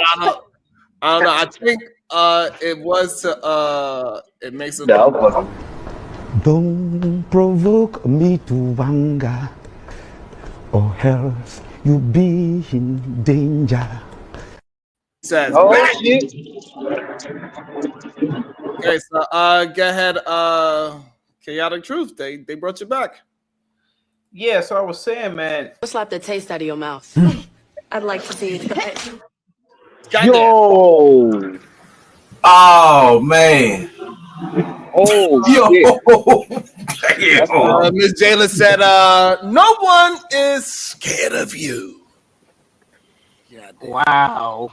So she wants to pay to censor Damn, people? Jalen, you had all this in the tuck? You know what? Never mind. Never mind. Whatever. Fuck. I mean, shut up. Hey, Jerome, one more thing. Let me say my point about the whole. Okay, never mind. Let me say my point about the whole shooting that happened, man. First, my condolences to him and his daughter. I think that's so crazy to see somebody with their daughter. Well, I don't think they saw him. I watched the video. Looked like they shot into the car, and then he ran out and he ran around, and then they chased him down, and then they, whatever. But it just sucks, man, that we saw Biggie and Pac die over gang and like street and like this turf type of rap turf shit that happens. And we still to this day doing it, man. It's like, I want to ask you, Saran, like, do you think like this is going to continue on seeing like Biggie and Pac got killed? Basically out of this same type of mentality, where it's gangs, they was like East Coast, West Coast, it was rap beef, and then it was talking shit about each other, diss tracks, which led to the shooting. The same thing happened with this gentleman and his daughter. And I hate that I got to even say his daughter. It happened with his daughter too, because she had nothing to do with it. Do you think that this is going to continue, my brother? I think as we've seen as of lately, it's been slowing down a lot. And I think what's just going to happen is just going to be a real separation between what is considered Black culture, hip hop culture, and gang culture. I think people are really going to separate themselves from all those three different subtitles. And for people to now, you cannot just say Black culture is trash. You're going to have to say gang culture is trash, because a lot of people do not want to just say that about the gang culture because they're scared of gang culture. They scared to actually talk about Snoop Dogg. They scared to talk about the gang and so on and so forth, right? They actually afraid. Like Adam 22, he is making a living off of just having literal gang members that rap on his show. That's how he makes money. And this is how it gets mixed in between Black culture, because these are Black people that are part of gangs. And then now it's considered our culture, where it's just gang culture. That's what it really is. And people are going to start separating, I think, moving forward. So when? When? I think starting today. So starting today, So 2025. you're gonna kick me off the panel. You're gonna kick me off the panel. That's how you're gonna start delineating, like you niggas be saying. We're gonna delineate. See, like, so niggas like I think it's you. So you asked the question. So I think it's interesting that you say that I'm the one that is trying to paint a narrative, and you just literally painted one. Well, I mean, you do kind of like to separate yourself from me in several ways, so don't act like you. Yes, I separate. Want to. Mm-hmm. Well, I'm just saying, like, you wouldn't want to live around me. You think I'm anti-black. So, you know. Right. So again, you put that narrative out there. I just disagree with your words. I'm going about the words that you actually say, the words that you communicate, and I substantiate why I disagree with you. The problem is that majority of people like yourself, you're not used to people actually being able to substantiate why they dislike what you're saying. And majority of the time, they just saying they dislike you personally for saying the things that you are saying. Right, and so that's what you use the experience. That's not necessarily true. That's very few. Most of them, you were right. You were right on the first one where they just don't know how to articulate what they dislike what I say. You know, they just don't know how to articulate. That's usually what it is. Listen, I don't have any problems with you at all. I just think you're a little misguided in some of your conduct, but I think you do add a service. You know, the more people that are talking in an open forum, the better. Even though this is open-ish. Because you do censor a little, but you know, better than others, I will give you that. So that's why I maybe might drop you a small donation soon whenever I get money, because you know, I'm a poor Trump voter. I'm stupid, so we don't have much money. No doubt. So Lee, did I answer your question?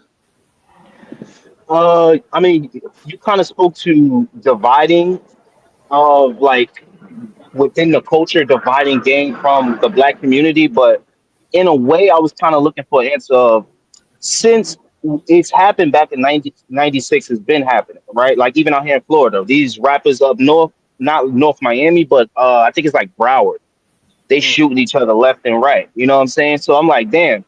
I don't really relate it to black culture. I relate it to gang culture. I just relate the black men to it more because they're the ones that like to do it more, if that makes sense, or they're influenced by it quicker. You know, like even some of us on this panel at one point was trying to probably get down with our little posse in our neighborhood and shit like that. So I think that black men take it up to the next level. You know what I'm saying? Like look at this situation right here. I mean, this is absolutely ridiculous. You know, to gun a man down while he washing his car and to, you know, delete his daughter in the process. You know, like what the hell did this dude do that you got to chase him down and do that? And then they got a clip because I did my reaction to it. They got a clip where it's a guy named CJ Casino, and he said on the video, and this is what's crazy. This is another thing, right? Why do we not like? Okay, CJ Casino said you can't go back to that car wash. Oh my dead mama, if you can't go, if you go back to that car wash, my folks gonna get you. That's what they said to him, right? He not only does he go back to that car wash, but he go back to that car wash with his daughter. So it's like, bro, you in the game, you know the game filthy. You probably got dead homies, you probably got ops. You know you got ops. You talking all this drill rap back and forth with each other, and then you bring your daughter to the same place where a man threatened to kill you if you go there. It's like, yo, what's the mentality of, you know, like of some of these guys, man? Is it just Russian roulette out there? It's kind of what it feel like.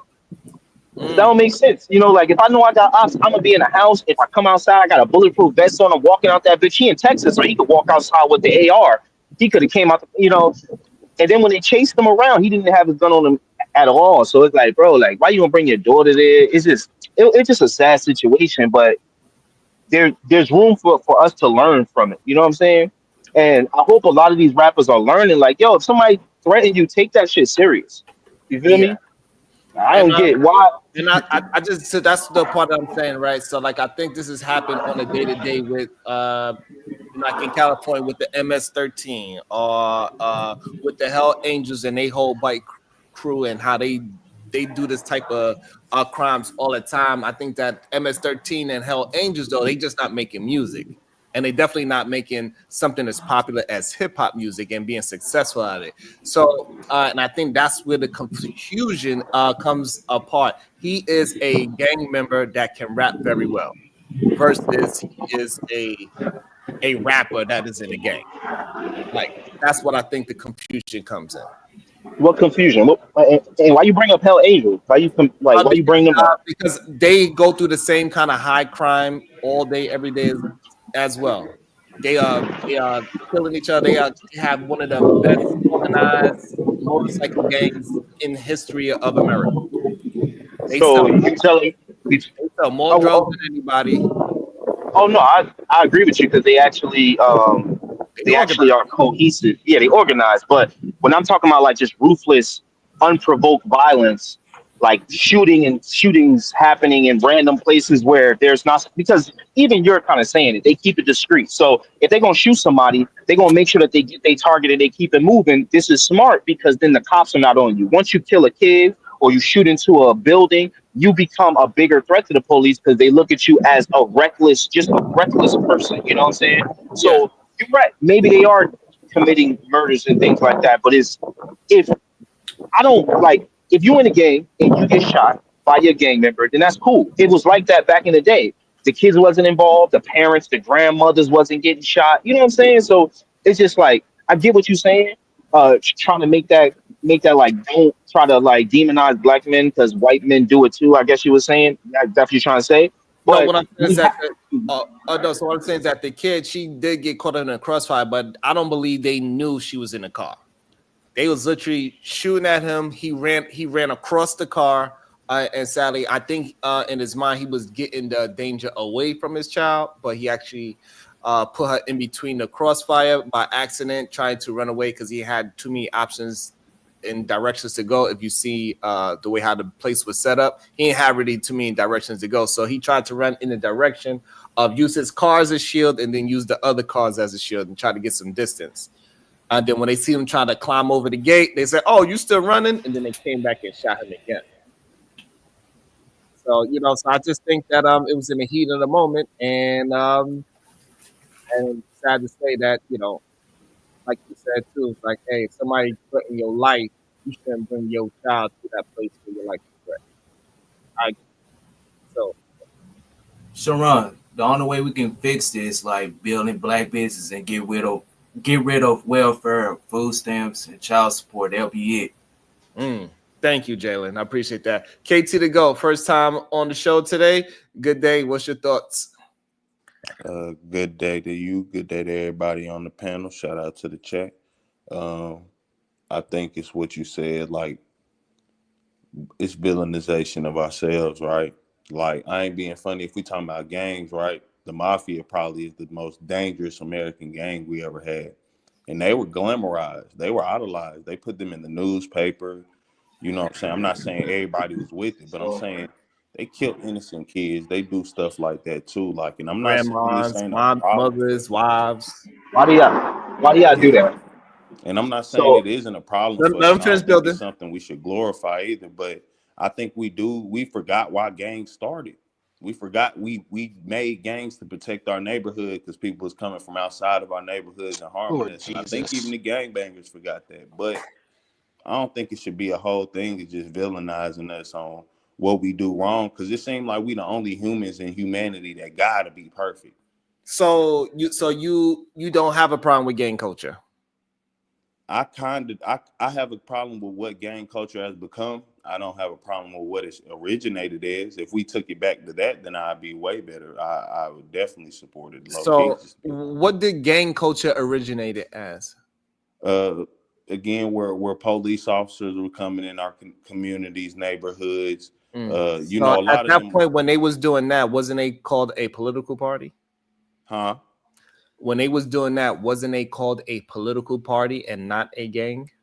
Yeah, not well, kind of, sort of, right? Because they were. I mean, we talking about the Black Panthers, which is technically a political party, but there was a lot of offshoots of them. Like, they were affiliates of the Black Panthers.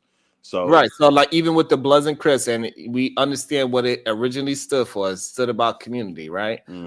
That's what Crips stand for. It's about community. Blood also is about something, something, and your brothers, right? Yeah. Regardless of the fact, it's not that anymore. Nah, I agree with that. That's why I said I Okay, do so not now agree we with cannot say that it was that. No, that's when they was a political party, and eventually, when they broke up as a political party, they turned into gangs. I don't want to say they turned into it. I want to say that's what we got classified as. And then, like, I feel like sometimes we omit that for us to be successful in America specifically, we have to cater to what the white people do ask, whether or not we want to bring up race or whatnot. Like, even I was listening earlier when y'all was saying, like, I mean, you were pointing out who talks correctly.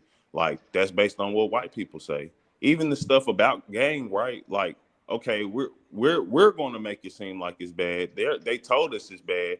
Now, a Crip walk is something white people trying to do, and they're like, "Hey, I think the problem is that we actually believe that gang was only demonized when black people did it, and this is just not true.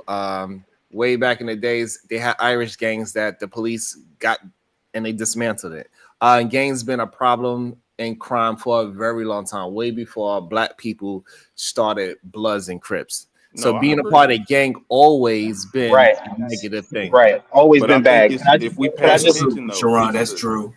It's Let the me white people who weren't what they call the Irish. Look at them. They even Irish people will tell you, I ain't white, I'm Irish, because they've always discriminated against them. Now, when it comes to the I guess you could say the American gangs, the white, like you was talking about the Hells Angels, they are vicious.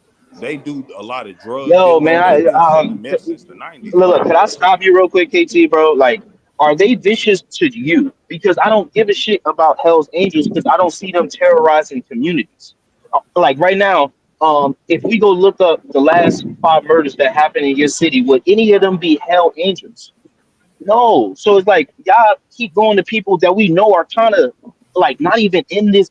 My thing is this: the point, like y'all try to take away from the fact that black niggas is in this gang shit longer than all the other races. Yeah, Irish used to be gangs. Yeah, whatever y'all Italians used to be gangs, but they all kind of elevated to something else.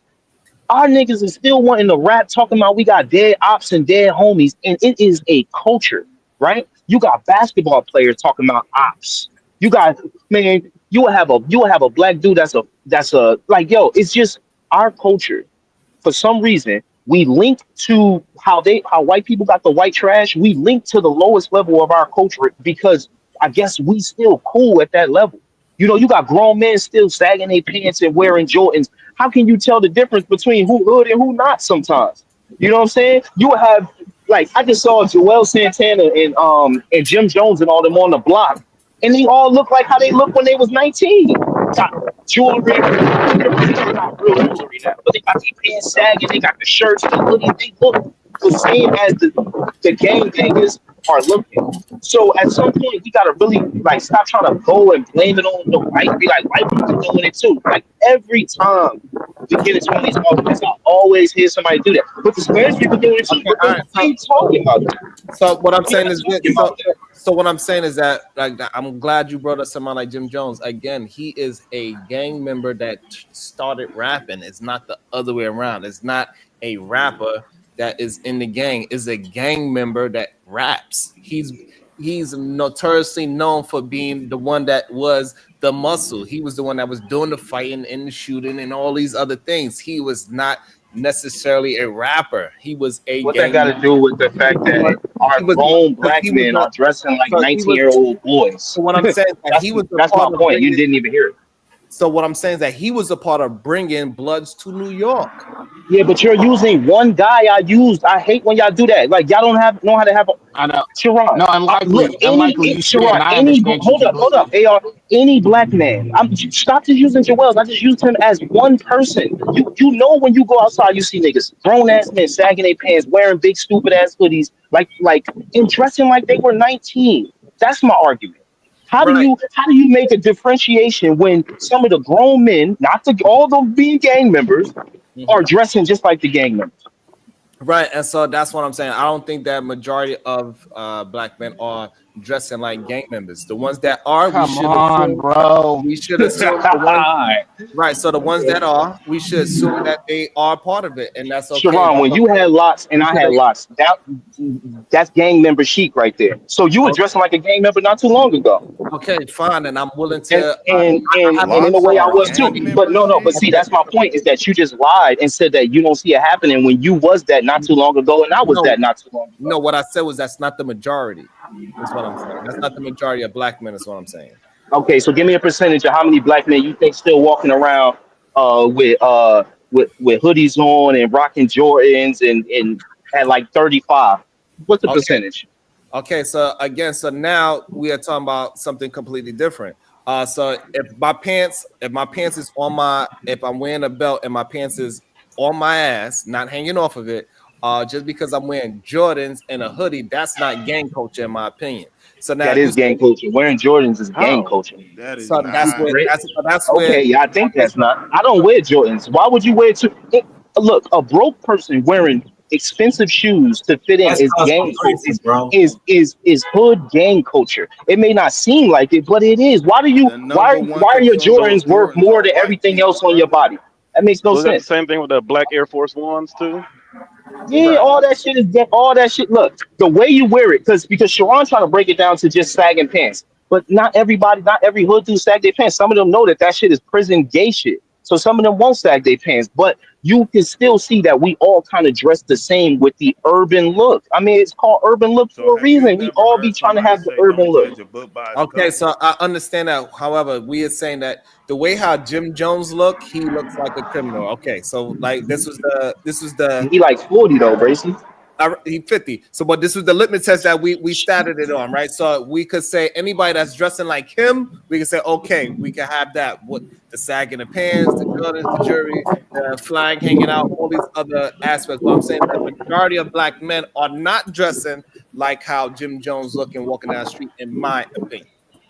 Well, I would have to disagree. I would say very nice. Yeah, because most of our neighborhoods are hoods, and we keep it at 100. Like right now, I'm not in a predominantly black area, right? This area is Hispanic. If I go to where predominantly black area is, and I go to one of the corner stores, you're gonna see them dudes dressing like teenagers. Period. But you listen, man. Sometimes you on black people's side, sometimes you off their side. But at the end of the day, I'm just being honest. I'm not trying to sit here and bash a particular group of people. I'm just calling it like I see it. That's all I'm doing. And I definitely would say the majority of us. So also dress I'm saying that AFR, he was on the camera not too long ago, and he had a hoodie on. I don't know if he had jeans on. Do you have jeans on, sir? No, I don't have jeans on. But the thing about it, wearing a hoodie in and of itself isn't ghetto or hood. Yeah, no, I don't think that's just the only thing. Yeah.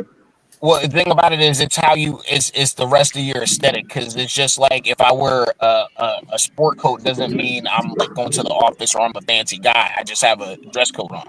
So okay, it's the and that's thing. what I like, was trying to. It's like with the braids and with the hats and the brevity. talk and AFR, learn some brevities. You got to the point. You don't have to keep proving the point over and over, right? Because now you just reiterating.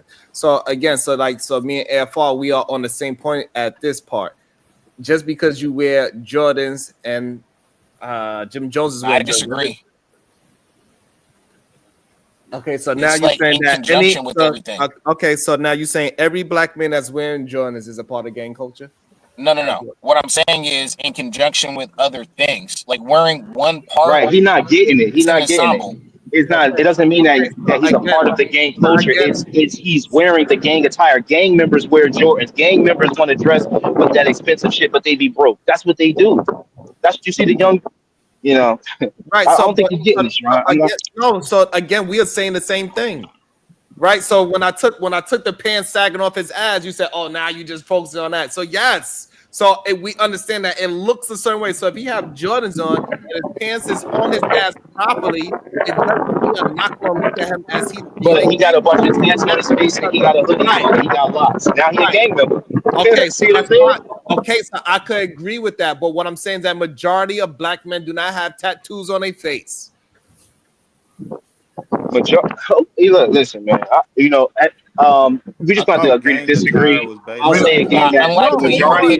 Hold on. Don't agree to disagree. That's fine that we disagree. So you saying that, or do you believe that majority of black men have tattoos on their faces? No. I'm saying the aesthetic of what looks like a gang member or someone that is there. I'm saying that black men are rocking the same aesthetic as the gang members, right?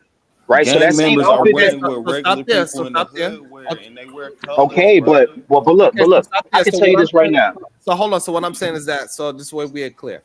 I do not Mhm. believe that majority of black men are wearing gang aesthetic. We dress the same. That's why you kind of can't tell the difference. That's what I'm saying. Like a gang dude is dressing just like he saw his black brothers and sisters and shit grow up, and we all kind of dress the same. That's the point I'm trying to make. Is that you can't tell the difference these days because even as motherfuckers get 35, they don't start rocking moccasins and regular shoes and shit, or just like any type of cheap sneaker could hold your foot together, or $100 shoe or something. Nah, you still want to rock Jordans. You still want to rock Mavi jeans on. You still want this. You still want to have like this aesthetic is definitely in our community. Like, and I think it's You still rock majority. Nah, that's why I say our percentage is better. I would say 38% of us is still dressing like we kids. You know what I'm saying? Okay, so I could 100% agree with that then, because again we are saying the same thing. We are not saying majority of black men dress like that. All Also, right, so fine. Sharon, We landed there. I'm glad we finally have a understanding that me, you, and AFR are in agreement that majority of black men are not dressing like gang members. Well, if you go on those, I mean, I don't know, man. It's hard to say. But I would say it's It's over a okay. little You over just said it, 50%. 38%. It's okay. I'm agreeing with you. I I mean, would but go higher. majority always. Oh, you would go high? No, No, it's because okay for us Sharon. to agree. Unlikely, I'm No, it is. agreeing. No, I hear you, but this is what I'm saying. When we still water it down when we go, oh, it's not the majority, so hey, that's what I feel like we kind of do. You know what I'm saying? When we do that, we go, is it the majority? That's exactly what And they then I do. go, right, yeah, you get it, ARF. That like No, I'm just so so sick no. of So the reason these why like it's important. blockers in conversation. So the reason why it's important is because we just gotta deal with proper information, right? And just be honest about what we're seeing, so we could keep on moving forward, right? It's not about making something look a certain way when we just dealing with honesty. It's just the But correct information. I know, but the honesty could Okay. be. I'm sorry to cut you off, Sharon, but the honesty could Sharon, be. one more thing before Hold on, Lee hold on. But the honesty could throw you off because majority could just be 1% over. It could be 3% over. It could be 4% over. I only went 12% under.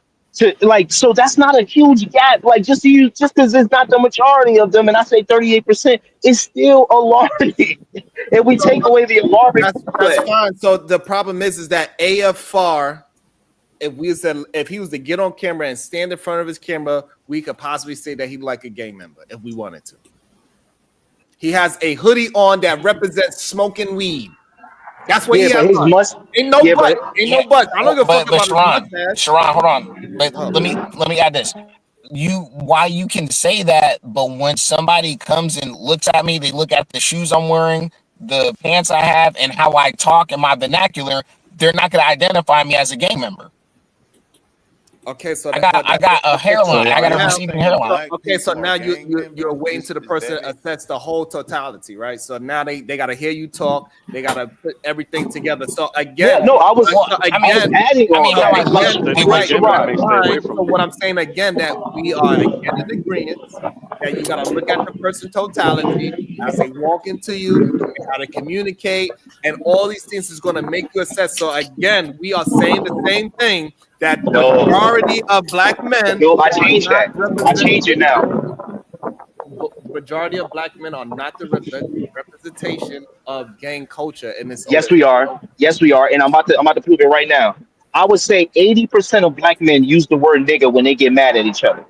Now that's not gang shit, but that's No. what gang members do. Now I'm done after that. I'll mute up Bro, after you that. just Yep. making shit I up. will You go to making crazy 80%. I'm not correlations making because shit what up, you're bro. Bro, the saying is moment you get what mad, the you're moment you saying get is black. yo, Everything KT, black people KT, do is what gang members do. Go up, You yo, just listen. saying everything Listen. black people do is Every what gang members do, brother. No, I'm You saying not, our bro. What the culture? hell are you Yeah, talking you about? Black gang people culture. talk. I What are get you it. talking about? No, I brought up two Cause different you're things, not man. Like making any stick to the separation. conversation. I said gang members say nigga in most of their vernacular, Yeah, and that's most because black before they men were will gang members, say they were nigga. regular So black most of people, us right? want to be like gang members, and that's all I got to No, say. it's You can't not, bro. refute it. Listen, You what can't you're refute look, it. And yo, like I when you said were a kid, earlier, you probably was trying when to it's join the talking gang. about So gangs, stop you it, know a man. Get out of gang here. I member don't by want to hear it, flags bro. and I don't colors, want it. I bro. don't want. No, no, no, You know no, gang members by flags and colors, bro. bro. No, it's not just That's So what about I'm you flag gonna and talking colors. say. It can about be about first of all, blocks. You even don't when know you what talking you about that's talking about. gang member, Bro, that's what alert gang banging trespassing is not is just gang about bang. flags and colors. It could be about blocks. It could be about neighborhoods. What are you talking about? Yeah, flags and Niggas was gang colors. banging over projects You where I was from. always have some It was no symbolic flag thing with thrown your in the gang, mix. don't It you? was where you Throw up were C's, from. throw up Hey, What are can I you add flags. my talking two about? cents on here? Why? Cause I'm trying to speak truth, bro. You got females in the game too. They wave flags and throw up gang signs. As Okay, females do this. thank you. And all right, so go ahead, KT. Let KT get a full thought out, Lee, and so No, we but can I'm only rebuttal. pointing out. Listen, when we talking about gang attire, we identify them from colors or symbols. We don't just say you're because what you're saying, and this is the only reason I'm saying it seems like you're saying everything black people do is just because we following gangs. No, before they were gang members, they were probably just regular black folk, doing what we did. So when they joined the gang, it wasn't like their life changed. They just started throwing up a certain hand sign or wearing a certain color. But you saying everything black people doing. You just said saying nigga. Come on, man, Yo, stop. this why you can't talk to niggas because I never once said everything all black people do. Y'all can't comprehend No, but past that own. everything you're explaining is that. He let you hold on. Saying the word nigga is a Hold on, gang KT. thing. Let him. He let you go ahead. Let You Lee. right. I mean, I never said this is everything black people do. I made one good analogy talking about us using the word nigga. And if you listen to like I just was listening to the CJ Casino dude that they said think had set the dude up. Every sentence had nigga in it. that's that's a negative thing that gang people use, right? So in order for us to separate ourselves, for black men that's not gang or want to be a part of any of that negative shit that version of black people do or that version of any race do, they shouldn't be using the same words that version of that race do, like the white trash version, right? I don't think they're using the same vernaculars, right? We're using us good black folk, like you said, or normal black folk, like you said, will use the same vernacular as the bad black folk. Try to defend that argument. And then I'll land it here. Tina Man came up here last time and was saying, oh, niggas is a different type of person. So yeah, if niggas is a different type of person, why are you using the word?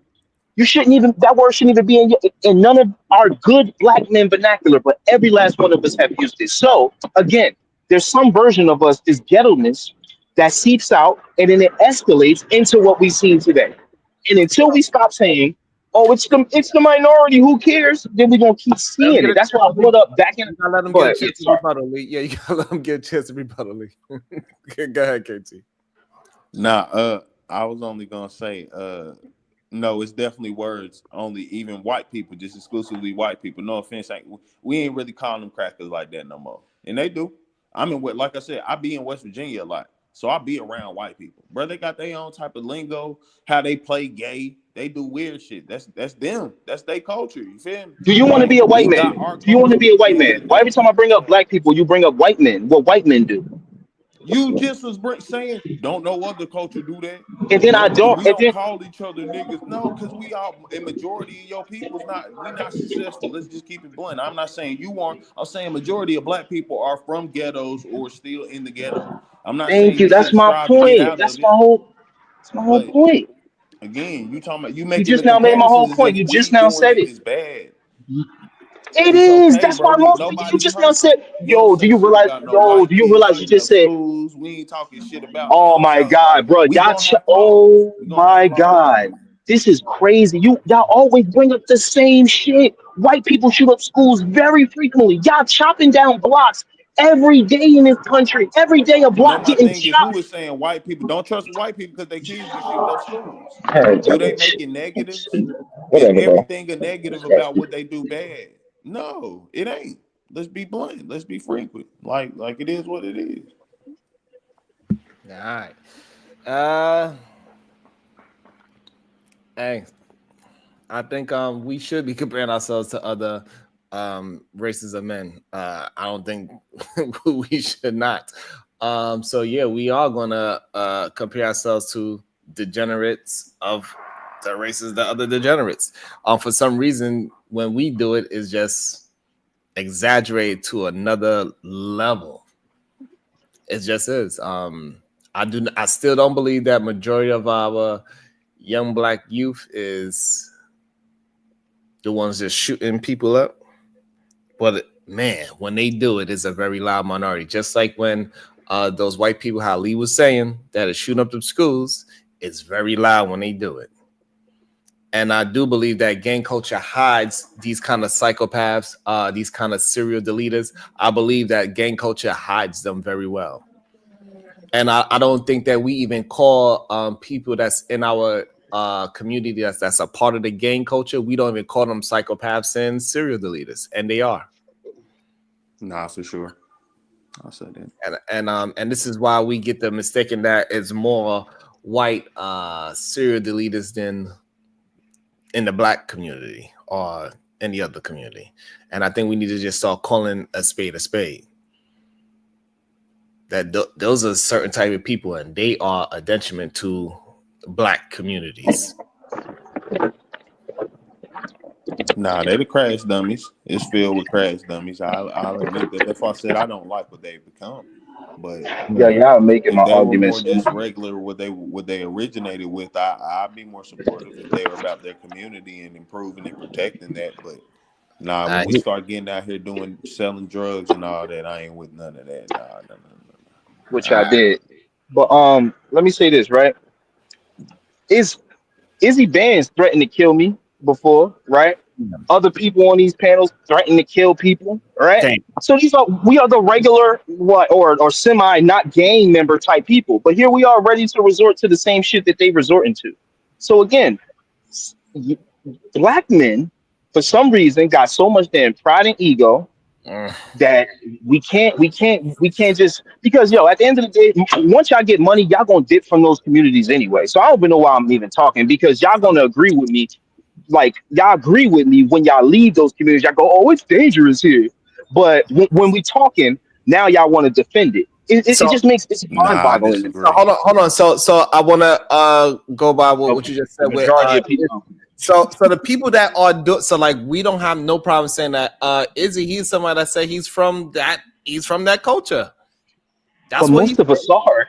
Even your boy KT just said, he just said two things. First, he said most black people are in the hood. He said that right before I drove off, and then right now he just said, yeah, most of them in the.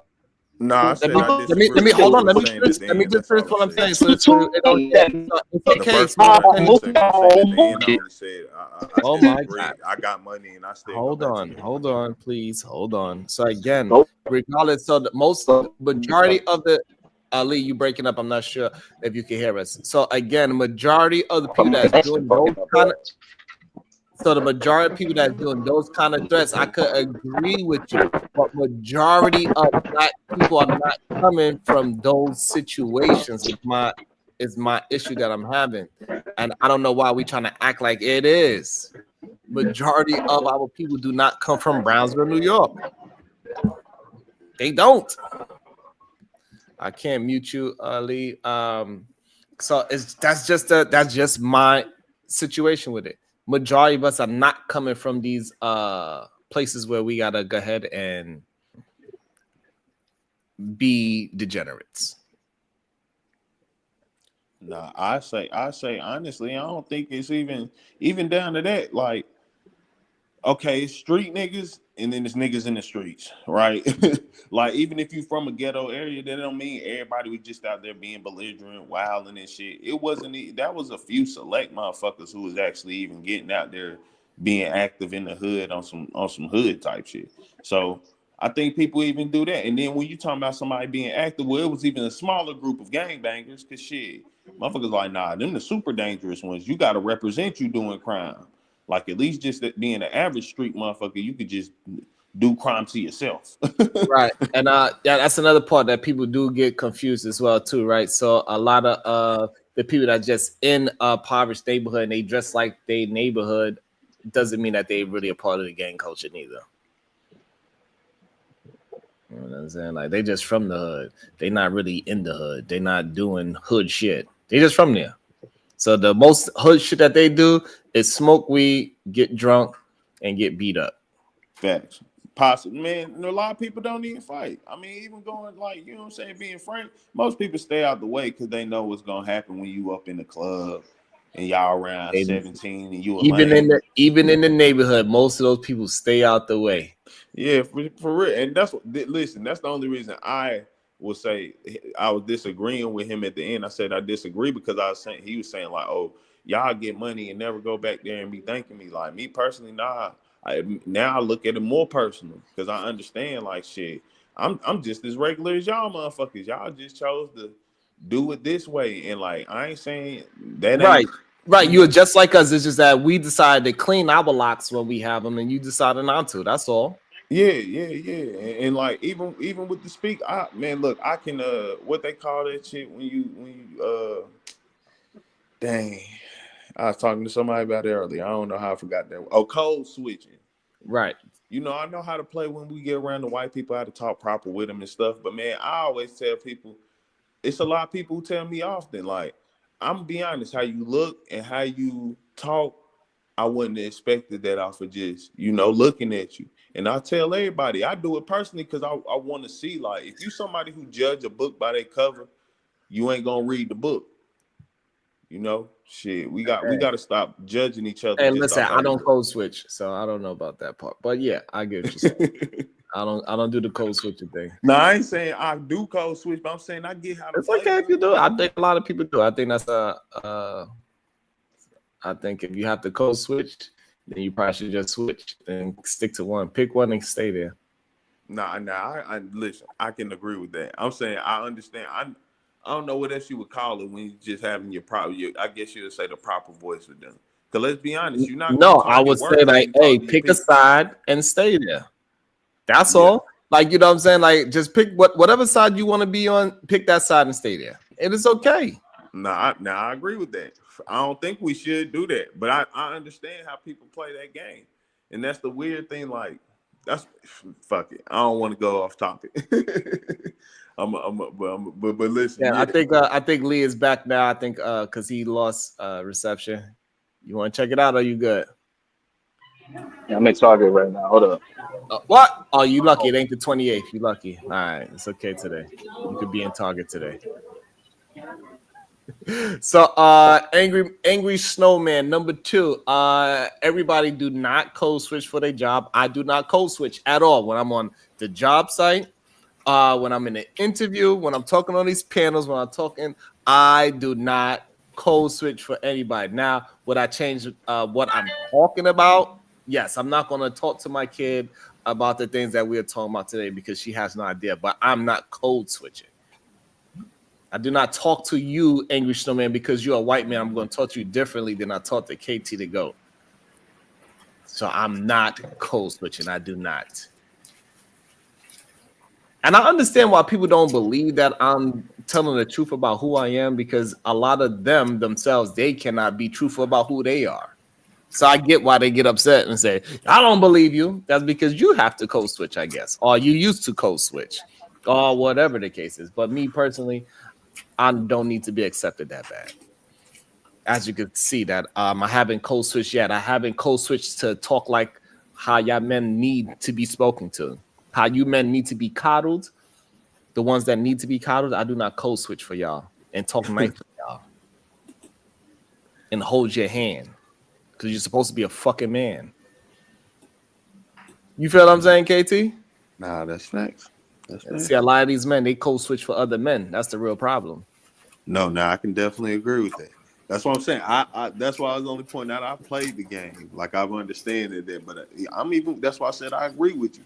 I don't really want to do that. If you can sit here and think that just because I don't say a word, what you'll call quote unquote proper, but you understand what I'm saying. And I've said it very eloquently. Then shit, it is. So what I'm saying is that everyone needs a job. Absolutely. So if you need to change for your job and to be a better person for your job, you need to be a better person in your real life too. That's ridiculous to me. I'm going to be better for the people that I work for, but when I go back home and to my kids and to my family, I'm going to be a piece of shit. Nah. Now, what I will say in their defense, right? You're in position where you have to be in position to be able to do that. You get what I'm saying? So this goes to like, this is the problem with a lot of men, right? So this goes to that conversation with Nikki Giovanni that she had with this man, I forget the black man's name. They had a conversation. He said when he goes to work, he acts all nice, he's polite, and then when he come home, he gets to be himself, and then he's cursing out his wife and his kids. James Baldwin. And he come home and he's giving them the real him, and he's angry and upset, and he's cursing everybody out. Yeah, and that's how we supposed to live as men? Nah, hell nah. All right, so if you're gonna code switch for your fucking boss in your job and be nice and polite and speak proper there, why the fuck would you not do that at your house? Why would you give your family less of who you are? I agree. But I do understand. Double-minded. You want to give somebody else the best of you and give your family the worst. This is insanity. I agree. I'm only pointing out I do understand what some people are saying. They feel they need those jobs. And hey, listen, I don't mind, but just say the truth. Say I'm a punk. I'm a pussy. Disingenuous, Sharon, because you're making it seem like code switching means that you go from the best version of yourself to the worst version of yourself, when in actuality, you tailor your message to your audience. So if I'm with the girls, yes, I'm going to say, bitch, before I say something. I'm never going to say that at my job because they're not my bitches. They're my coworkers. We have different vernacular that we share with each other. And that's a code switch. And it's very common. I do not believe if I have inside jokes with my friends, like, you know, how I could say things to KT to go about washing his hair. He knows that I don't really think that his hair is dirty. It's not me code switching because I say it to him. And when Lee had his dress, I never said it to Lee. It's not a code switch. It's just that me and those people communicate differently as in friendship. But that's not necessarily code switching. Yes, it is. Explain how that is code switching. Switching something that's only a negative thing. And you're not noticing the positive ways that people code switch all the time. So code switching is not. So I think the problem is that we redefining code switching. No, I think you are trying to redefine code switching right now. Code switching has always been the way that you behave with your family isn't the way that you behave outside. You don't do kitchen talk outside at your job, and that's code switching. That's very common. And there's nothing. White folks. There's nobody saying. That's what I'm saying. There's nobody saying that you have to be cussing your family out at home and beating your family and la la la la, and then you go to work and you're this model citizen that would never, like that guy. He was just abusive. Right. So okay. So now code switching will be talking in slang with black folks, and then when you talk to a white person, you talk with proper English. That's code switching. Yeah, you don't use the slang because they don't understand the slang. So the whole conversation, you're gonna be trying to explain the slang instead of having the conversation, which I know you hate. So we don't do it. We don't even try. Like, okay, so that's what code switching means to me. So all right, so that's what code switching means to me. So the extra part about saying bitch and my nigga, like that's completely different. So what I'm saying is that I'm not going to talk properly to other races and then talk down to mine. I'm not going to code switch because I do not look at my people as less than. I know, but that's not what I'm saying you should do. I'm not advocating for that. I'm just saying what you're saying, talking down to ours versus speaking properly English to someone else is not synonymous with code switching. It's just a way that you could code switch. You get what I'm saying?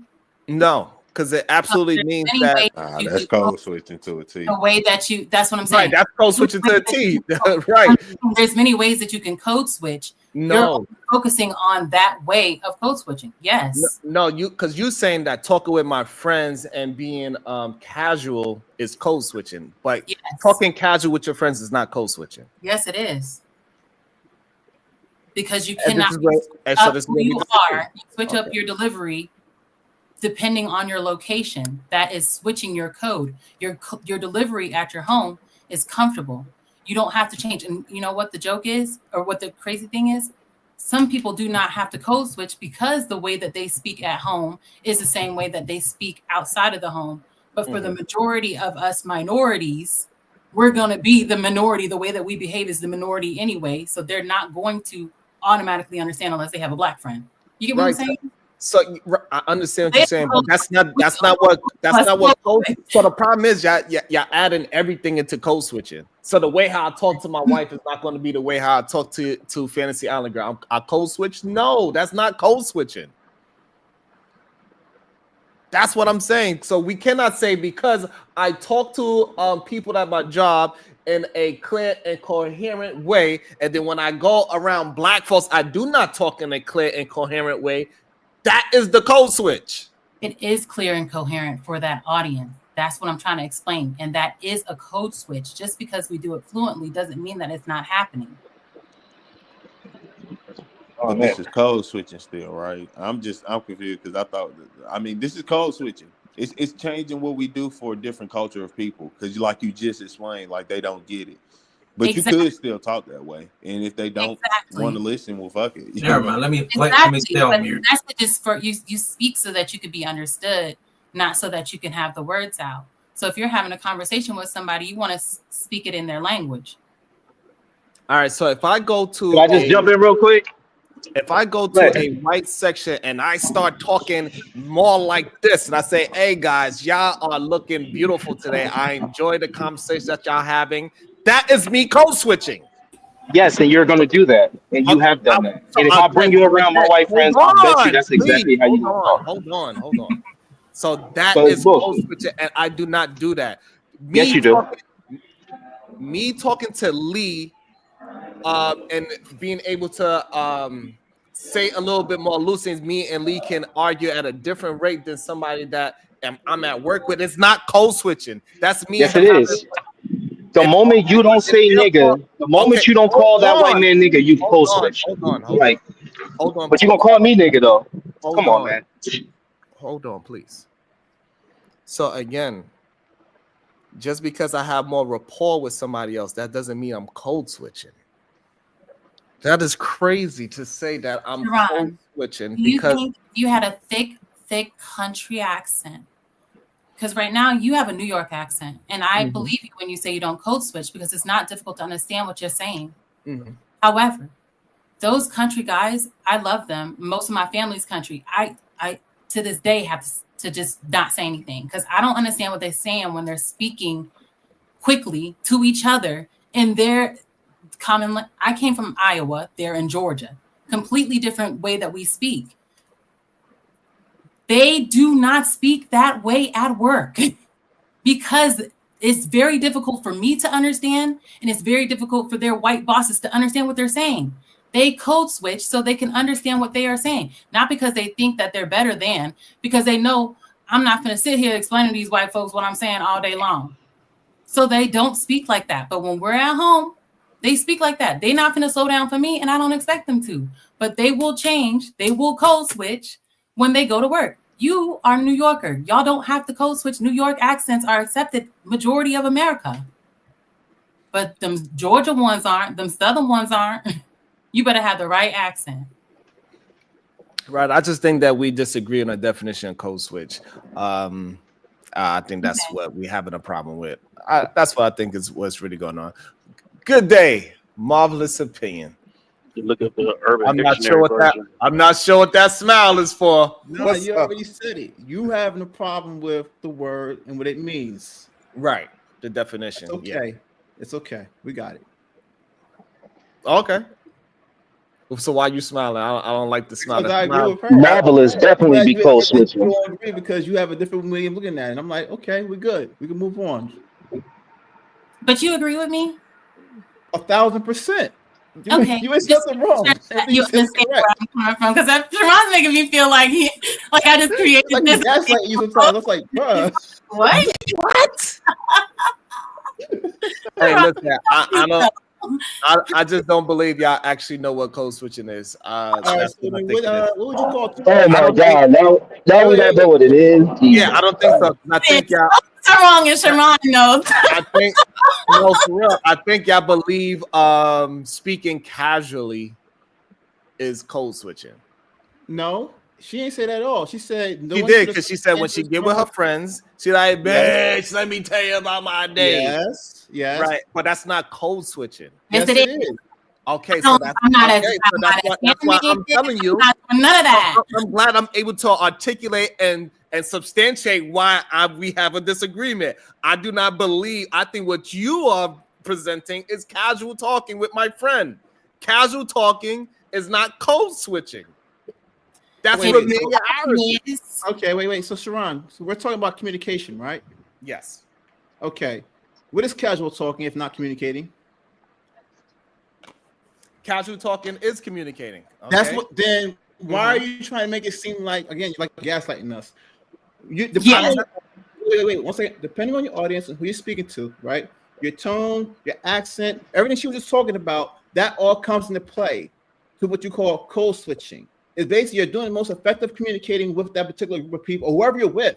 You know what I'm saying? Even if I'm in Japan, I completely, my mannerisms, the way I act, the way I talk, everything's totally different. Because that's the way that when I started learning Japanese, I started become more familiar, and I adapted that. Doesn't mean I'm being fake. It's just that that's a part of me as well. I expanded my vocabulary. I expanded the way I communicate. You know what I'm saying? Same thing if I go to anywhere else. I'm in the military right now, and there's military bearing, of course. I had to learn that. But then there's my Jersey side. My Jersey side, it rarely comes out every now and then, but it does come out sometimes. It's only because I'm around. Most likely it's gonna come out when people I'm more familiar with. I'll start talking like that because I'm in that familiar area, and I start talking, people understand me in that way. That's really all it is. Right. So when white people is at the job, and then when white people go to a football game, and they be like, yeah, they fucking did it. I'm glad they scored a fucking touchdown. You saying that's code switching? Absolutely, it's no. I'm saying like, so you have professionalism, right? Okay, hold on. So let me make sure we clear. So Fantasy Island Girl, she's saying yes, that's code switching because he is talking casual at the sports game. Go ahead, Marvelous. You feel like that is code switching as well? Yeah, it is. Because so that's where we disagree at. It is not code switching. That is not code switching. Okay, so you're believing that if in your day when you go home and you're with your family, that rowdy behavior, that is your common behavior. If you didn't have this job, that would be your everyday behavior. The only time you change that behavior is when you go to this job. You still believe that's not a code switch? So no. So hey, what you're describing. So let me describe it. Let me describe what code switching is. So no, that is me. Hold on, me acting. So me talking on a construction site is not code switching, because if I speak like I'm in a construction site to you and you don't understand, that's not code switching. Wait, how do you talk on a construction site? Are you saying like you're saying curse words a lot, or what are you doing? Majority of our language is in acronyms. We say we need this VAV moved, right? So if I was talking to you, I wouldn't say VAV. Yes, that wouldn't make sense to you, right? So, but that's not me code. But that's not me code switching. Yes, it is. Okay. All right. So this is what I'm trying to say. That's not code switching. Yes, we do. In the military, acronyms all the time. Like he said, he's in the military. We use acronyms for everything. When we go talk to the civilians, we can't use all our military acronyms. They don't know what they are. We switch up our normal behavior for the customers because we know that is the way they can understand the language is code switching. And a lot of people do it. It's only shamed when Black people do it. So then therefore, all right, so now we understand what you're saying, you being professional, right? And you having a professional talk and you using words that is only known in your profession, and then you want to come and talk to me and you talk to me in English, that is not code switching. Yes, it is! Because if you were part of our culture, our military culture, I wouldn't have to explain shit to you. You would understand, but I have to change it because you're a civilian. No, so hold on. I can't even get you to Fig, so what I'm saying is that lingo. So Is what it I'm an saying, Urban Dictionary version? hold on, lingo.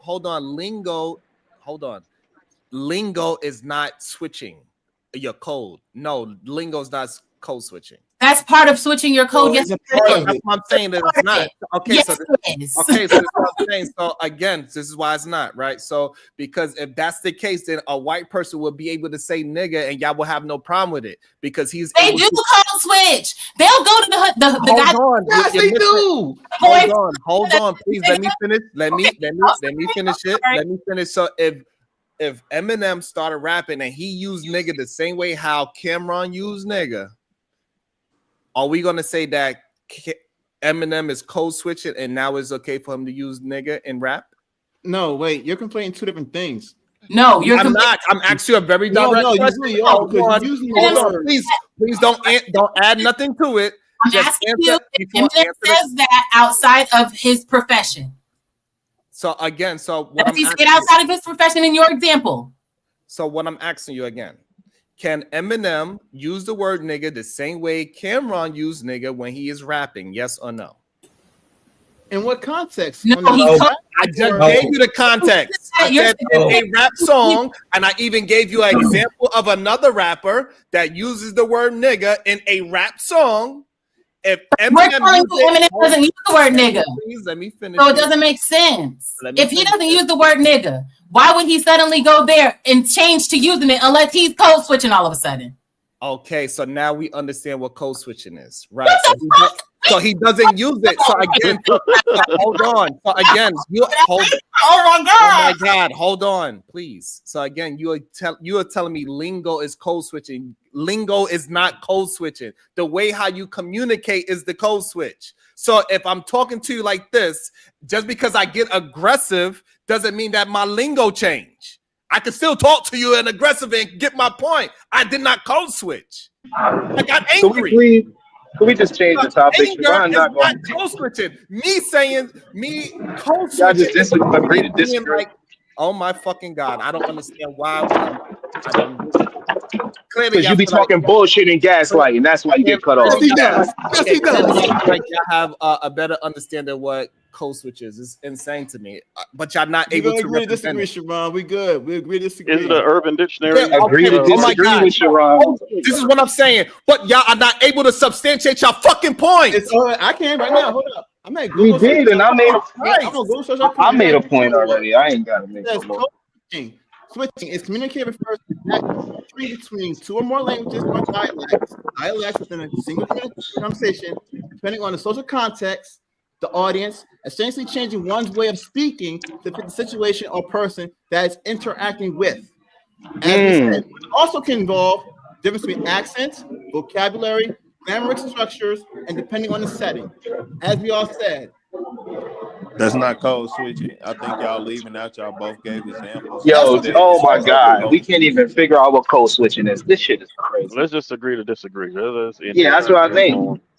We can't even agree what code switching is. Hold on, please. Hold on. So again, y'all believe that switching your language as if I started speaking Spanish means that I'm code switching. This is why y'all are not making sense. Speaking Spanish to somebody that is speaking Spanish to somebody because I know Spanish is not code switching. Okay. Like if I start talking to them in Spanish and goddamn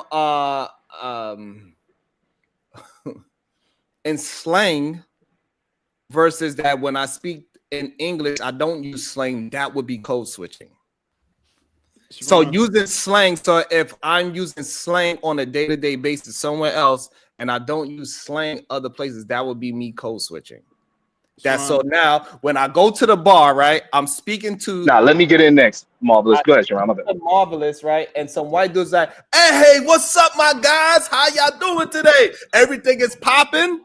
And that's not how he speaks to when he talks to his white friend. That would be code switching. Right, Sharon. So when black men get in front of their boss and they don't go, yo, what's good, my nigga? Are they not code switching? Not the word nigga. They just start talking in slang. If they're not talking in slang, then yes, that would be code switching, right? So in the beginning, you said you don't code switch, but you have. I do not. I think everybody code switches. You know, like if I get around a group of Jewish people, I'm not going to talk to them like I would talk to you. You know, and I don't think it's nothing wrong with code switching. That's what I'm like. Why are we going back and forth so It's the far? problem that y'all keep having. Y'all keep comparing when you talk to your friend. I'm not talking about friends. Like friends is okay. So again, if a black man don't got to be my friend for me to meet. Hold up, but let me finish explaining. So I if I should get just around said black people. folks, if I get around some black strangers, I'm gonna talk to them the same as I talk to white strangers. Now, y'all are comparing when you talk to your personal friend and y'all have your own jokes. That No, is code Sharon. switching. No, Sharon, I don't want you to get caught up on that, Sharon. I don't want you to get caught up on that. No, that's not the right. Yeah, he missing the whole point. That's what he do. Like he real good at doing that shit. I'm saying, like, say if me and you chilling, right, and we meet up with we just going to the bar. We ain't got no friends there, but then we end up chilling with some white people. We not gonna be calling them nigga. We gonna switch our code. We gonna say something differently. We might not even speak to them in the same type of vernacular or dialogue with them. But then me and you, we go to a different beach and we around a bunch of black people and they ain't our friends. We don't know them. They gonna start calling us nigga. We gonna call them nigga. We gonna use the vernacular that's more connected to what we used to as kids. So I think we all code switching. It's just not a bad thing. That's all I'm saying, bro. Well, then therefore, oh my God. What's wrong, Sharon? What's wrong? Because the way he looks What's at it, wrong he's with looking that? at Y'all the not being beginning. honest about what code That switching topic is is. draining y'all, ain't it, huh? That's why I do not understand why we trying to act like being familiar with somebody is the same as code switching. It is irking my nerves a little bit. I just gave you several examples of it. No, you did not. I just read it over Google. Sharon. You said language. You said if I switch my language. Yes, it says right there too in Google. So expression, all that stuff, lingo, it's all there. So if I'm speaking to somebody Spanish and I know Spanish, that is not code switching. I'm gonna tell you right now, Sharon. When I spoke to some people, right, in English at first, and then they didn't know me at first, right? They thought I wasn't from the area, right? And as soon as I started to speak Spanish, you know what they said? Where are you from? You from Cuba? Dominica? And I said, no, I'm not from those places, man. And they tried to put that on me. Why? Because that's the most familiar to them. Now, was I code switching? No. According to you, I wasn't. But was it actually? Yes. Because I became familiar to what they're used to, talking the way that they talk. Okay, yeah, so if you speak Spanish, you definitely code switch. Maybe I'm explaining it wrong to y'all. So code switching is when you're doing it to fit in. That's what I just said. No, that's not what the. But that's what I just said. It's the same thing though. If you're doing it, go ahead. Sorry. Okay. So yeah, it's when you do it so that when it's not really who you are, and you're doing it to fit in. That's when you. Wait, that's when you got the problem at who you are. See, you limit yourself to I don't know, a baseline. I guess you don't think you can grow as a person and attach more stuff to you. That's all part of you. Me speaking Spanish, Japanese, being able to speak with great elegancy or at a lower frequency, it's all me. End of the day. But you only learn those things to communicate with those people. Who are you to tell me who the fuck I am? And that's when you get all fat judging people because it's you. You are problem people's code switching. It's not them who get comfortable. You don't like the fact that someone can, you can go over there, you don't talk like that to them, but you don't say that to us. If you present yourself in a certain way to us, that's how I would address you. You talking about being multifaceted. But that's not what we're talking about. Again, no, that's what we're talking about. You only learn those languages. That's what he's talking about, being multifaceted. No, but that's not what code switching don't have anything to do with multifaceted. Oh no! Wait, don't do that! Don't do that! I don't know. I didn't think he was connecting those two. I was just saying. For example, the way how Marvelous communicates in English, he probably communicates the same exact way in the other languages. That's impossible. If anybody knows Spanish, that's impossible. Trust me. You no. That's why when you okay, Sharon. Go ahead, Sharon. You know anything. I don't know. I don't want you to just say things. I want us to actually be clear and concise of what we're saying. So we are saying that somebody I'm not just saying things, brother. Look, stop attacking people when they're just trying to have a conversation with you. Because I don't say that you ain't saying things. I never said that. But right now you don't know what the word means. I'm saying right now you're not saying. I did. Yeah, right but now, I just said, right now, but you just now said that 2 seconds ago. Oh my God. So you just want to talk. Go ahead. You know everything. So what I'm saying is that if somebody is a politician in Spanish and they talk like a politician in Spanish, when they speak in English, they're going to speak like a politician in English as well.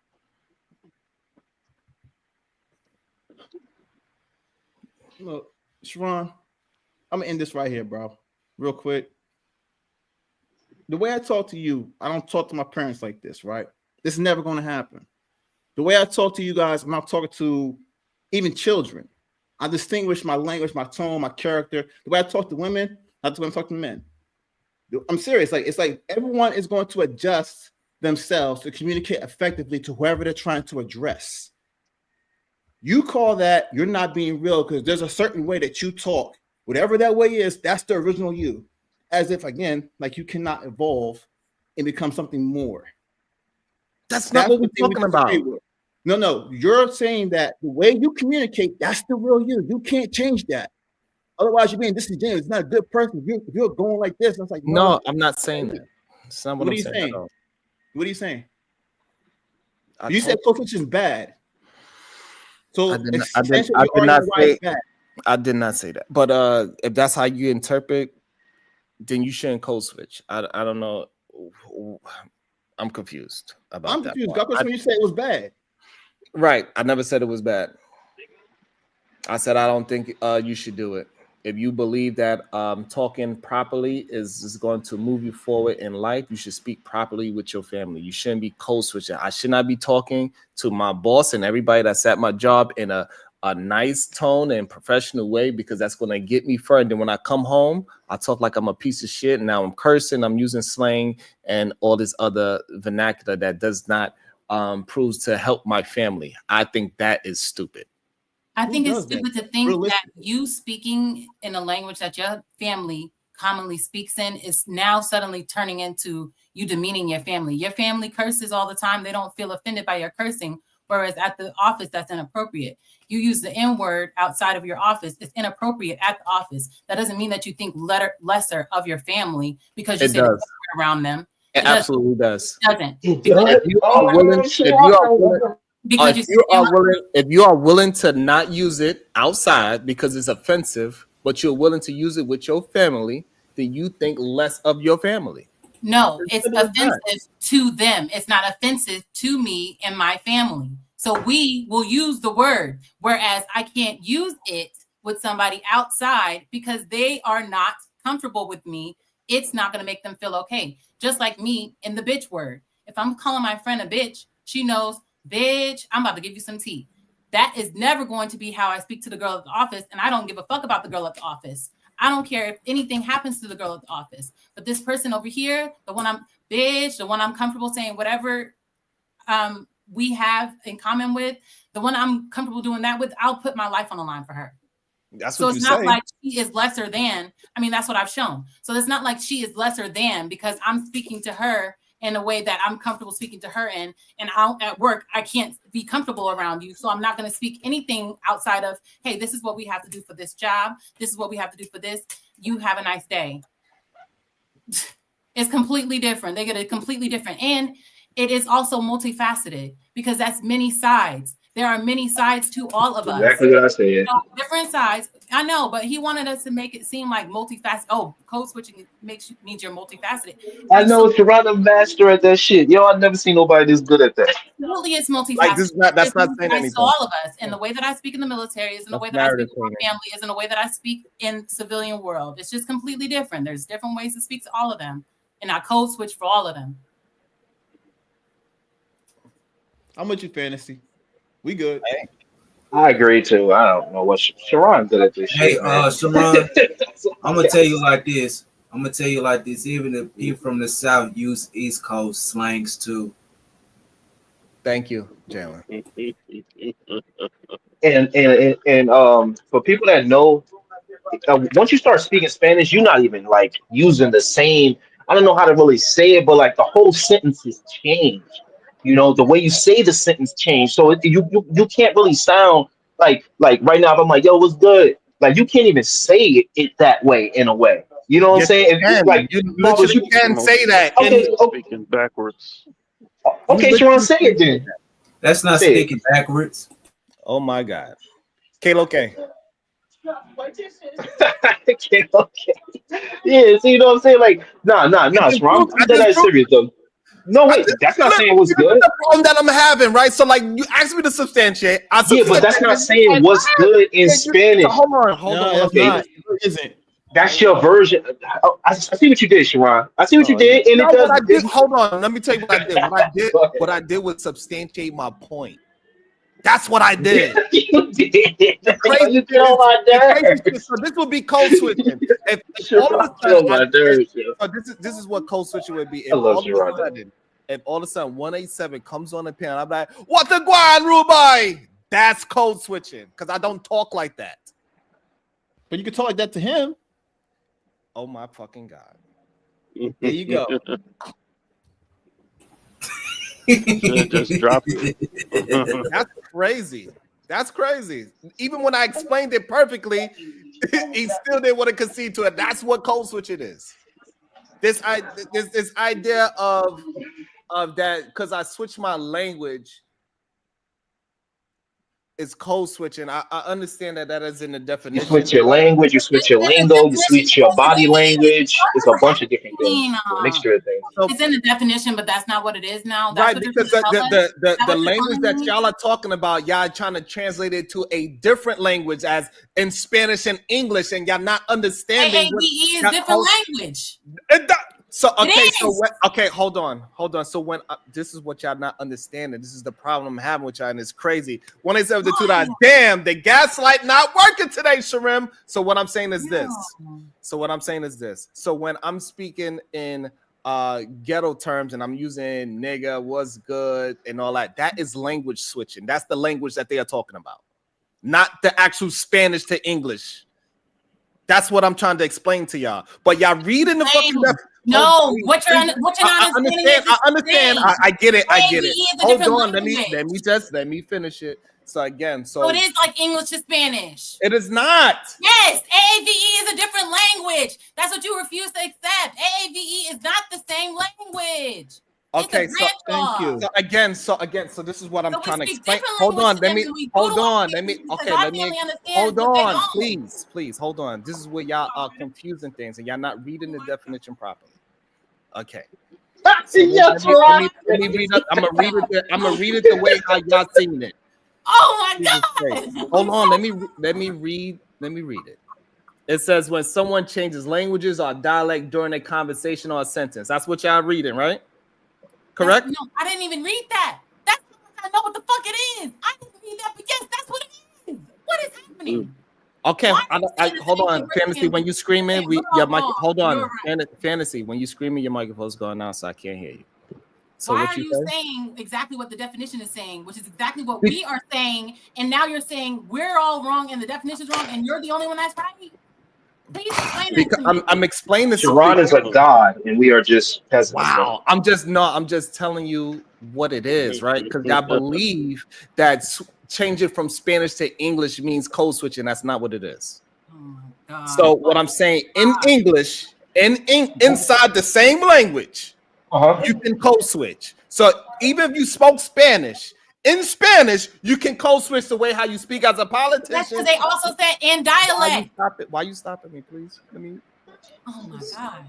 Yeah, you can code switch in Spanish. Go ahead, Sharon.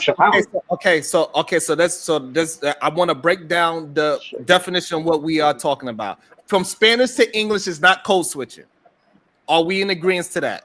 No. Yeah, no, that's code switching. We're not in agreement. If your dominant language is English and you speak Spanish, one at a time. I don't need explanation. I don't need your explanation. I just want to know. So this is where the problem is. Y'all don't understand when it says from languages. Oh my God! Stop saying we don't understand. You don't.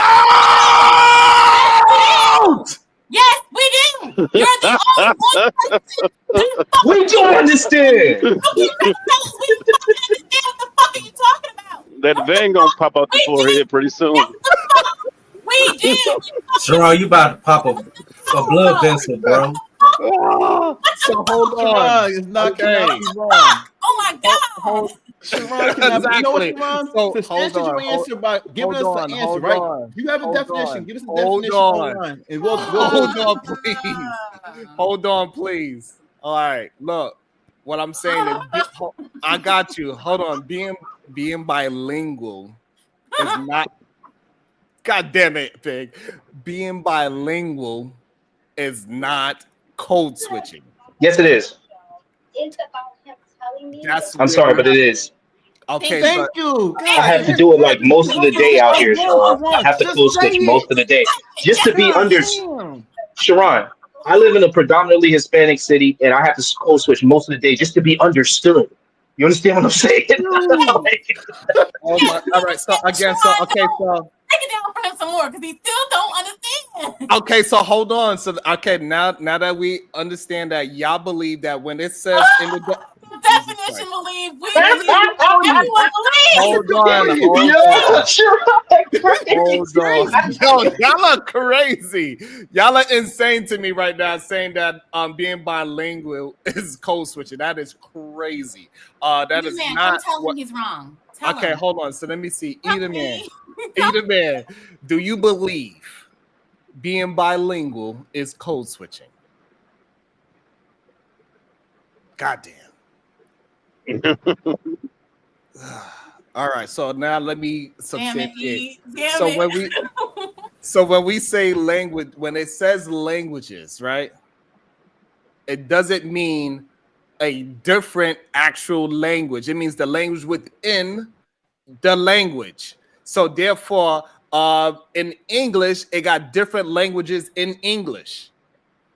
And for some reason, we act like we do not understand that. You think and we I don't don't understand there's different dialects of English? Do Huh? you think we understand? You think we do not understand there are different dialects of English? Okay, so this is what That's I'm also in the definition. Okay, so Yes, okay, it is. so Thank you. okay, so let's read the whole definition so this way we can have an understanding because y'all just picking out that one word thinking that it means bilingual. No, it doesn't mean bilingual also is. What are you even talking about? Oh my God. Adding stuff to it, Sharon. I'm not adding stuff to it. Yes, you are. Everything you just said was not in the definition. I'm looking at the definition right now. Read it verbatim. Okay. Read it verbatim. When someone changes languages or dialects during a conversation or sentence, it can also refer to adjusting one's behavior or appearance to fit in within a group. And keep Exactly. reading. So And keep reading. And keep reading. And keep reading. Hold on, please. Hold on. So now that we just read the official Google definition, please don't be stupid. We're not. Next. And say that being bilingual has anything to do with code switching because it does not. Okay. Okay.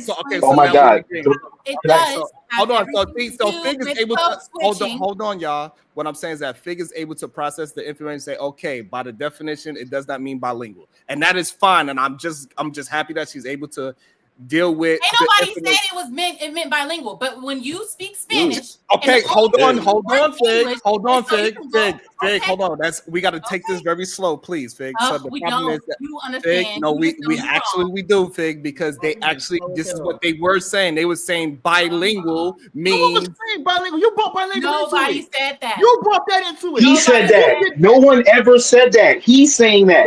I never said that. I never said that. I said the moment I walk into a restaurant, right, and I see a Hispanic person, and I say "Hola" instead of saying "Hey, what's up," because they're not going to understand that. I have code switched to. Okay, pause right there. Don't say nothing else. Pause right there.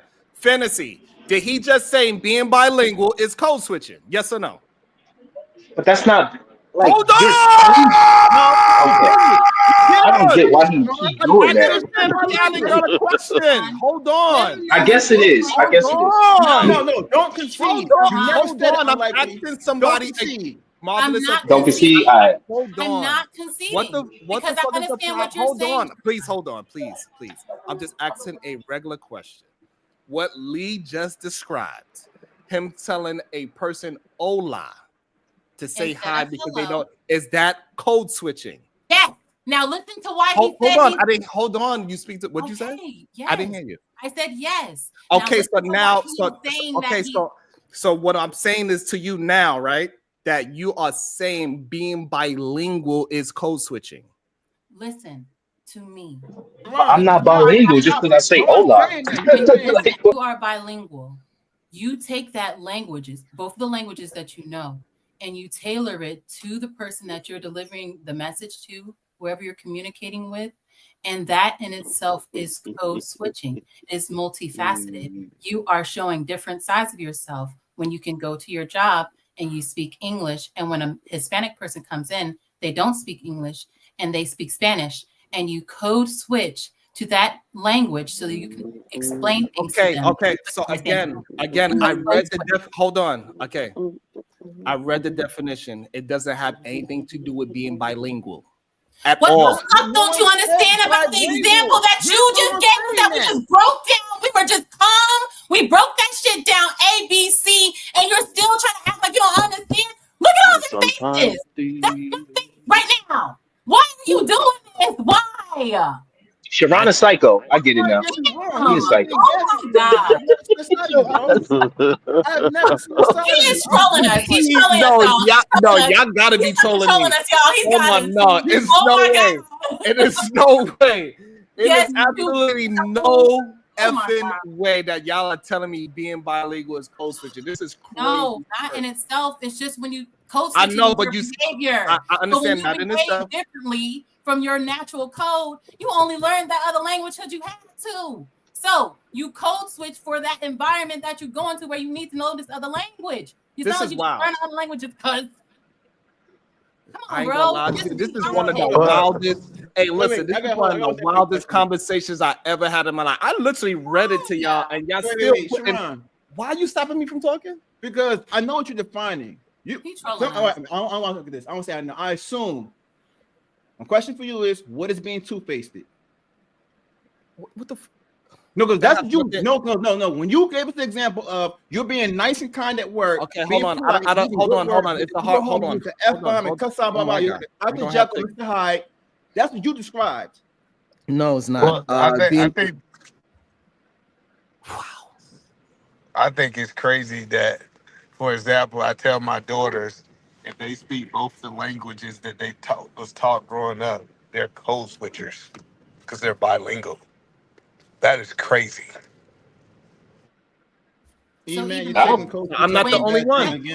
What language do y'all speak at your house? Jesus They speak both languages. Okay, they Then there's speak nothing wrong both with languages that. at your house. I speak There's Memphis nothing wrong with that. English. So if they go somewhere else, but if they go somewhere else, they don't have to code switch. Sorry, so I had some in my throat. Okay, Jalen. At their house. Hold on. That's Yeah, completely different from what we've been explaining, either man. Exactly, What Tennessee. you're explaining is we do not speak this other language at the house. Exactly. At all. The only time we speak this other language is when we're in this environment where we believe we have to change the way we speak because they do not understand the way that we speak at home. So that's what I'm trying to explain. That is code switching. So your analogy, either man, was useless. It was pointless, basically, because you're black and hold on, y'all. because Hold on, please. Y'all think that should be helping? It doesn't. We don't need. She was done. We don't need no cheerleaders. She set a point. Let the man rebuttal. Why I gotta be called a name all the time? Why people always gotta call somebody a name all the time? Nobody called you a name. God. The reason what I'm saying, I didn't call you a name, but you don't have to reiterate what she just said. No, I was not reiterating what she said. I had my own point as well that I was about to use. She didn't just say what I said, man. Like relax, bro. We just talking, man. I cannot relax when we cannot have a conversation. We gotta be. She was finishing and I was starting. That's what was happening, Sharon. And I was not repeating her. I was not repeating her. Hold on. So if she's having a conversation with either man, let them have the conversation. You jumping in the middle of their conversation is what's the problem at this moment now. So let them have the conversation. So yeah, fantasy. I kind of get the point that you're trying to make, but what I'm saying is, for example, if nobody in my house speaks Spanish, I have no purpose to communicate that way. If I go out into public and speak Spanish, I am not a code switcher. I just found the effective way to be able to speak to the people that's in that area. Code switching Why is don't you changed. think that's the same thing as code switching? Well, because why do you think you just described something differently than what the definition described is what I'm asking you. So when it comes down to code switching, right? So I think we got to just be careful when we start saying, if I have educated myself and learn how to communicate in multi-factions of ways, that makes me a code switcher. Why are you trying to demonize the word code switcher? Exactly. That's what I've been saying the whole time. It's not even a bad thing. See, but so hold on. Let me get clear. You. So you saying that when black people say, "Hey, you code switching," they're trying to paint that as a positive thing? No, what I'm Now, trying to I tell get you now is we've Are been people you? doing. believe that they should not have to change their delivery for their message, and they try to demonize code switching because they don't believe you should have to change your delivery for people to receive your message. But you learn, like you did, you educate yourself, and you know that you have to change your delivery in order for you to meet the person that you are delivering the message to. So how we hold on, don't let me- demonize. We don't demonize code switching up here. Marvelous, or unlikely. I don't. But there's many Black people who do demonize it, but they also demonize education. Those same ones. So who cares? Can I say I something? got you. So hold on. So I just want to make sure I understand this correctly. If I speak to Sharon and my wife different, would I be considered a code switcher? Yes, you've code switched. However way you speak normally, if you change up, listen, you probably change up for your wife versus your children. You probably change up for your mom versus your children. You change up often, and it's completely normal and natural. But we try to change the definition to be something that is negative because we believe we should be able to be whoever we are to everyone. And everyone needs to accept us however we are. And I believe that is a fallacy. So it based off your argument, that means everybody on the face of the earth are code switchers. Code switches. Yes. And the only people that demonize Yes, that's what we saying. that's what we've been saying from the beginning to the middle to now. And you got it. Sharon, I think he got what we're saying now. So task complete.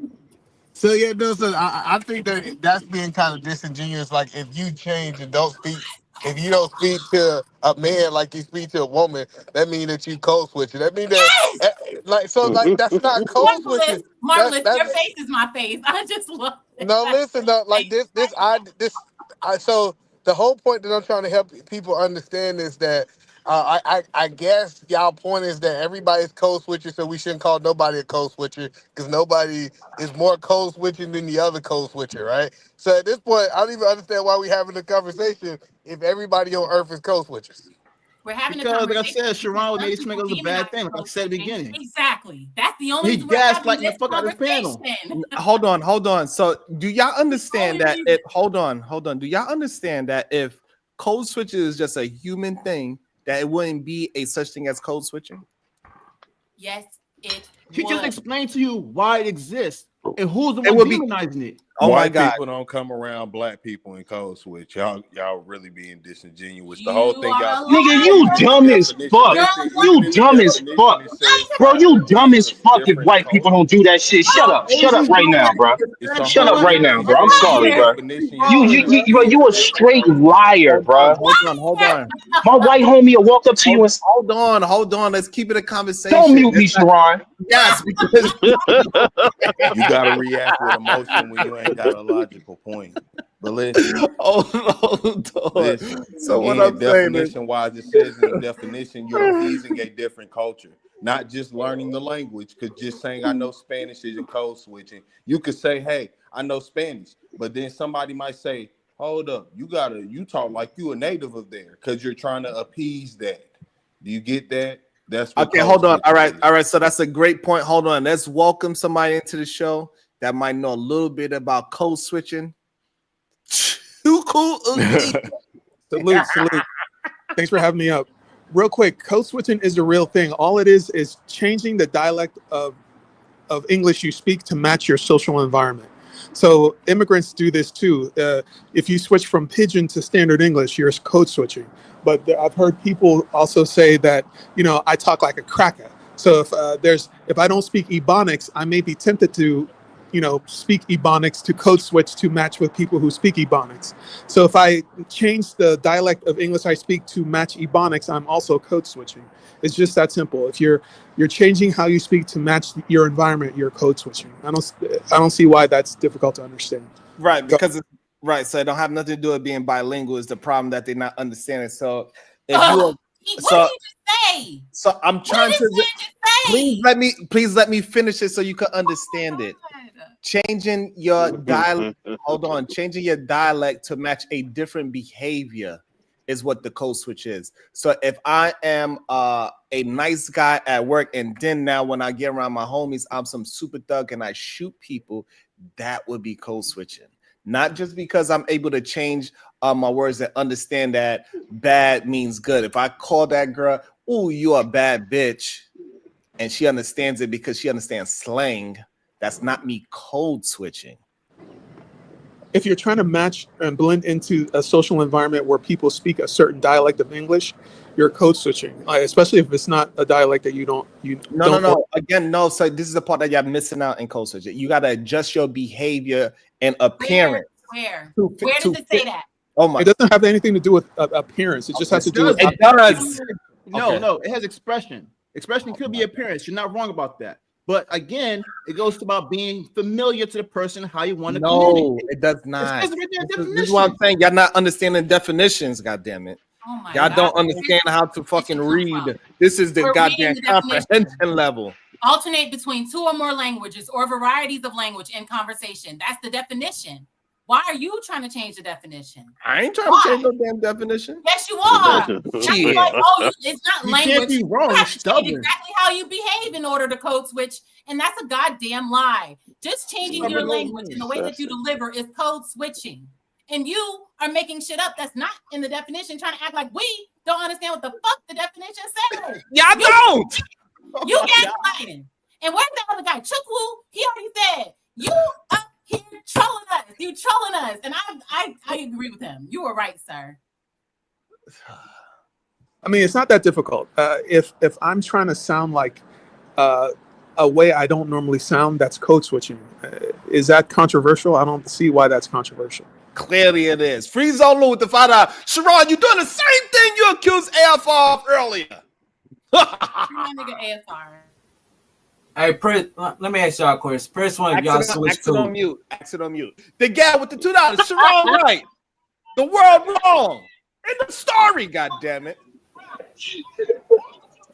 Bro, what the hell?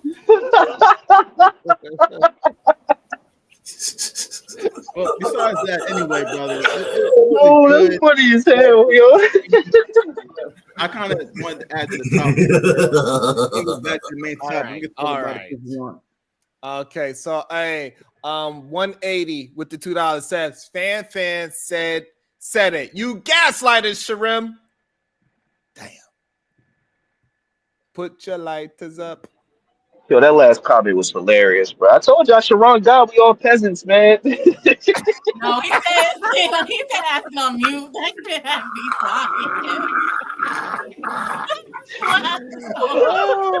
Hey, listen, hey, I also want to show that this is a great display of having a passionate, screaming, yelling, vein popping, and not either one of us got out of character and disrespected each other. Word, facts. Good job, guys. Here having a nice, strong, heated argument without it going to levels, and show that it is possible for us as black. It's not possible though. Sharon Captain, us four, we kind of love each other low key. So let's keep it 100. We all kind of know each other. So let's not. Yeah, that's completely different. We kind of all know it. We all kind of fuck with each other. You know what I mean? You know, we all probably think we all attractive. You know, we like that's different. Sharon, don't do that. Jalen can't have this conversation. Hey, listen, I'm gonna tell you this. I can't wait until I meet Fancy Island Girl and her husband, and I'm gonna speak to her a certain way, and then when I see her walk to the bar, I'm gonna code switch like a motherfucker. I believe you. I believe you. He gonna be like, hello, sir. How you doing today? What's up, my nigga? You gonna get our drinks, my nigga? All right, what's up, my nigga? Oh, he's coming back. He's gonna do the Obama. Yes, sir. Yes, sir. After everybody else up, I'm like, oh, you code switching today? I can't wait for it. Oh my goodness. Welcome to the show, Afro Nerd. Tell us who got code switching right.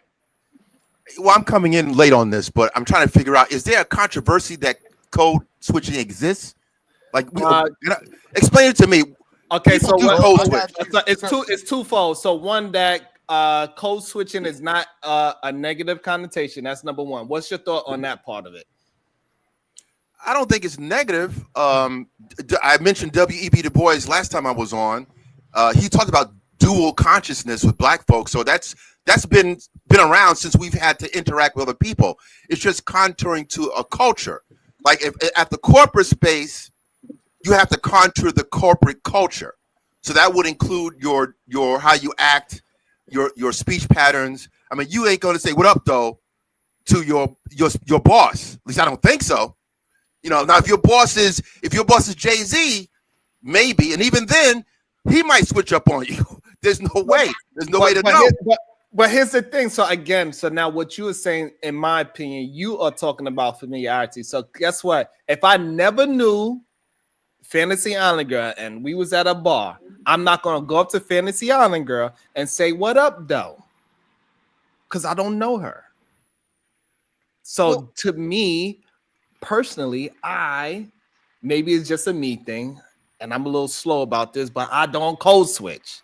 My familiarity with somebody, yes, I would talk to them a certain way. But regular people in the street, if you are black, I'm not gonna, the very first time I meet you, I don't know you, no matter what you wear, and I'm not gonna go up and say, "what up, though?" I'm gonna still say, "good day, how are you doing today?" Okay, what you're saying, what you're talking about is familiarity. Okay, so thank you. So it's still the same thing. You know how the corporates. Well, I had to jump in right there. Ain't no thank you. Ain't no goddamn thank you. Jerron, you're so stubborn. Oh my God. No. So what I'm saying, help him, sir. Lead him to the promised land. So what I'm saying. Okay, go ahead. Yes, what I'm saying is this. Me being familiar with you is being familiar with you. Me code switching is acting a certain type of way. And then when I start, if I see another black person, I start acting a different type of way to get accepted in. That is code switching. Me acting all nice with Afro Nerd because me and Afro Nerd, we could articulate, and I'm acting a certain way. And then I turn over to Lee in the same breath, and then I start talking to Lee in a slangish and not so articulate way. That would be me code switching between those two. Okay, well, everyone has their own personal way of speaking, right? Like the way I'm speaking to you now is essentially how I speak to everyone for the most part. Now, the people I grew up with, family members, people who know me, whether you have that personal relationship, you might see a different Afro Nerd, right? Yes. But because I have a brand, right, I do speak this way as a mainstream median way of speaking, right? I'm not comfortable saying ax. I say ask, right? I see people say ya a lot. I don't do ya. You know, it's just a difference. I was raised a little differently, right? That's very difficult for me to come out of my mouth. So I've been around white people. This is the funny thing. There's white people who speak differently. It's code switching. Yeah, it's all code switching. Yeah, but it's all based on familiarity. So when you go, and also knowing who you are speaking to, right? So if you don't know who you're speaking to, you're not just going to jump into. At least you shouldn't, unless that's your natural way of speaking, right? Right. But okay, so hold on. I want to right. So that's the issue. So now, if a white person is talking to me a certain way in the room, and then when he go outside, he see another black person, he just automatically start talking hip hop to that person, and that's not really him, and we can hear it. That would be code switching. You trying to fit in. So that's the key part that they keep trying to leave out the definition to fit in with a group. Everyone. Well, it happens in reverse too. When you see, yes, exactly. It happens in reverse too. When a person of a different ethnicity thinks they know who you are on sight, and they start speaking to you a certain way. I've had an experience when I was young, where you might encounter a white person who starts speaking black slang, and I would have to turn around and say, you do know I do speak the King's English. You don't have to speak to me that way. I have to correct There them. you go, Afrina. I That do would be that. the code switch when you start talking to me because you think it's all cool and hip to try to fit in with me and make me. That would be code switch. But if that's not your normal vernacular, See, this is the problem. This is the that would problem. be the code switch. So what I'm saying is Sure. that even when I'm speaking, and I got you right now, Lou. Even when I speak, Yeah. and I say, and I'm talking to Lou, and I start using slang words, I'm still not code switching. I'm still using my same vernacular, my same persona, my same perception of who I am. I'm still saying the same thing. Even if I say she looks very nice looking today, or if I say she's a bad bitch today, you see that I did not code switch, even though those two things mean the same exact thing. I think you're using the nigga definition of code switch, Sharon. Oh, And you're not using the full definition, because even when you're talking about the bilingual thing, and you said what you said in Spanish, nigga, without the dialect and all that stuff, you sounded so awkward, so out of place, so like, ain't no way, bro. You have to adjust that to address the people you're talking to. But the problem with this whole argument, if I yell at my daughter and I talk to my wife with common sense, it's called. They said that's code switching, and it's two different humans at two different levels. One's a child, No, one's I an don't agree with adult. that. Yeah, that's Of the course point you I'm don't saying. agree with that, Lou, because you just want to be a part of the I'm gonna boost hold up. wrong The example wasn't club good because today. there's no context behind it. And secondly, yes, you can yell at anybody. If you're, depending on the context, it wouldn't matter what language it's in. Yelling is yelling. So that's a poor example of, that's code switching. That's not code switching. Well, politicians are accused.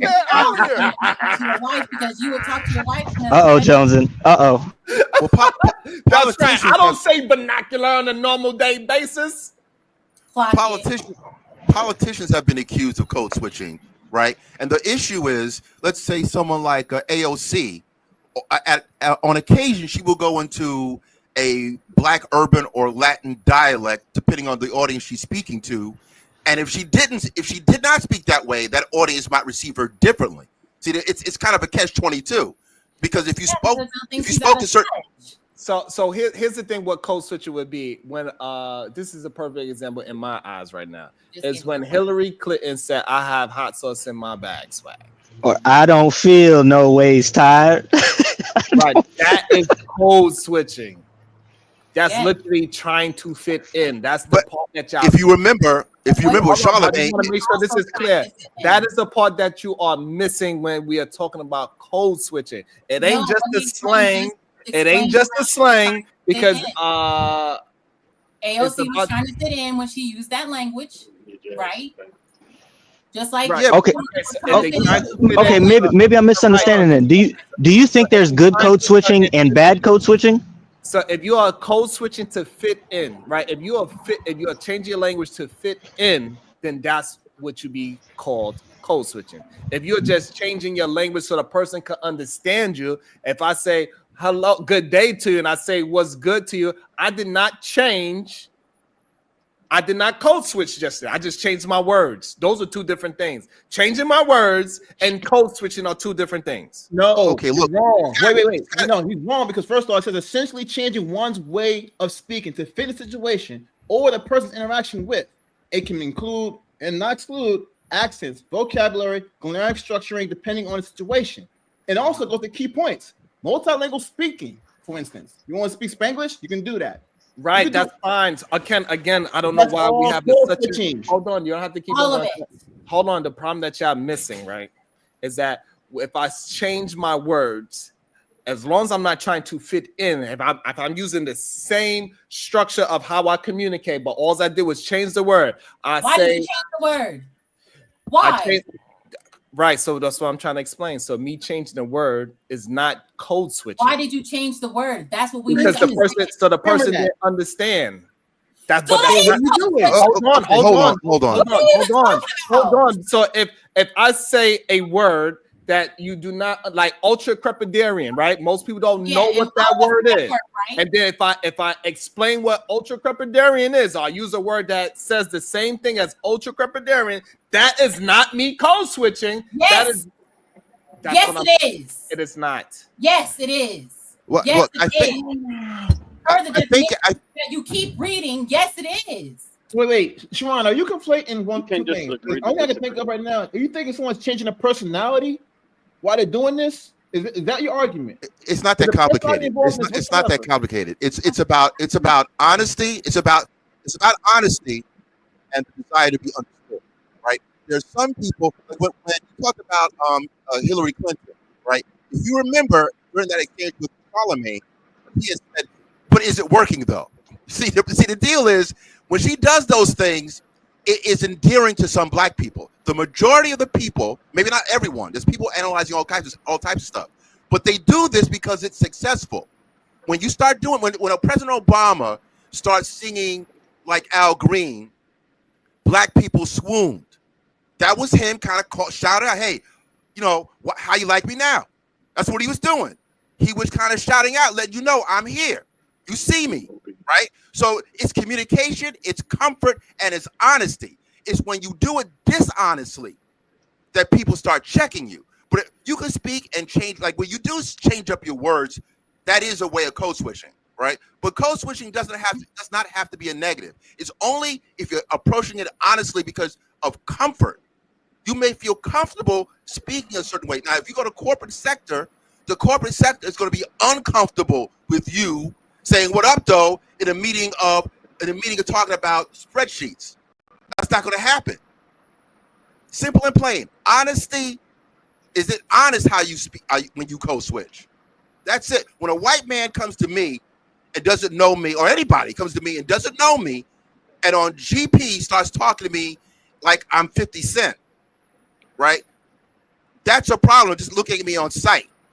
I'm like, okay, what are you seeing? Why do you think I don't speak like you, or that I can't understand you? That's different, right? He's approaching me. Landed right there, Afro, because I don't want them to get confused any more than they already are. That is the perfect. You missed everything you said at the beginning before we got to your point. Because we knew what he was talking about. This is why I wanted to. We've been saying this the whole time. No, you're not. You are not saying what he Oh just my said. God, Sharon, you're the biggest gaslighter, bro. This is not what y'all did not say what he just said. He just literally. No, we didn't give you an example of how you're using the bad term. We never give you that example. No, of course we didn't give you that. Because we're telling you making it a bad case. I can't believe this shit. This is ridiculous. No, you can't talk on your own damn show. You're a monster. I'm telling you, he the boogeyman for real. Boogeyman of YouTube. He Kendrick Lamar. You know what? I'm gonna see y'all later. Goddamn it! I can't stand you.